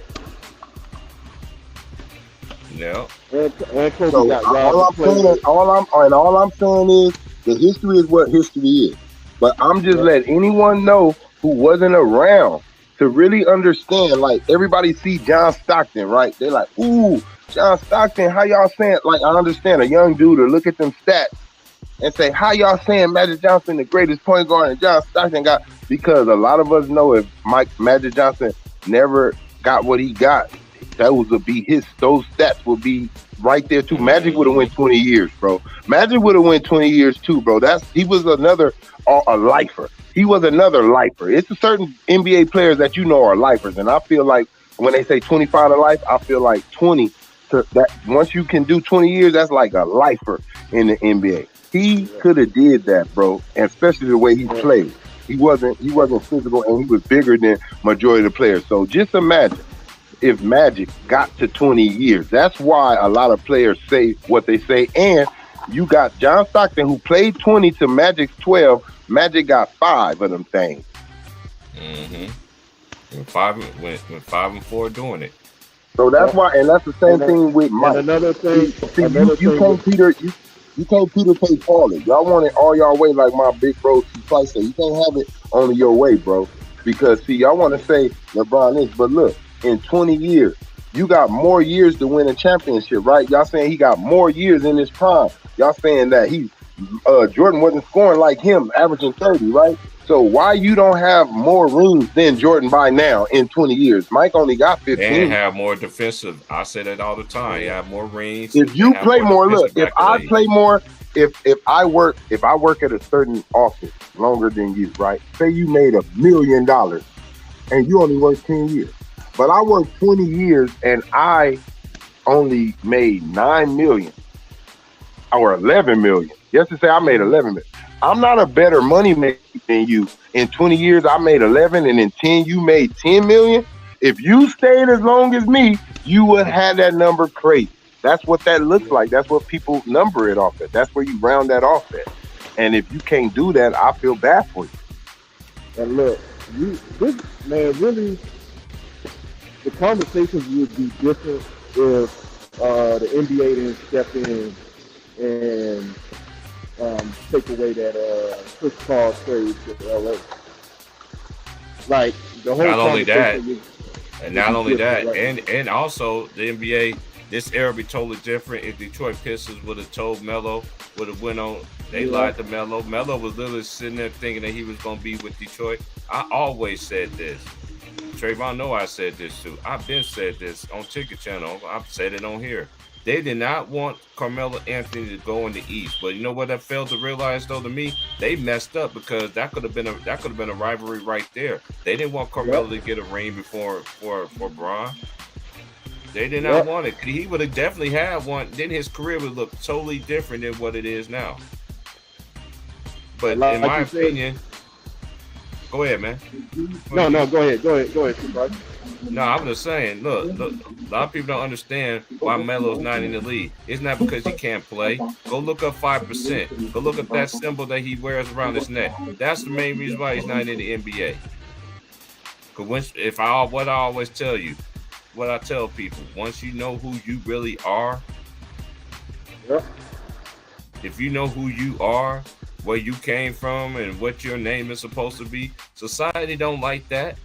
That go against their code and agendas that they pushing out here. Let me give y'all another great example. Look at all these crimes that's created across the world. That's just gonna get brushed down right quick. Look at that shooting that happened at Michigan State. Look at all that stuff look at them Asians doing all them crimes in Asia. And them Asians doing them crimes in California. That just gets swept under the rug. But let somebody black that do something. Y'all gotta wake up and smell something, man. And we gotta stop this notion that players back in the 80s couldn't play in the 90s. I heard that's Gilbert. Crazy. I heard Gilbert. Hold on. So Magic came back in the 90s. He played good. He averaged about 18 points. What you mean? Mike, he played through the 90s. He came back in the 2000s. He averaged about 20 something. What you mean? Kareem, he was in the 90s. What you mean? It was a lot of Charles Barkley. It was a lot of players, bro, that transitioned from the 80s to the 90s, and some even made it to the 2000s, same as Kobe transitioned from the 90s to late 2000s. So this notion on players back in the day couldn't make it in the future generation, that's a lie. It's better to adjust while you in the league than better to adjust going backwards. You can adjust going forward. It's harder to adjust than going backwards. Man, you can just tell the play. Gary Payton, you know what I'm saying? He was able to still compete Karl Malone in 2006 with Dwayne Wade. Karl Malone in the early 2000s. In 2002, he averaged 22 points a game. Like, come on, man. He come from the 80s. Like, man, come on, man. We stop this, man. Every time he say something, man, he just. When I listen to Gilbert Arenas, when I listen to him talk, it's out the ear and out the other, man. Because when you this is one thing I try to tell y'all. I know this come for y'all LeBron James fan base. Who in the world to tell me I'm not a real Laker when I told y'all how the Lakers going to be? I'm a diehard Laker fan. I still wear purple. I got purple and gold on right now. That's all I know. This comes for LeBron James fan base. Then you got really people calling me out. I don't care what y'all say about me.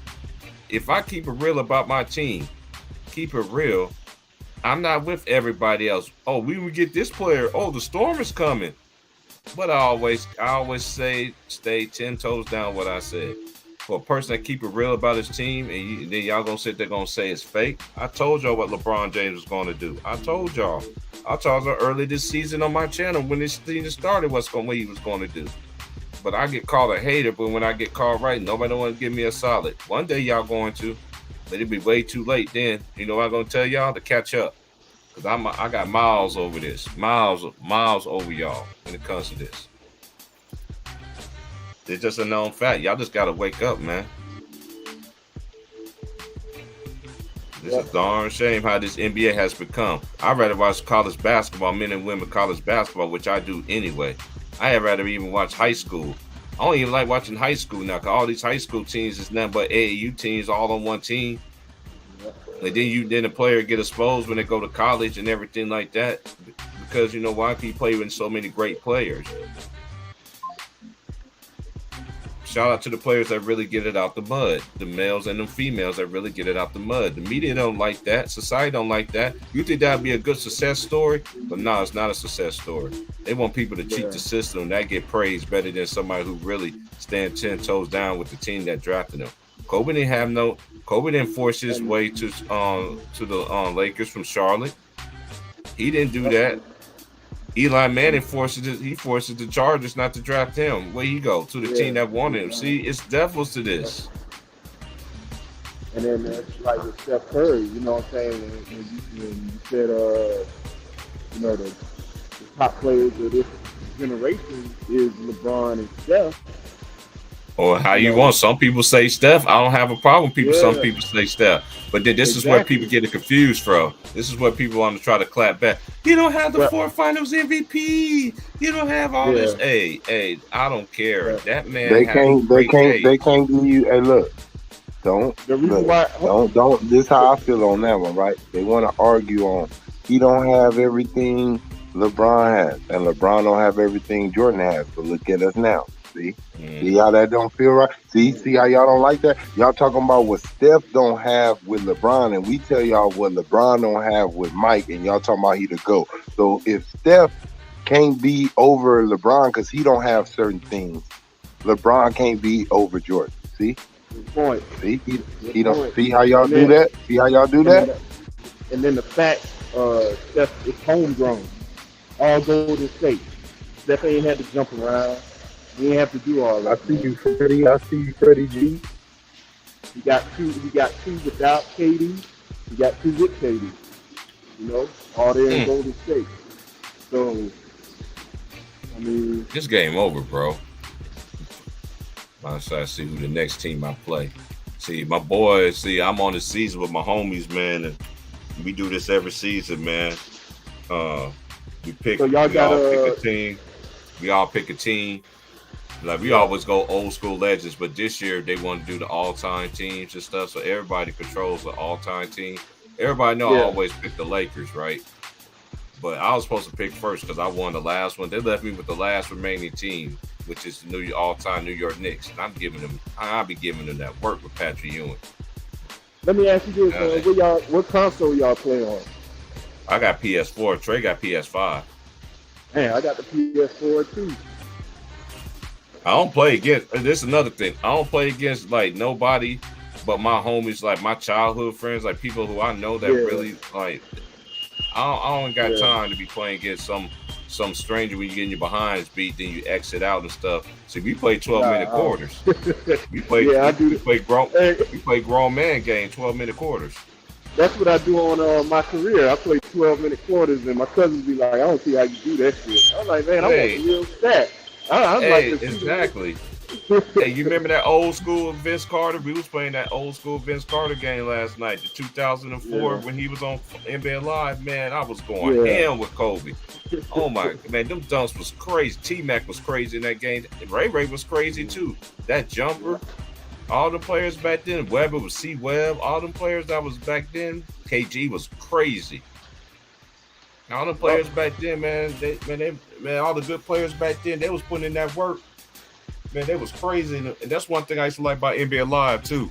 If you was balling in the NBA, you was gonna ball in the video game. Nowadays, you get a nowadays on 2K, dude off the bench can sit there and just like they had my boy he picked up John Wall, right?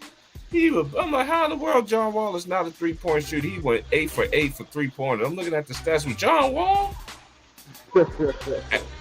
And another thing too, I never seen 2K do this. How can you miss on a perfect release? They do me that like that all the time, bro. They do that to me at the free throw line. I'm like, yo, this shit was down right at the top. This is how I knew the NBA. This is how I knew the video game was kind of cheating though a little bit. Cause you remember Dwayne Wade? Remember the 06 Miami Heat when Dwayne Wade was on front of it? As soon as you get the rebound, what happened? LeBron and D Wade, no matter who it was, they already on the other side of the court. Like, god dang. Yeah. And another thing too, if you play against Miami in the fourth quarter, they're gonna make sure they come back and win, give you a game. But that's how I begin to see the change in the games. Yeah, because every LeBron team on the game, they got the best defense. You can't. They upped him up to a 98 when he passed the scoring record. I'm like, dude, he is not a 98 overall. Stop it. Yeah. This man don't play no defense, bro. I don't like that. Everybody keeps saying that I don't like him. He's a great player, but I always gonna say 10 toes what I said. I don't give him that extra credit like the media gives him. In the media, you already know the media is paid off. These media folks are paid off. I never seen a superstar, and it baffles me. I watched basketball for over 40 years. Every great player got two things. They got blame, and I saw the best basketball players on this face of the earth got into a fight. I ain't never seen LeBron James get into a fight in the NBA. Yeah, me neither. Never.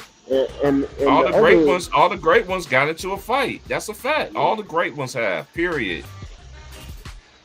The last, and I'm gonna tell you, like, with LeBron. Yeah, 06 NBA Live was the shit. You right, Hitman. I still got that game. I'm about to play Def Jam Fight for New York though. That's what I'm about to get into. Yeah, LeBron's offensive bag is not complete, and I've always said that. Like, he just never had that. It was either the straight line to the basket and drive, walking into the 3-point shot. But other than that, man, it's really, he's really predictable. And yeah, I'm like, he's not polished. Is what I'm saying. Yeah. He's not polished. Kobe is polished. Kobe, Jordan. Even T-Mac, offensive package. Look at Grant Hill before the injury. They was polished. Yeah. They had a mid-range. They could back you down. Left shoulder, right shoulder. They was polished. Players back then was polished. Now, let me ask you this, T. Price. And the reason why I say that now about LeBron, I just felt like he never worked on his game. I agree. I think the best I've seen LeBron is when he went 25 points against Detroit. You remember that game? You have to think about something too. There was no Ben Wallace. Yeah. There was no Ben Wallace. So he could, whenever LeBron could attack the paint, just like when Bogut went out. That's why he went ham. But look, he saw what Ben Wallace did to him. He saw what Ben Wallace did to him, and then recruited Ben, and then he ended up being from Cleveland. Yeah, but in that game, T. Price, man, he was hitting mid-range jumpers. He was dribbling it into the shot, and I was like, okay. But going forward, it's almost like he didn't continue to work on that part of his game. That's what it just seemed like. It was like, man, I just haven't seen that from him, down the stretch of games to just demand the ball and just go to work. Mid-range. I'm pulling a fall away. I'm pulling a turnaround fade away on you. Coming down, hard dribble to the right, side step. I'm, splashing. Like none of what we've seen Kobe and MJ and T-Mac and Iverson, those players do. I could just take it all the way back, even when a lot of people don't understand. KJ, shout out to Kevin Johnson. He should be a Hall of Famer. Michael Cooper, he should be in the Hall of Fame. I'm like, dude, and then this is one thing I don't like what they do, but they try to sell you something. You know what this remind me of? What's that movie with Denzel when he played old boy in that movie? He got game. No, not that one. Not that one. American Gangster. It's like you try to sell me a product. Pepsi, it's a brand name. Yeah. But when you put Blue Magic, you see what I'm saying? They try to sell you something that's why I try to water. I guess old boy had cut his stuff up. Set himself up. Cuba Gooding Jr. Yeah. I love it when you say, my man. Hey, but that movie to me though, man, even though they didn't show a lot of killings in it and all that other stuff, but hey, I like the movie that he's doing right now, The Equalizer. I think all of that. Yo, people don't even y'all talk hit the about like, share button, man. No, Equalizer 1 and Equalizer 1 and 2 with two dope movies, and I'm like, yo, it don't get all of them. To me, I got it don't get talked about. It don't get talked about like it needs to. You know what I'm saying? Like man, all the Equalizers. You know, it's another one supposed to be coming out. Okay. I got all of them because I like Denzel. I remember Denzel all the way back to remember Soldier Story back in the day. He was in Soldier Story too. Yep. Yeah, man, Denzel, man. Yeah, that man's a gangster, and the soundtrack, the one Jay-Z did to that, is pretty dope. Yeah, I did like that contract. I ain't gonna lie. Yeah. I know the only reason why people say Jay-Z is the best rapper alive or whatever. I don't believe he is. To me, I think it was Pac. Me neither. Yeah. Then Biggie, and then Biggie too. Biggie would have had to say so too, but you know them boys, you know how that story goes. Yeah. So I ain't got time to educate y'all. But once them two look, Diddy still get paid right now for paying from his stuff. Y'all hit that like, share, subscribe, man. I'm gonna be on with y'all about another hour or two before I do my show. I don't know where they went. Biggie been making money on. I mean, Puffy been making money on Biggie longer than he been alive on earth. That man died at 24. That nigga been making money on him for 30 years. Hey, not only that, you know what's crazy? You know what's crazy? That remember that the last album he came out with. I just graduated from Job Corps. On my way. I'm on my way. I was about to get ready to go to California. I got Nas ahead of Jay-Z. I like Nas too. Nas. King Disease 1, 2, and 3. Oh man. It's not even the King Disease. It's just whenever y'all remember, kind of we were all around the same age. You remember when Jay-Z was going against Nas live in concert at the Skull location, and Nas sat there right the alphabet backwards. That's what made me not. You know what? This man's different. Like he just different. Let me let you know what. Let me know he was different, bro, from Jay-Z. This is why I don't put Jay-Z in that category, right? I'm gonna be real. Because if you couldn't sell, if you couldn't sell when all of the other big niggas was around, you wasn't shit if you gotta sell when they gone. See, it was Tupac, Biggie, Nas, Snoop Dogg, what's that group? The Wu-Tang, Ice Cube. Yeah, look. I'm just talking about. Look, I'm just talking about in that. I'm really low key trying to leave it in the single rapper era, but I'm just trying to give people the big juggernauts, right?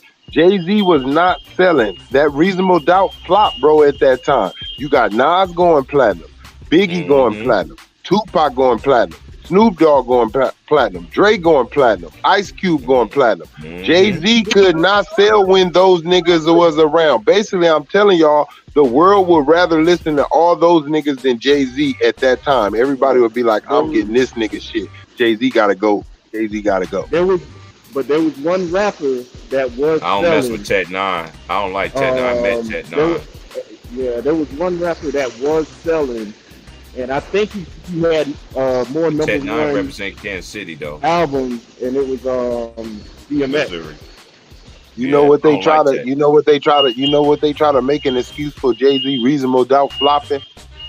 Oh, that album was overlooked. No, it wasn't. That album wasn't overlooked. It was real lyricist niggas out there at that time, boy. Before rap became dance to it and make a dance to it and all this beat shit, man, niggas was listening to what you said. And I'm telling y'all, I'm not lying.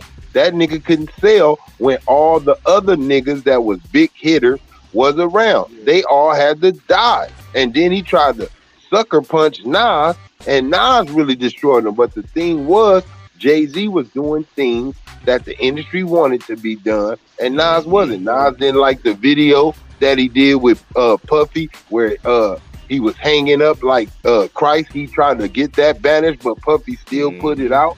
Like, it's a lot of things that he didn't want to do anymore, so they made Jay-Z the face. Jay-Z is not an originator or anything. You want to keep it real, I'm going to tell you. He was Drake before Drake. That's why him and Drake both sub each other the same way and do the same thing. He had competition. He wasn't out selling DMX. When DMX came, DMX was out selling Jay-Z. What Jay-Z do? Look, what Jay-Z do? Jay-Z go over there and snatch Swish Beats.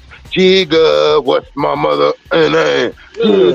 That was a Swiss Beats beat. That could have been DMX song. But Jay-Z stealing. Then what he do? He see Ja Rule coming up. What he go do? He go snatch Irv Gotti, go make some music with Irv Gotti. Then he see Timberland making music with Missy and everybody. What he do? Snatch Timberland up. Then he snatched Just Blaze up so he can get that Philadelphia sound. Then he went snatch Kanye West up so he get that Chicago sound. Man, Jay-Z just rides whoever is coming up, and he never out. The biggest selling artist is not Jay-Z from Rockefeller. It's Kanye West.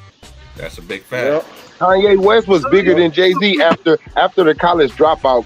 Kanye West was bigger than Jay-Z in the rap world. True. That's true. You're breaking up, Ed, man. You're breaking up. Your mouth breaking up, bro. Yeah. Your mouth breaking up. Hey, your mic. Your mic is breaking up, man. When DMX hit the scene, man, DMX had the radio. Jay-Z came over there. Jay-Z came over there, became the president of Def Jam, and basically sabotaged DMX. He basically sabotaged DMX and didn't let DMX music get pushed. DMX told the story. He said Jay-Z became the president. We seen each other. He was like, yeah, man, you already know, man, we about to do it, man. He was like, the criminals, he was like, the inmates is running the building and all that shit and woody. And then he was like, next thing you know, the nigga don't promote my album. The nigga spent all the Def Jam money on his bullshit Kingdom Come album and blah, blah, blah, blah, and people don't understand Jay-Z sold Rockefeller. Jay-Z sold Rockefeller, bro. You breaking up? Wait till you, come back in. Wait till you get your Wi-Fi right, bro. You breaking up on everything. I'm not lying. You breaking up, fam. Your mic's still breaking up, man. Jay-Z sold Rockefeller because he owed Def Jam money because it flopped. Right. What they put in on it, he had to pay that back. That's why he ended up selling Rockefeller and selling all he did Dame wrong. He did Dame and thing wrong, man. When that happened, I was like, damn, Jay-Z sold, man. That's so bloody. See, Jay-Z did that because, too, Jay-Z wanted to be respected as a businessman. And he can never be respected as a businessman as long as Dame was running the business. Everybody was saying Dame was basically, he was Pinky and Dame was the brain. So he had to get from under Dame and do that so he can say, oh, look, you see I did that move swift up under Dame? Y'all saying he's smarter than me. Well, see, the thing is, Def Jam was having trouble with Dame because Dame wasn't letting Def Jam mess Rockefeller over. So it was divide and conquer. So they knew. And Jay-Z wanted Aaliyah, and she was in love with Dame, even though Dame had a whole other woman. Yep. And then the accident happened, and it's like, dang. Yeah. Yep. What people don't know, it was 3 record labels that got raided, right? Now, 3 of them is like black people, like basically own, like they run that. Irv Gotti, Jay Prince, and Death Row. But you got Rockefeller, Bad Boy out there, DTP, all these other Swiss Beats, them, Rough Rider, all these other black record labels that no one has no reason to pay attention to. But I'm gonna tell you why they paid attention to Death Row and Rap-A-Lot and Murder Inc. because they were trying to come together and just create a black music industry thing that did have nothing to do with Def Jam, nothing to do with them, no white dudes, no Jewish people, just them. And let me tell you what Jay-Z did. Jay-Z snitched on them and got them rated and told them what they was trying to do. And that's why a lot of niggas in the game don't mess with Jay-Z. And you seen all type of niggas getting at him, talking about the king of New York don't wear house shoes and slippers, because everybody in the industry know they can't say too much, but everybody know Jay-Z snitched on Death Row, Rap-A-Lot, and and Murder Inc. about what they were trying to do under the nose of all the record labels that the artists. And that's how he really, and that's how he got the president and got out of debt and all that. He turned some dudes in, bro. Go on and look it up, bro. That's the first time I heard. That's the first time I heard that. I been know about that. Yeah, Jay-Z, man, he turned them dudes in, bro. That's how he that's why he get all his money. That's why he get these deals. Why he got that alcohol. Look, you can't rap forever. Look, I don't know what stream it was on, but I don't know if I told you Steve Price or I said on your stream. I told niggas Mayweather ain't finished boxing neither. He may be done professionally boxing, but I said he still gotta have money. How he make money, bro? All that, I own this, I own that ain't bringing in that type of money. He still has a boss that still makes him go box. He just ain't doing it professionally where it counts for wins and losses anymore. But he's still a spectacle. They still, Mayweather, they still making a spectacle out of him. They still get money out of him. Expedition-wise, however it is. He can't quit until they tell him to quit. He's still owned by somebody. No matter what he say, all these dudes, bro, it's the same thing. Look at R. Kelly was a planned attack. They been knew his extracurricular activity, but it was time for them to expose it for whatever their reason was. Before we heard about that, before we heard about the girls, R. Kelly was already balling it up. He got his house broken into. No security, no police, none show up. He's there. He's like, everything in my house is gone. Now his money, he's getting bankrupt. His money is funny. You know what happened? R. Kelly started asking about his money. That's what happened. And look, he started trying to get his masters, start trying to own stuff. Again, and when he start trying to do that, they start snatching money away. So guess what? He can't pay those people, those parents no more. See, they knew once you can't give these people this money to be quiet no more, and they see you broke, they gonna come after you, and we gonna send them after you too, and we gonna fund them coming after you. It's just like they do in the real world. America makes a war and act like they're support, like they go and help somebody who's getting attacked, but they really was helping the other people who were attacking them before that. So it's the same thing. They same thing with Bill Cosby. Bill Cosby about to buy CBS. They killed that man's son.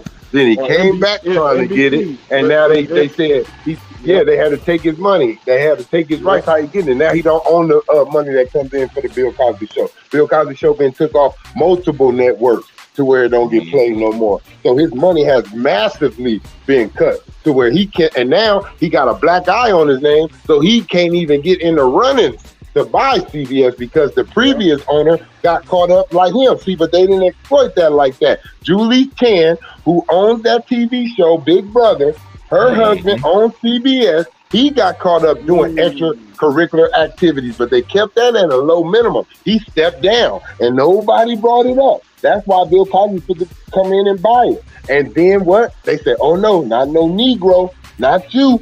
You tried this before. We got your son, and now this is what we gonna do to you because you ain't got no more kids for us to get.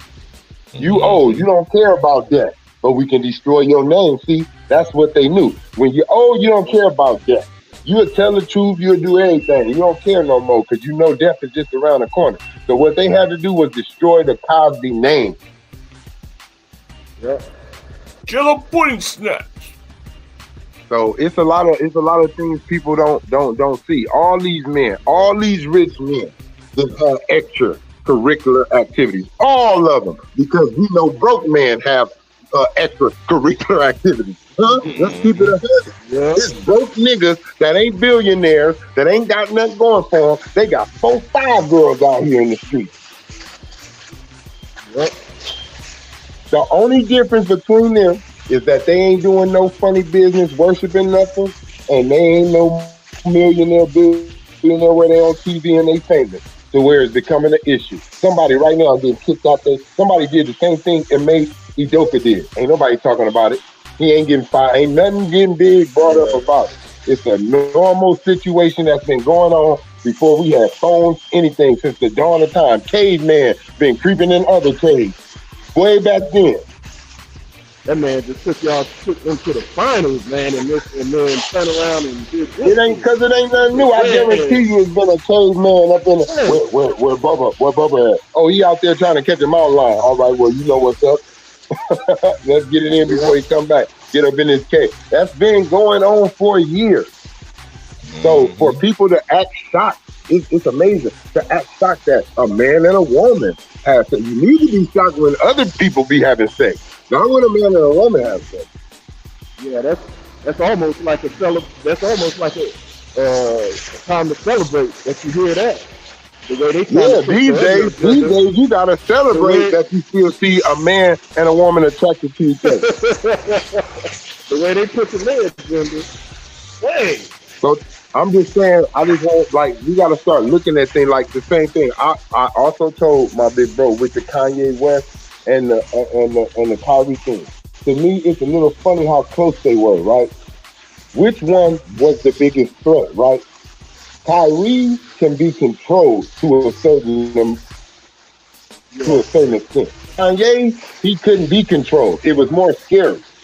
So what they did, they put Kyrie's in front of Kanye. Yeah. That's what happened. Think about it. When Kanye's situation hit, we was all on it. Everybody paying attention. But what made us stop? Kyrie's situation.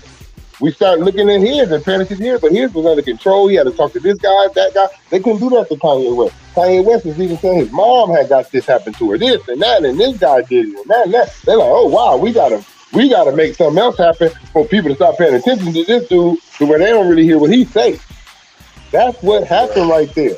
Kanye West started getting crucified and whipped. Even though while they was crucifying and whipping Kyrie, it was a control whipping. You know how your mama tell you turn around, or your daddy turn around, and stop. That turn around, that's a control whipping. But you know those movies when they just go crazy, whap, whap, whap, whap, just hit you everywhere. That's what they did to Kanye while we was all paying attention to how wrong Kyrie was getting done. Nobody was caring how wrong Kanye was getting done.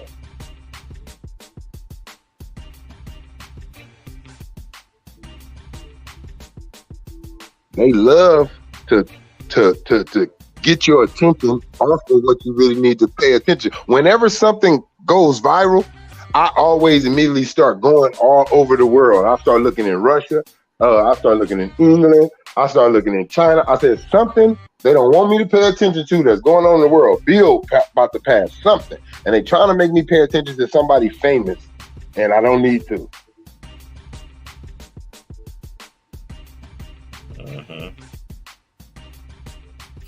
Yep. This ain't nothing new, bro. This ain't nothing, man. This ain't nothing. Honestly, it's not. It's not really nothing, though, man. And they know it. The thing is, they hoping that the knowledge don't get passed out. You know what I mean? That's why it's a big thing for them to keep the black man away from his children. That's why child support too. I've never seen so many women. I can put you on child support. I can put you on child support. I tell women this even way back in the day. I like, child support was created so men and women can be together, and you falling right into the government hand. And this is one thing I don't understand with y'all women that do that. You put a man that works hard on child support, and then you date another dude. Then you have another baby father. That's not even on that doesn't work, doesn't do nothing, don't even care about his own kid or kids they have with you, and you'll never put him on child support. Help that make some sense. Yeah, because he's with her. Right, that don't make any sense. Yeah, he had one of the great games from the Ages Impact. Shout out to Dame, man. I got nothing against Dame, but look, this just goes back to show you that I thought it was so easy. I thought it was so hard to score these points in this era. It's not. These dudes get a walk. That's the second 71-point game this year, man. The second one. Last time it was just Devin by itself. That's true. And they did it in a losing effort. I remember when Booker hit 7, Rufio hit them 71. They lost that game too. Yeah, Dame had a good game. He was on fire from 3. He was like he went bananas, man. He did. Yeah, I feel your impact, Dirty World, right? And they still, hey, I don't know if anybody fact check. Did they really make that man take a drug test after that game? Yeah. How come? Okay, this is what I don't understand. Why do all these players got it? Okay, never mind. I ain't gonna go there. Okay, I can't wait till the truth come out. It's like when Donovan Mitchell broke the Cleveland record. All of a sudden, he got to be drug tested. Sorry, LeBron. Look, that record's going to stand, LeBron. It's like this. Look, it's like this. If y'all said that they're more talented, why the hell are you surprised at what they're doing? I don't think they are. They just invented the rule. The rules are so much different. And you know what's it's like crazy? them saying it's like this. Look, they say that the pitchers are way better throwing at higher speeds, right? But people are hitting way more home runs.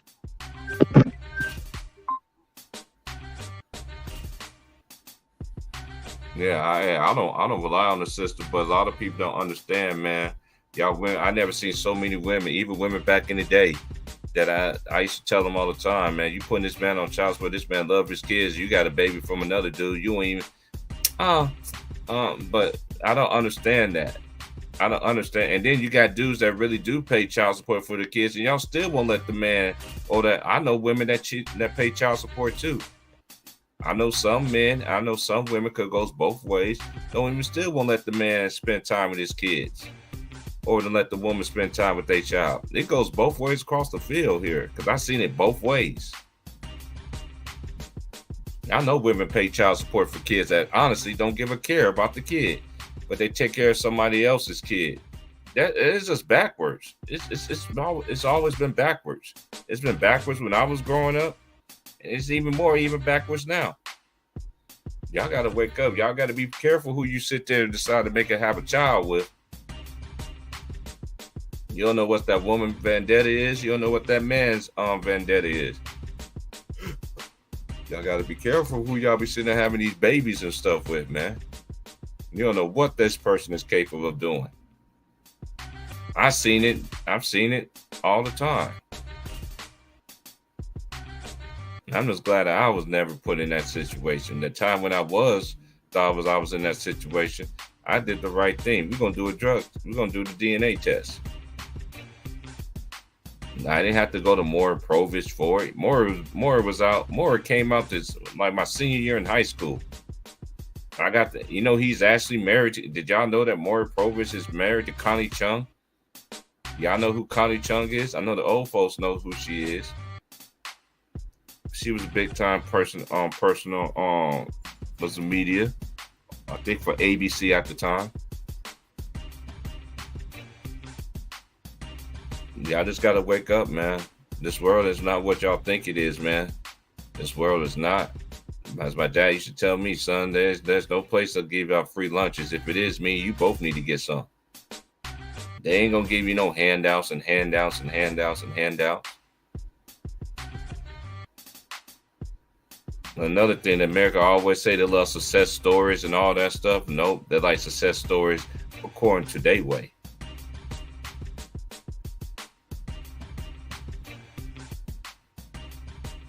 Everybody comes. Everybody has a story. Everybody has a story.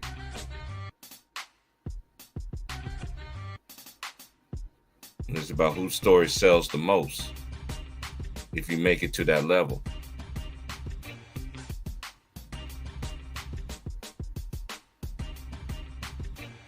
I agree with you on that, Impact. Hey, I sure do. It goes both ways. I'm telling you, I've been around it. My mom was a daycare provider for 30 years. I used to see it. That would make me not want to have kids, man. And then the time the woman did try to put kids on me, I did the right thing. You know what? And I still ain't got no apology from her to this day for trying to plant a seed on me. That's why I'll be trying to tell y'all, man. It don't matter, man. You don't know what a person obligation is, like for real. You don't know what their agenda, that male or that female agenda. You better pray and hope they got your best interest in heart, and they truly do.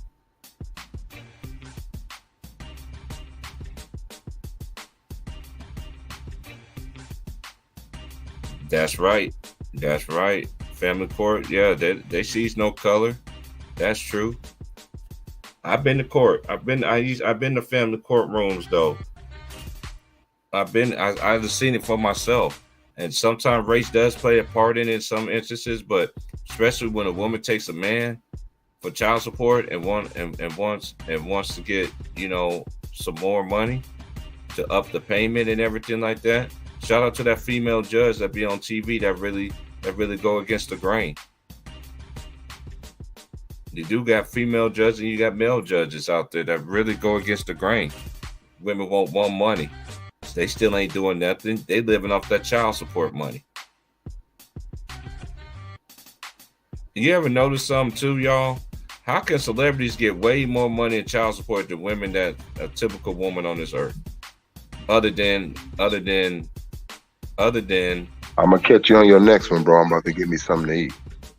All right, bro. Yeah. But yeah, it's just some food for thought for y'all, man. Hey, hit the like, share, subscribe, man. I'm gonna come back, man. Yeah, it's America problem. You already know it's America problem. But that's what they like to do, man.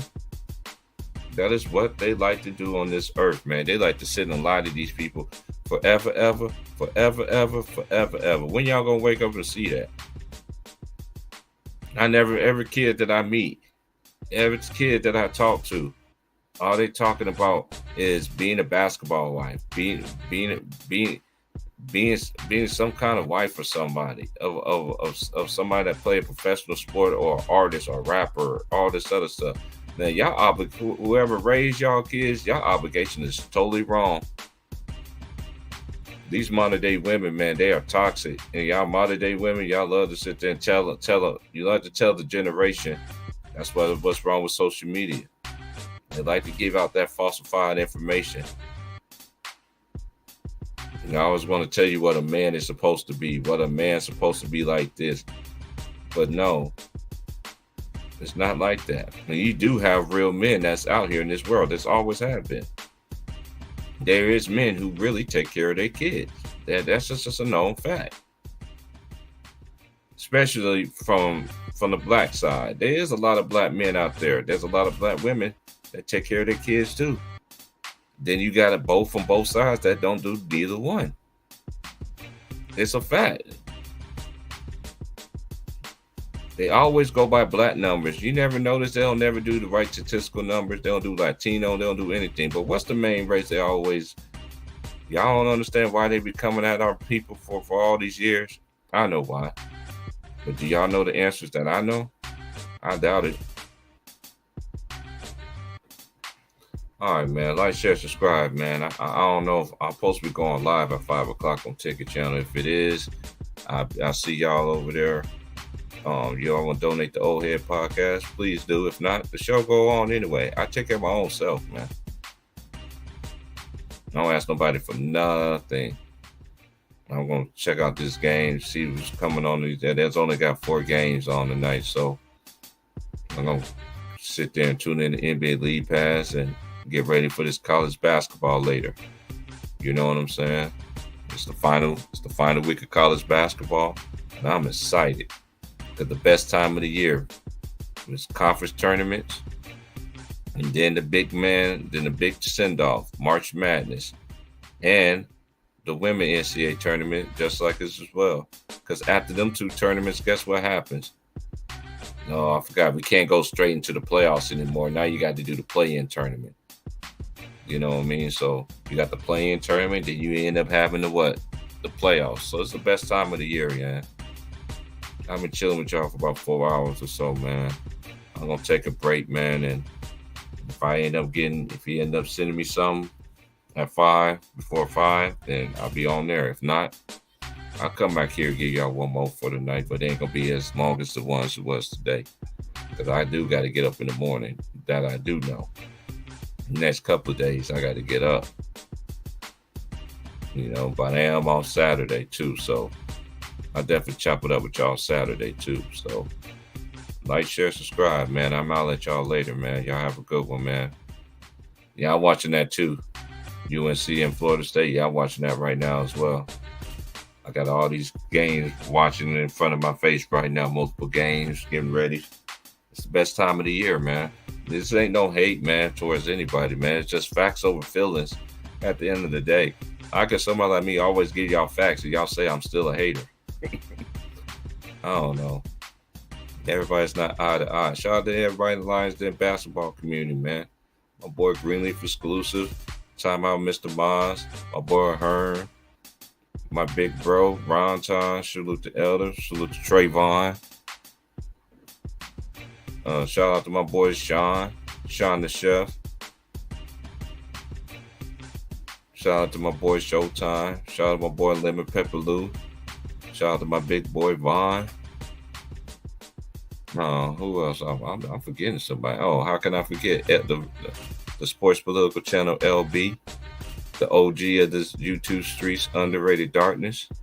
Shout out to 2 Alpha TV, 2 Alpha Sports. Shout out to 7-8, the godfather of this. To give us, I give love and give share. I don't care about wrenches and all that stuff when I go to other people's channels and stuff like that or whatever. Because some of y'all don't come and check y'all out anymore because y'all little fanboys don't block me and stuff. So then if you're a messy behind dude that act like a female, I don't mess around with y'all kinds anyway. So y'all hit the like, hit the share, subscribe. I'll holler at y'all in a minute.